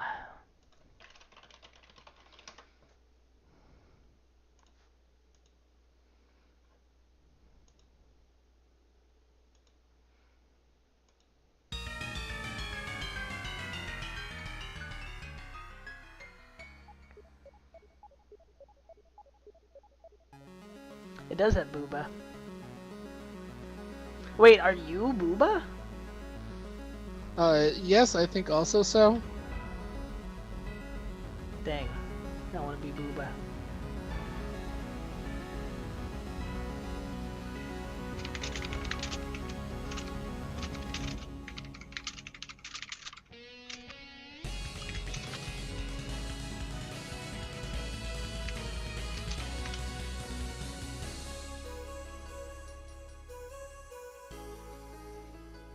I was gonna say, I hope it has mythology, but it sure looks like it does. With this, like, tapestry and stuff. This trailer told me nothing. No, it told you walk around a grid. And there's naked upside down women. What more do you need to know?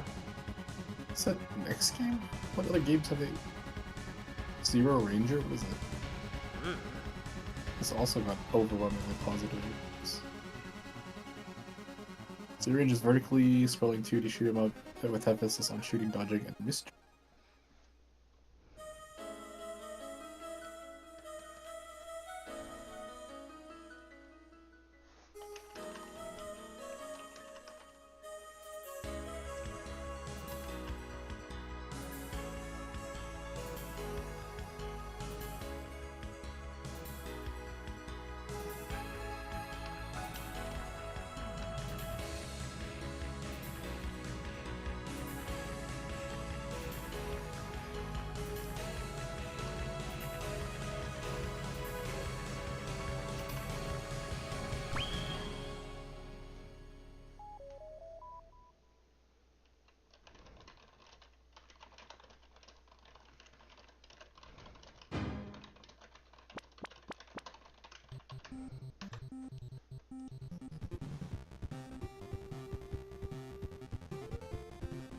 Check it out then, yes.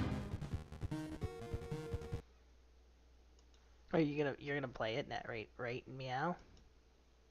Not right, meow. Right, 1 o'clock. My brain is already fried from coding for 8 hours.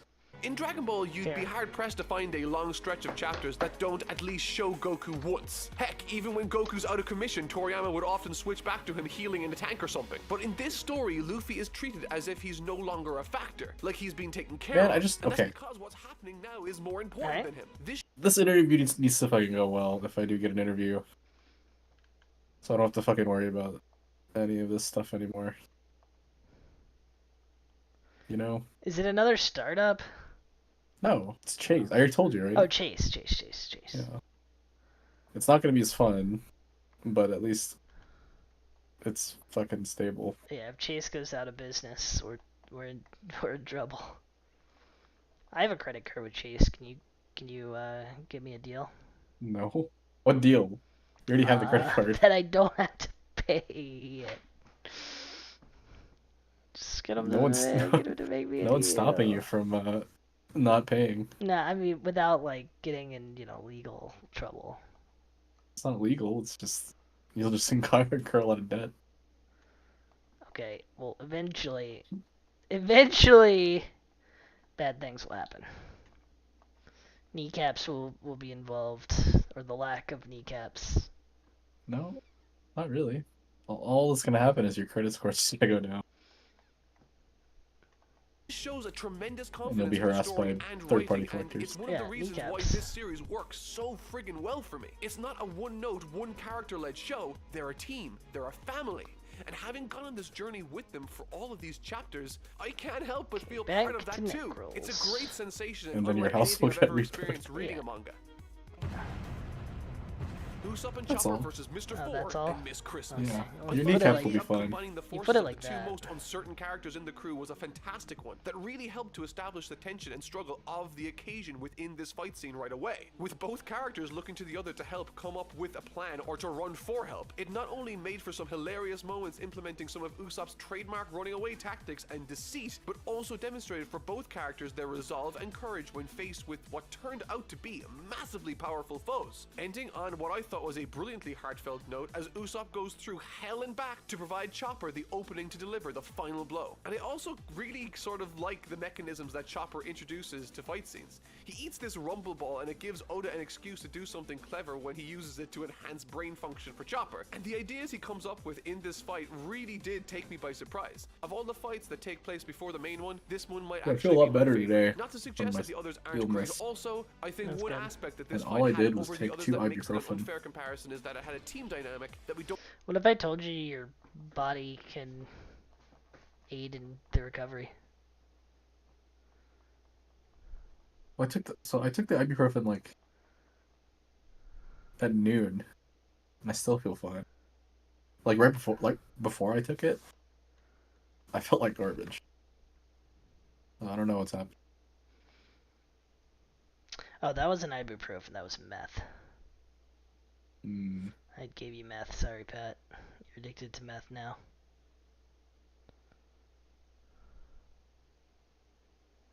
Hate to be the bearer of bad news.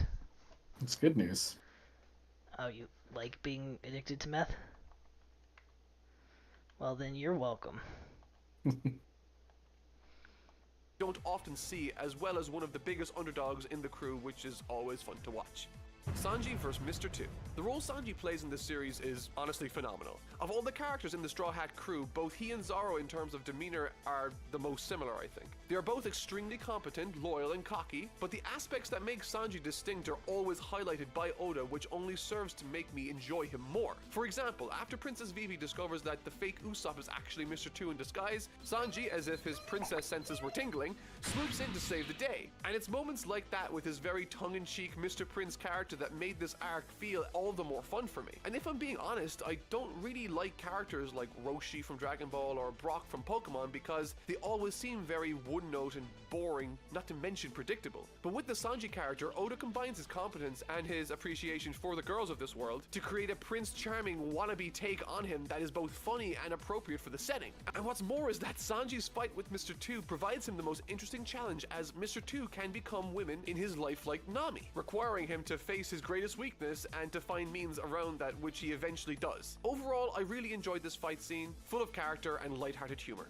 Nami versus Miss Doublefinger. And on the topic of humor, it's time for the Nami fight scene. One thing I wanted more than anything for Nami's character was for her to become more involved with the battles. Her character has always been more inclined to think first, steal second, and then fight if need be. But with the situations in the Grand Line becoming more and more intense, I'm glad Oda saw fit to have Usopp develop for her very own special weapon. But what I didn't expect was how funny and disastrous it would be for her. Naturally, it's her first time using this new weapon, and the instructions manual that Usopp wrote up for her had an overemphasis on party tricks, needless to say. But watching Nami try and figure out how this staff worked in order to best Miss Doublefinger was a treat and a half. And given that she's a navigator, for her weapon to utilize aspects navigators have to keep in mind, like weather conditions, was a really nice touch. And while this might not be the most epic of fights, it certainly provided a leg up for Nami as a character to stay up there with the rest of them, and it was damn funny, which really helped with the story. What is this Suika game Zoro that I versus keep Mr. 1. people play? Suika? Never heard of it. Suika's like a character from Tuhu. Suika game. How to get Suika game. Watermelon game. Oh, that is actually some streamer memer game. I've seen VTuber clips show up on YouTube that I have not clicked on. Promise. I don't get it.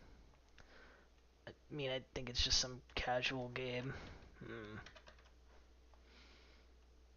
Lets you talk Zoro's to chat fight really against easily. Mr. 1 is another great matchup, not only because he has a body made entirely of steel blades and thus makes a great match for Zoro, but it's also interesting, as my editor had to point out to me, that in Mr. 1's very first debut scene, in the manga, the onomatopoeia that accompanies that panel is a sound associated with metal and blades. So if I was looking out for that, I could have, in a sense, discovered the nature of his power before even really being shown it, which is a really unusual but very cool detail to add to your story. With that said, however, the main meat and potatoes of this sequence is basically Zoro can't cut through steel, so he takes it as a great opportunity to grow as a swordsman. There's some really cool shots in this exchange too, with Zoro lifting a building, but also it's like flashbacks into his past that lead him to reach this state of power, where he can You know that? effectively Remember that game, hear everything, 4096 or something whatever? like that. Yeah. Ultimately, the fight ends in his favor, It's like- having been able to on kinda this like that, occasion cut yes. through steel, but not having mastered this It's like new with state he's fruit. discovered. And to reiterate, as I said before, all of these fights served the story massively, and not only held my attention thoroughly, but they also entertained me, furthering the story of each of these characters' independent narratives in new and interesting ways, reinforcing for me my appreciation and love for this ragtag group of misfits. And to think, we haven't even gotten to the good part yet. The climax. When it comes to stories like this one, after having landed so many convincing subversions, swerves, and surprises that have left me overjoyed while reading, the ending is the moment where the story makes or breaks itself for many of us. A lot of people, when they now think of Game of Thrones, the first thing that pops into their head is the rushed ending and not the years of quality writing that preceded it. But when it comes to this arc, not only does it stick the landing, it sets the standard. Immediately after the Straw Hat crew achieve their goal of taking out their respective targets, in a scene that is as compelling as it is tense, Croc reveals in front of Princess Vivi and the king that he is specifically after something called a poneglyph, which only Miss All Sunday is able to read, and will use it to point him in the direction of something called a Fucking Pluton, a melon. massively powerful Giant tool of melon. destruction he has been after since the very start that would grant him the power to destroy entire islands in an instant. Needless to say, that's not good, but what's more is that in 30 minutes it's revealed a massive cannonball will hit, destroying a 3-mile radius starting at the city, which achieves two things narratively. Firstly, it paints Croc as an even more insane psychopath, lying even to his Baroque work subordinates, throwing them into the situation wherein they won't survive, revealing to us that he trusts no one. But it also provides the Straw Hats with a new goal: find the bomb or person setting off the bomb and stop it or them at the source. The goal of the crew and the forces of good are in a constant cycle of completion and renewal, and without a goal, we the audience get kind of bored, so this is a fantastic way to naturally extend the tension in the series. This helps keep the pace feeling fresh, and now that a time limit has been put onto it, it becomes all the more suspenseful, as we, or at least I, had no idea how this was going to be resolved. And there are little things here and there that fill my mind with wonder and appreciation for this story. Like, there's this moment where Vivi convinces the forces of the palace and the rebels to stop fighting in an effort to evacuate the city in time to make a significant difference. But Croc says in passing so many chapters ago that he sent some of his lesser forces to infiltrate the ranks of both the palace guard and the rebel forces. And in calling back to that, the undercover Baroque Works members within the battle continue the fighting by shooting Koza, inciting a massive riot, and once again the battle continues. It's spectacular, and I never saw it coming. So what are they going to do now? There's such a palpable buildup of anticipation, suspense, despair, and tension. With the rebellion going to hell, Zoro gravely injured now after his battle with Mr. One, a bomb about to go off in like 15 minutes, and now Croc apprehends Princess Vivi, dangling her over a massive drop. He lets her go. It's such an incredible build-up of tragedy, and now we as an audience have now reached the lowest point we can go in the story, and so it's time to explode once again with optimism. Soaring through the air on the back of a once thought to be dead Royal Guard Pell, Luffy makes the save for Princess Vivi. This is where the payoff for all the time spent without Luffy comes flying in to inject some much needed light to this dark situation. But that's not to say the tension is gone either. We know how Luffy handled, or didn't handle, Croc the last time, and there's still only 50 minutes left for him to win the day against what is still one of the 7 warlords of the sea. And as Luffy catches Vivi, she starts to break down. Similar to how Nami did so during the Arlong Park arc, Vivi has been trying everything in her power to make the difference to save her country, her kingdom, her people. Vivi grabs Luffy tightly, her face slowly crumbling before him. She weeps over the fact that no one can hear her, that everyone will die, that everything will be lost, and that there's nothing they can do. Luffy simply responds, "Don't worry, I can hear your voice."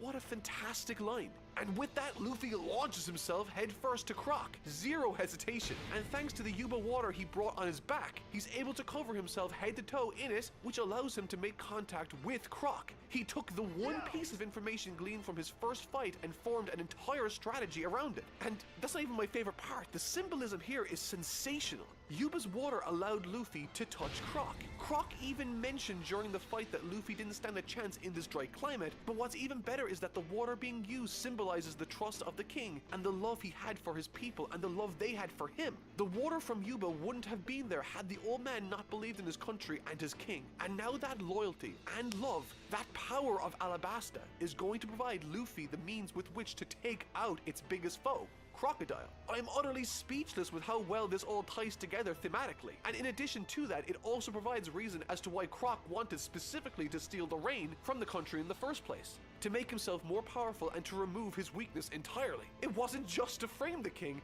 My god, this is amazing! On top of that, not only are Croc's powers of sand and dehydration great for a villain, but his motivations and decisions also help cement him as, for me, the absolute best villain this series has shown us thus far. No contest, not even close. Don't at me. And the fight that ensues has some awesome back and forths in the form of Luffy finally getting some great hits on him, Luffy drinking all the water, and even a particularly graphic scene that shows Luffy completely dehydrated, which he manages to find a way out of using very clever tactics. And it's during this part of the arc things get more and more serious as the Straw Hats barely manage to find the bomb in time, in a way that is both lighthearted but also utilizes everyone on the team, leaving Vivi to be the one to prevent it, which I really liked considering it's her story at the end of the day. However, and unfortunately for the Straw Hat crew, it's revealed that the bomb itself is on a timer anyway, as a contingency plan set by Crocodile. But at the last second, in what was once again a moment I absolutely didn't see coming, Pell swoops down and sacrifices himself for the kingdom. I don't know why this game is so handled, hypnotizing. the way it's timed, What the fuck? the way it's carried out by Oda. Are you playing it? No, I'm just watching. That's twice I've cried in this arc so far.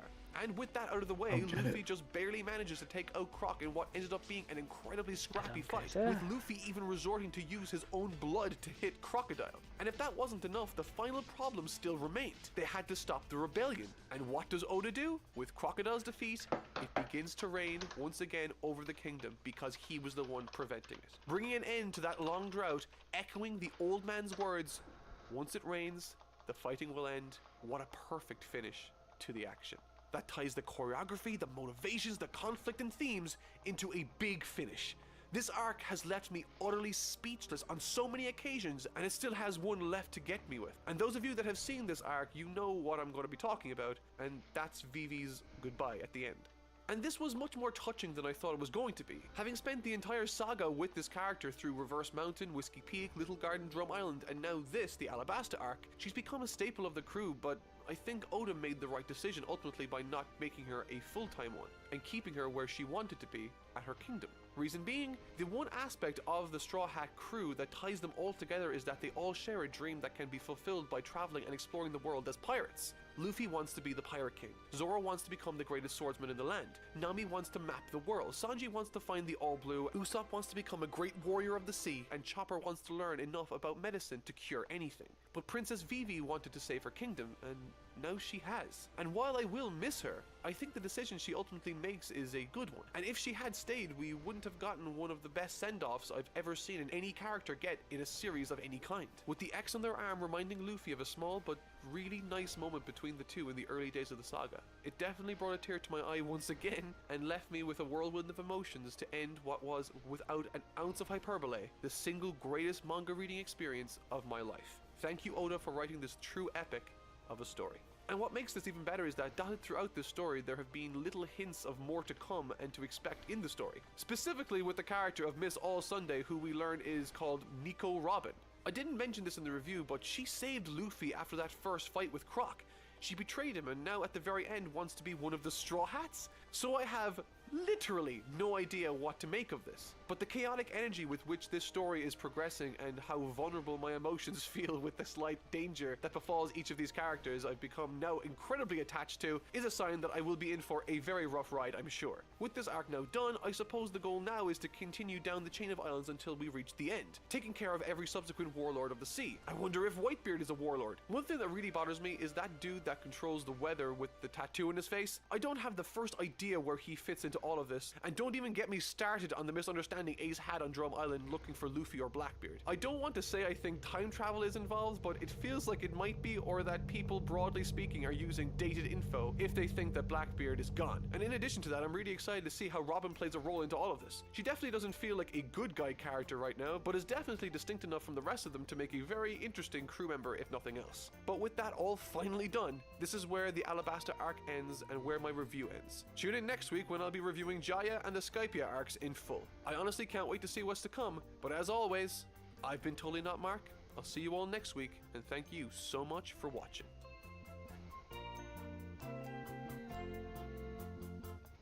This video is sponsored by Surfshark.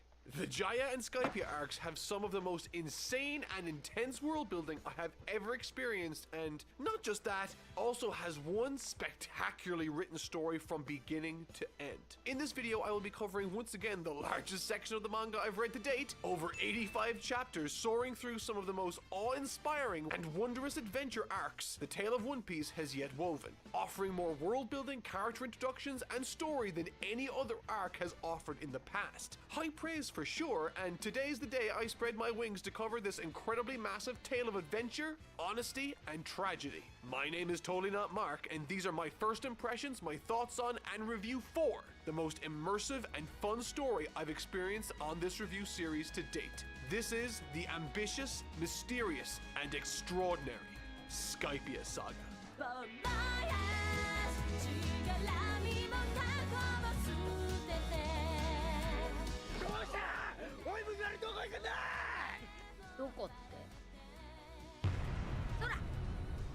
Through my reading of this section, as well as putting my feelers out to get an idea of what you guys think of this particular arc online, a particular divide, so to speak, regarding this story of Skypia has come to my attention. Apparently there's a portion of people that really don't like this arc and consider it slow or bloated. And after having finished it myself in the manga, I can say that I personally didn't experience that. And in this video, I will be explaining in excruciating detail why my journeys through the skies of One Piece were as enjoyable as they were. But in the interest of complete transparency, I've been told that the anime in this section is much slower in comparison to the manga, but I can't really confirm this either, as I personally haven't watched the anime section myself. So, in this video, even though I'm sure there will be those of you out there who might not necessarily agree with me from the outset, I'm going to do my best to explain my rationale behind every opinion I share in this video. And boy, let me tell you, after reading all this, I've got some weird theories swirling around in my head too. But more on that later.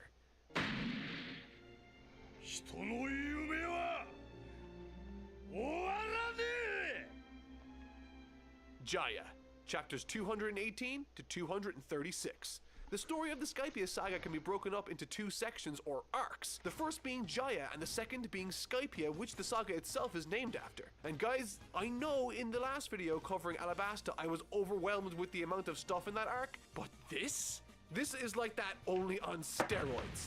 Once again, Eiichiro Oda went above and beyond the Call of Duty here in crafting a world that needs to be experienced in order to fully appreciate it. Unlike the Alabasta saga, which felt as though it had several segmented self-contained stories prior to its finish in the arcs like Little Garden and Drum Island, Skypia's saga is composed entirely of one solid story that flows perfectly from beginning to end, incorporating two separate arcs, which personally makes this by far and away my favorite saga in the series to date. And as soon as the story kicks off, it becomes abundantly obvious how ambitious this tale is going to be, even with the minor set pieces that are being placed, as before the crew even land on the tropical island of Jaya, they see some crazy things like 200-year-old ships falling from the sky, Luffy's discovery of a map that illustrates the secret land of Skypia, their log posts pointing straight up into the air, and what looks like massive giants trotting across the ocean before them. Not to mention freak storms that come out of nowhere, but moreover, this sense of adventure and longing to see a thought-to-be mythical land is what drives the first half of the story. However, unable to find their way to the sky itself, a storm forces them to the island of Jaya, and when there, the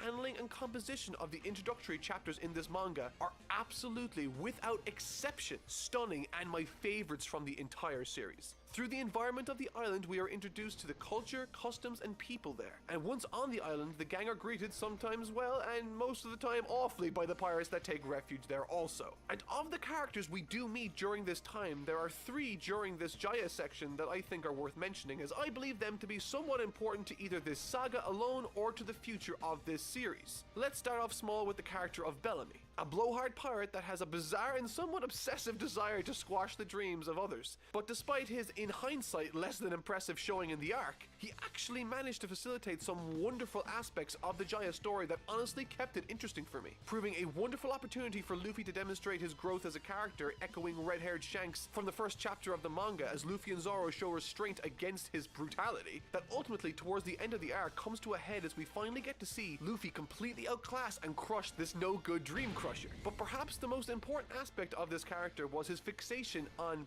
bounties. I had never really paid much attention to bounties in the past, as they hadn't played that larger role in the story up until now. But the way this conflict between Bellamy and Luffy hinged heavily on the bounty mechanic, I thought it worth mentioning now. The notion of reputation or bounties are a surprisingly robust plot device in this series, I found. While I've been warned to not compare bounties to Dragon Ball's power level system, I think from a narrative point of view they share some obvious similarities, but largely are distinct to them.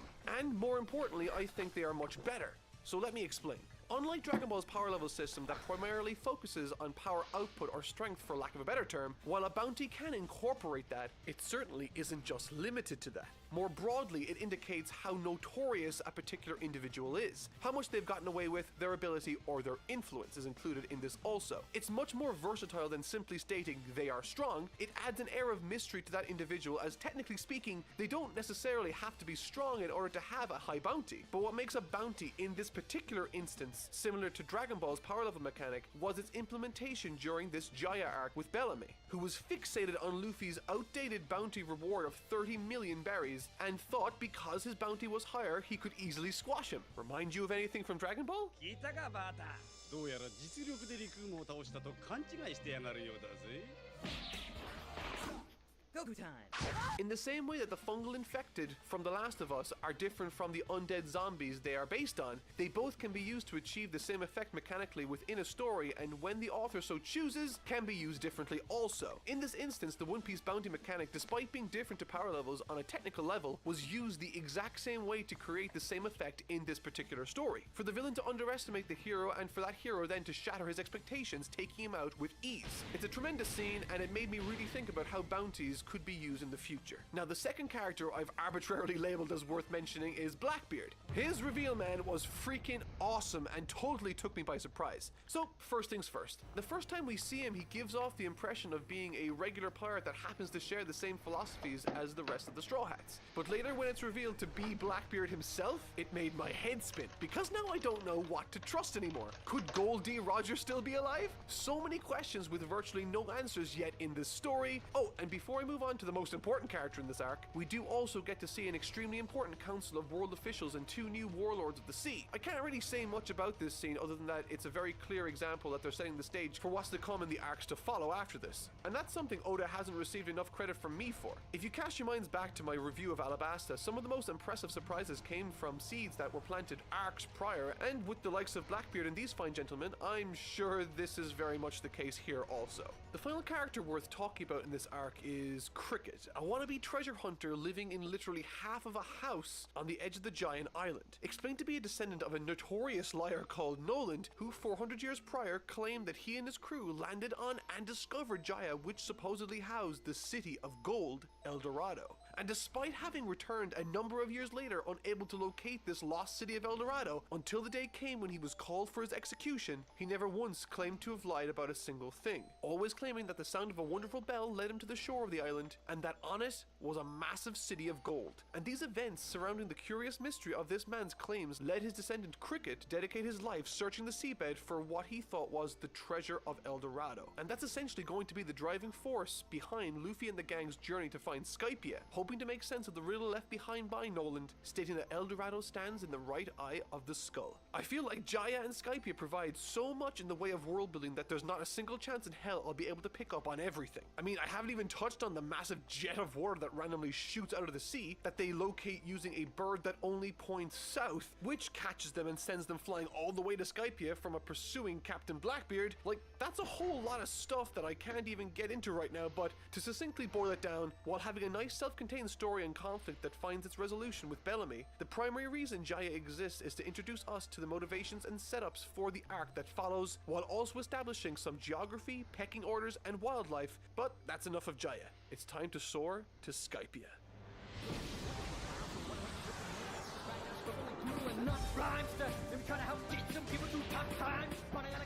Skypiea, chapters 237 to 302. While I believe I was able to talk about all the things I wanted to in Jaya, Skypiea is the most intimidating thing I've had to talk about so far. Apart from it introducing some new technologies, complex corrupt political systems, dozens of new characters, maybe some magic and clues about Goldie Rogers' past, it also happens to be the most complicated plot in the series so far, following 3 separate groups as they weave their stories in this greater narrative. But in very basic terms, Skypiea is what you would get if you threw Dances with Wolves, Indiana Jones, Jack and the Beanstalk, and a whole bunch of awesome writing into a blender. That's right, Skypiea is Dances with the Raiders of the Lost Beanstalk. Yeah. And from the moment they shoot into the skies above and land on the tangible clouds of the Skylands, the mystery surrounding the area becomes immediately apparent, whether it be through being attacked immediately by the natives, protected by a Sky Knight on a spotted Pegasus, or when they come across a check-in station that charges an extortionate amount just to enter. And once we finally get into this strange land, the more we uncover and the more questions we have. What was immediately apparent to me while reading this section was the staggering level to which this world in the sky has been realized. From their customs, dresswear, and appearance to their wildlife, technology, and terrain, the entire world of Skypiea is not only rich in mystery, but also feels as lived in as any real place in the real world. Perhaps the most interesting inclusion in this arc comes in the form of the land's technology called dials. These dials come in various types, providing the wielder spectacular power with electricity, heat, wind, etc. And these aren't just a throwaway or tagged on part of the story. Oda has gone to tremendous effort in building the cities, vehicles, and combat of Skypiea around these mechanisms. Because if the civilization has this technology, of course it's going to be built around it, which is important as they play a massive role in how this story is told too. And in the opening chapters of their time spent in Skypiea, they get taken in by 2 pleasant individuals, a girl named Connie's and her father. And while we have yet to establish a concrete goal besides exploring Skypiea, very soon the story begins to show its hand as Nami, Zoro, Robin, and Chopper are all apprehended on behalf of the great Kami Ineru, the unquestioned ruler of this land. And without getting into too much detail, because good lord, there's a lot of it already, the overall plot of the story leads one half of the crew deep inside a massive sacred forest where they must atone for their crimes or something, all the while the other half try to rescue them and discover a massive corruption within the land of Skypiea as they all tremble in fear under this tyrant that goes by the name of Kami Ineru. And this particular character's characterization, even before we meet him, is fantastic. Whether it be through the locals, their laws, or those sent to enforce those laws, the story begins painting a very serious picture for us the reader through the abused political structure in this land. So right now we have achieved the first goal of this arc, find and regroup with the other half of the Straw Hats that were kidnapped, and this is when the story puts its foot on the accelerator, as we are not only going to follow just these 2 Straw Hat groups, but 2 other groups as this story unravels. The first of these main groups is a tribe of people separated from the established civilization we've been introduced to already, called Sandians. Clearly this tribe takes inspiration from Native American, Mayan, Incan, and Aztec traditions, cultures, and practices, and you bet Oda has fully realized their clothing, dialogue, and motivation before we even see them or know who they are. The 2 most important characters are its leader Viper and a small child called Isa, who has mysterious powers similar to many others on this land called Mantra, an ability that allows her and others that wield it to hear the living beings of the greater area, pinpointing their locations. However, she is by far the only person in this story that has this ability, and I will get more into that later. The final group I want to talk about are the villains of this arc, Kami Ineru and his subordinates known as vassals.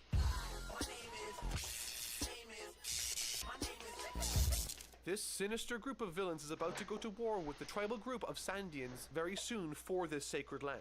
And much like Isa, they all have varying levels of mantra power, all with varying degrees of success, with some only being able to hear in their immediate area, and others like Ineru being able to hear all around them with no limits apparently. And with the introduction of this mantra power in Ineru and Isa, with my limited understanding of this ability, it seems to be amplified by the presence of the Earth, and various people claim to be born with it, but at various degrees of proficiency. So what I found interesting was that the description of this ability in this arc sounds a lot like the strange thing that happened to Zoro during the fight with Mr. One, where he could too hear everything, or at least significantly more than he was used to, a sort of zen-like state that for some reason he couldn't tap into again. So what if this isn't something you are born with, but instead something you either have an aptitude for, or everyone else can learn it? That's just the ongoing theory I have regarding mantra and its hypothetical connection to Zoro, but I'm sure that will be touched on later or disproven entirely. But before we get into that, I want to thank Surfshark VPN for sponsoring today's video. In the ocean of online content, there's a lot of websites that take your info without you even knowing it, but you can swim under their radar using Surfshark VPN. With this particular service, you can stop websites from tracking your info and selling targeted ads to you online, completely protecting your privacy. Nothing is creepier than when you have a conversation with a friend about something and it pops up in your ads. Plus, with Surfshark Hardlock ID protection, you'll even get an alert when some rando jerk is trying to break into your email. But one of my personal favorite features of Surfshark is that you can see content that's not available in your area. For instance, did you know that right now on Netflix you can have the first 130 episodes of One Piece? Well, if you live in a country where that's not available, you can just log in with Surfshark and you can get access to that or any other show or film that isn't normally available for you. So if you want both freedom and protection online, click the link in the description and use code TNM. It not only gives you a whopping 85% off the regular price, but also 3 months of service totally for free. Surfshark also offers a 30-day money-back guarantee, so there's no risk to even try it out for yourself. So if this service sounds interesting to you, or you want to I'm support the 83 channel, Slayer. please check it out. Now, back to the video. It's a lot of slaying.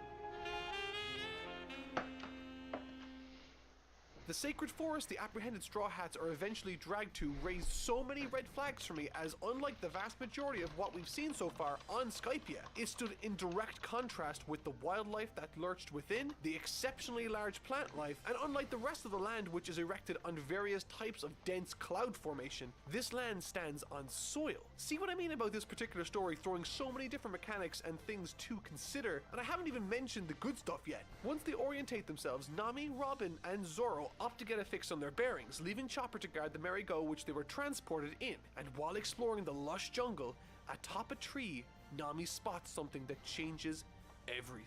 She sees the second half of that guy Cricket's house on the coast. It's at this moment we, as an audience, or at least me, get a sudden rush of insight. This island of soil floating in the sky, this was once part of Jaya, and it was sent flying up here 400 years ago.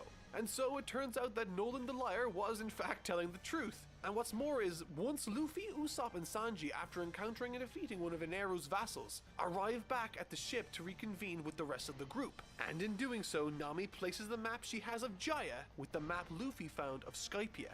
And wouldn't you know it, they combine to make a skull. Which means the right eye must house El Dorado, the city of gold. The sudden reveal of this half of a house and the combination of these two maps was so satisfying to me, firstly because I didn't see it coming, and also because I had all the clues necessary to solve this beforehand, but Good never night. did, thanks to the way Oda Dream set of it up. satisfying We've seen melons. both of these maps in isolation, and we know about the random nature and surge of water that happens around this region, which means that between Nolan's first and second arrivals on the island of Jaya, the land must have been shot into the sky, removing El Dorado from the island entirely. The new goal now is to find El Dorado and to take that gold. But the most interesting aspect of this particular part of the story thread for me is that the main conflict of this arc isn't directly involving the Straw Hat crew initially. Throughout this entire series so far, particularly every single story directly involves at least one member or all of the Straw Hats requiring rescue or defense. But this very arc, the dated conflict between the native tribe of Sandians fighting for their land against the tyrannical and terrifying Kami Ineru. And while he might not look terrifying from the outset and bears a striking resemblance to a particular prolific rapper, see if you can guess who that is, through his various introductions with his subordinates and his enemies, he is, by far, the most narcissistic and intimidating foe to date. One that not only imposes his will on others, but before he takes them out, humiliates them, demoralizes them, and stands before them as this self-proclaimed invincible force that cannot be resisted. He firmly believes he's a god and that everyone should worship him. Unsurprisingly, his power of electricity came from a devil fruit, but once again, I am impressed by the level of attention to detail Oda has implemented here. The story feels entirely new, as the Straw Hats discover this world and uncover its secrets. And what follows this decision to search for and secure the secret city of El Dorado is some of the most fun I've ever had reading a manga. As I mentioned earlier already, the ludicrous amount of story to cover in this particular section would be a manic feat fit for a madman. And so, to cut a long story short, the gang gets split up and slowly become involved in a war that's taking place between the Sandians and the forces of Kami Ineru. There's a really great scene that finally puts into perspective how impossibly powerful Kami Ineru is, and essentially during this part he gives the forces of the natives 5 entire minutes of uncontested free attacks just to prove to them that their efforts are entirely useless. Effectively, Ineru zaps from area to area of the conflict, taking out all of the rebel forces. However, in the process, the gang as well as Viper, the leader of the rebels, take out all of the subordinates of Ineru, and Luffy sort of gets lost in a giant silly snake. But eventually the fighting comes to a head when the last men standing reach the top of a vine that stretches through the clouds. And this is where the Viper character really comes into his own, as he shows us that he's had a plan of attack this entire time, utilizing something I hadn't heard mentioned for like 100 or so chapters. A sea prism, something that neutralizes the devil fruit power within a user, and in combination with a reject dial, he takes out both himself and Ineru in the process. What a fantastic sequence I never saw coming. However, something does happen that's quite interesting during this, and I thought it worth mentioning. Bearing in mind that this isn't at all a criticism of the writing itself, just a fun observation I had. Ineru is now lying motionless on the ground, however, using his power, he essentially shocks his heart into working again, much like a defibrillator would in a hospital or on those TV shows we see. But did you know that this scene is based on a myth? Defibrillators do not, in fact, start the heart beating again. A shock to the heart doesn't do that at all, apparently. In fact, it actually does the opposite. Apparently, defibrillators are used to slow a person's heart down and regulate it. The word fibrillation means rapid, irregular beating of a heart, and so a defibrillator actually tries to restore that back down to normal. I can't exactly blame Oda here. Decades of famous TV shows tell us otherwise. I just thought it was a fun thing that was worth mentioning. And what's more interesting is how Oda actually handles the political struggle and mystery of Skypia's country and land. The issues and social commentary taking place in this arc itself are actually quite interesting, and I love how Oda isn't exactly taking a particular side in the war either. He acknowledges the unjust means with which these people were forced off of their land, but he also takes a little bit of time to draw attention to the fact that the great-grandchildren of Skypia shouldn't have to pay for the sins of their ancestors. It's really interesting as they consider this to be as much their land as the natives do now, leaving the audience to choose their own side. Now, naturally, we sympathize with the natives much more as they have been forced into this unnatural situation by seemingly pure happenstance as tragedy would have it. And what makes this situation all the more tragic is the flashback sequence Oda gives us of Nolan's story, shedding light on the encounter that paved the way for this entire arc. Once again, Oda doesn't feel compelled to tell his story in a conventional way or in a rushed manner. He sticks to his guns and spends what would translate to over a month of manga releases telling this crucial to understand story of a voyager and his friends he made through unconventional means in Jaya. Essentially, in a nutshell, Nolan, a foreigner, helps to save the natives of a particular plague that is befalling their island, desperately trying to help them in any way he can, and after several misunderstandings and a series of unfortunate events, the two leaders of the respective sides gain respect and love for one another. Unfortunately, we all know how this ends, but the means with which it does is hauntingly sad, invoking from me the strongest emotional response I've had in this series so far. The tribe itself promised to ring the bell for their friend to find them once again, and when Nolan returns, they are gone, having been sent to Skypia never to see each other ever again. And the fight the tribe leader puts up to ring that bell for his friend is incredibly moving.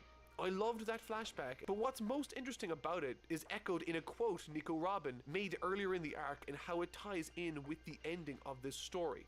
The quote is, "Those that don't respect history are doomed to repeat it." You see, Kami Ineru doesn't respect anything, let alone the legacy and history of the natives. Even his subordinates straight out say this in dialogue sometimes.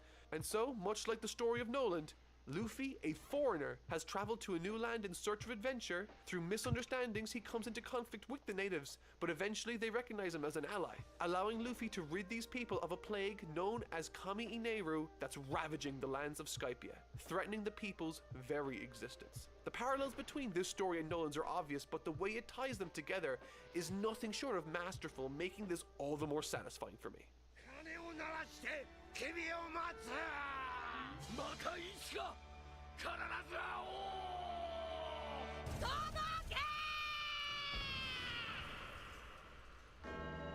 The final fight. The plan Ineru enacts is perfectly in keeping with his character up until this point, and it's fittingly grandiose in scale, making for a spectacular atmosphere in the final fight of the arc between Luffy and himself. And as I mentioned a number of times so far, Ineru has been built up as this all-powerful, invincible entity, impossible to hit, impossible to intimidate, or to catch. But he hasn't met Luffy yet. Hey yo, pay yourself for the rubber band. Man, you've never heard a sound like the rubber band. Man. Now, granted, while I did sort of see this coming, I absolutely adored how it was handled. Not simply because of the build-up Ineru has received up until now, but because the mechanism with which Luffy hit him made sense, and, my favorite part, it also makes complete sense that Ineru had never heard of rubber as a thing that ever existed, simply because where he comes from, it doesn't exist. It's such a simple thing, but because it's established earlier in the story by way of them worshipping anything that is sent from the ground up to them, it makes sense that they wouldn't know rubber even exists, and so, in the form of the Rubber Man Luffy himself, Ineru now has a natural enemy, and over the course of this fight, Luffy makes this god bow to his rubbery powers. Now, naturally, the fight is a lot more complex than that, incorporating some Ultra Instinct by Luffy 20-some-odd years before Goku ever did, as well as his fist becoming trapped in a giant golden ball which he uses to great effect towards the end of the fight, turning a weakness into a strength, capping the arc off on the highest of highs, ringing the bell for the first time in centuries. It ringing so loud that the descendant of Nolan himself, Cricket, on the shore of Jaya, far below, can hear. Climaxing on one of the most spectacularly touching images I've seen from One Piece so far, a giant shadow of Luffy cast over the horizon, acting not only as the big finish to the fight, not only as a signal to the people far down below that things are in hand, but also provides us an explanation as to why Luffy and the gang saw giants in the ocean beforehand. It was the shadow cast by the natives trapped in the sky. What an incredible story, and what a spectacular finish to what was, for me, the single greatest adventure One Piece. Ooh, that's a big boy! That's a big boy! I think by far and away the most interesting The sections F are of you the story doing? are told through Find the a big characters boy! He's a large individual! stayed out of harm's way, as she herself had more pressing matters to attend to. But before I get into that, one aspect of the character I've noticed is how detached she seems to be in situations and from burst those in your around her. skellies, and now I'm fighting a big boy! Various crew members in Why are her there own really birds cool involved? ways. She also They neglects summon to learn imps. any of their names okay. and really is focused only on this ultimate goal of her own, to find and read the poneglyphs. And so for this reason, I believe she most definitely has ulterior motives that the rest of the crew aren't privy to, and perhaps we can't completely trust her yet. So in a sense, I'm sort of with Zoro on this one. But regardless, the most interesting part of the Skypia journey for me was the ruins that she uncovered and decrypted. Robin reveals that there's a portion of history that is completely unknown or missing in the world. And that's an interesting thing to say, but furthermore realizes that on the tablet she's reading, Gold D. Roger left a mark, with another character in Ganfor reaffirming to her that he had in fact been there 20 years prior. And what's perhaps the most interesting thing she says in this instance is, how did he know these letters? Which begs me to ask, who or what is she? Does she know why she can read these letters? Is her memory missing? Is she connected in some way to Gold D. Roger? And what's more is that in this very chapter 2, Ganfor points out that Luffy was just like him. I feel like at this point they are trying to make me think Roger is Luffy's father, but I have a feeling that's not the case for some reason. It seems perhaps too telegraphed. And what's more is that the text on these poneglyphs from Alabasta and now Skype. Are we gonna get something cool? Something cool. No, nothing cool. Why would we ever get anything cool? We got some Slayer XP. I guess that's fine.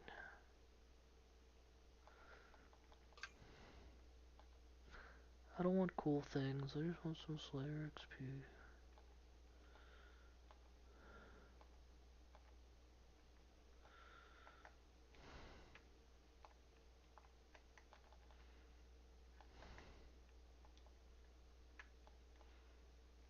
Wikipedia have both alluded to a powerful weapon, but both have given that weapon a different name. And perhaps there's two weapons, who knows? To find out more about this, I suppose we have to wait and see how this develops as they find more of these moving forward. And finally, Robin declares that she will have to connect them all and reach the end of the Grand Line. So it looks like she has a goal now to match the rest of her crew. But apart from that, now that the Skypiea arc is in the books, I'd like to give some predictions I have moving forward. In this video, I mentioned that the mantra mechanic might be huge moving forward and that I think people can learn it like Zoro might have done in the arc prior. I also think sea prisms might have a very interesting future too. I wonder if someone who has a devil fruit power, if he were to hold a sea prism, would that person be able to float or swim now that the devil fruit powers have been negated? And finally, Gold D. Roger.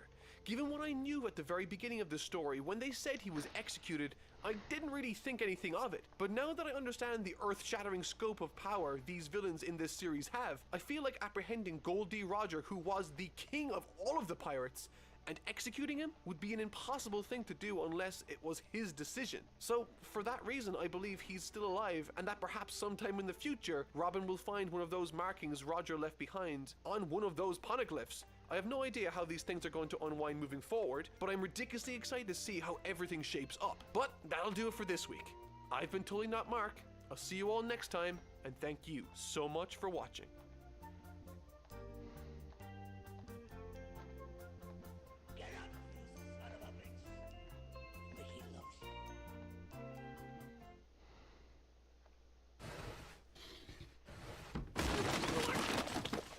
So, I guess you guys want me to watch G8? Whether it was on Twitter, Instagram, the YouTube comment section, or even through my editor and AJ's personal Twitter accounts, please don't do that. So many of you wanted me to cover this non-canon part of the story that I honestly couldn't ignore it. And what's more is, after covering very large chunks of the story in my last two videos, I've decided to not rush through things at the breakneck pace that I was, and to analyze things maybe just that little bit more carefully, just so that I don't miss anything important or feel compelled to glance over anything in the interest of time. I want to do this series justice, and so today I'll be plunging into and breaking out of the surprisingly well-told story of G8, and of course I'll be taking my first dip into the Water 7 saga with the Long Ring, Long Land arc. It's surprising to think that despite being 6 parts deep into this series, I am still less than 33% of the way through it, already feeling like one of the most immersive and competent stories I've ever read, and now, thanks to G8, watched. I'm Totally Not Mark, and this is my first impressions, thoughts on, and review for the impressive, tense, and hilarious G8 and Long Ring, Long Land arcs.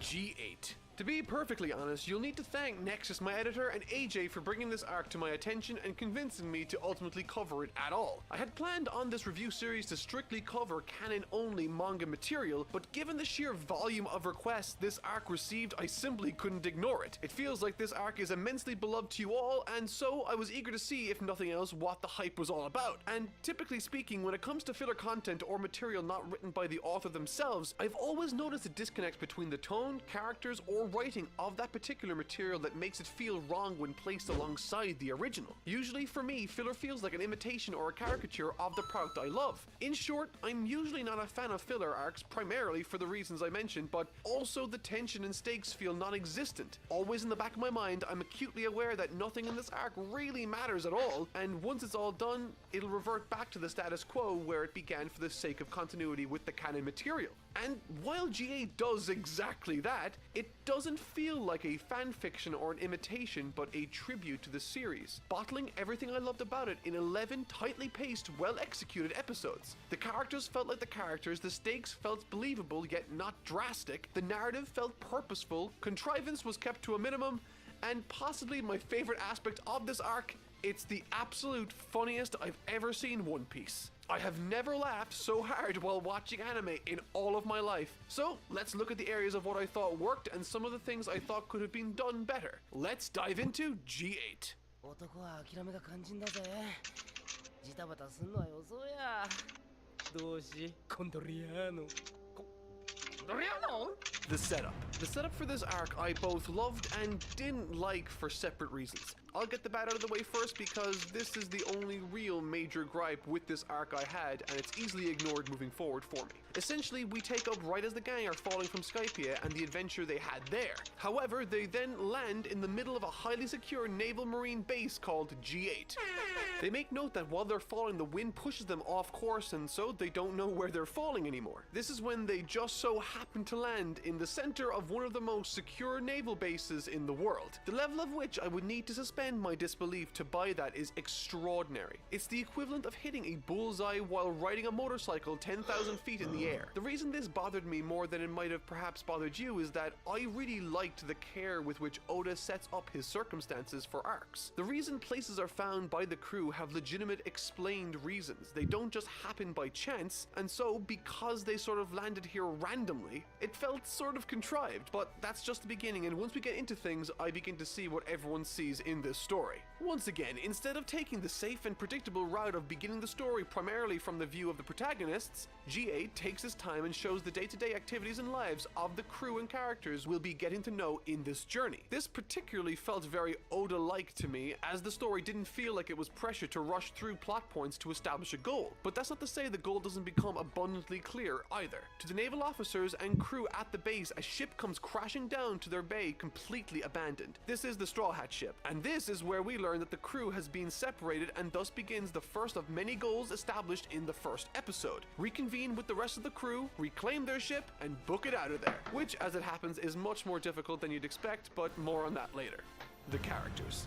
Another reason I typically stay away from filler material is largely due to each character's development suddenly being frozen in place. And while that is largely the case with this, because Oda is sort of a unique case of being one who likes to have his characters in a constant state of development, progression, and introduction to new aspects of the world, I felt as though G8 offered a ton in the way of allowing characters to breathe, and for a pleasant change, we actually got to just sit back and enjoy them as they are in various interesting scenarios. All the while also tying the story rather well with the prior canon arcs by utilizing various aspects taken from that, like the dial technology and waver, which play major roles in this story, helping it to feel more like a natural progression rather than the detour it technically is. There were a number of characters that surprised me with how much I actually enjoyed them, but none surprised me more than the head honcho and commander of the base itself, called Commander Jonathan. This naval commander and part-time fishing enthusiast acts as the main antagonist of the arc, and what makes him interesting to me is that he's actually one of the most likable characters I've yet been introduced to in this entire series. And that's not all. Where characters like Don Krieg, Buggy, Arlong, and Bellamy have been fun, brutish characters to overcome head-on, Commander Jonathan implements a new challenge for the Straw Hats. He's actually an adept strategist, which is fitting as they are in his territory and he's a high-ranking individual. His laid-back, upbeat, kind demeanor is a perfect representation of his combat ethic also. His priority is to, first and foremost, cause as little harm and to put his men into as little danger as he can, while also recognizing the good in Luffy and the others. And when it comes to the others in the group, the three that shine brighter than they normally have for me have been Chopper, Usopp, and Nico Robin. During my Drum Island video, I neglected to talk much about Chopper, and really that's primarily because I didn't really know yet what to make of him. He's very much a tragic character, perhaps more so than anyone else in the crew, but he's also incredibly reactionary. The story sort of happens to him rather than he dictates the story, which is fine. We need characters like that, but I'm usually not that big a fan of them. I mean, I think Chopper is fine. I like him, but he's nothing special, or at least he wasn't to me. I've said before that one of the main reasons I was impressed with Sanji as a character was how distinct he felt despite sharing a ton of similarities with Zoro's personality. That's not an easy thing to pull off, and Oda definitely does that with Sanji by emphasizing 72 more Necrals, man. This extended Necral task is so good. I'm gonna get basically nearly a full magic level. I guess it's more like 2/3 of magic level. 2/3 of a defense level, or 1/3 of a defense level, or something. I mean, I finished my Slayer level, and I'm gonna have a decent chunk towards the next. 83. That means there's a grind to have, Talon. There's a grind to grind. Dragon boots are on the table. Look at these cute little boots. They got a little dragon horn. Look at them. I can see his boots. I don't have them yet. I just linked you pick. No. Please recite. Linked you my dragon pick. Please respond. Those are some booties. I like the point. I like the pointy tips. All right. Bye stream.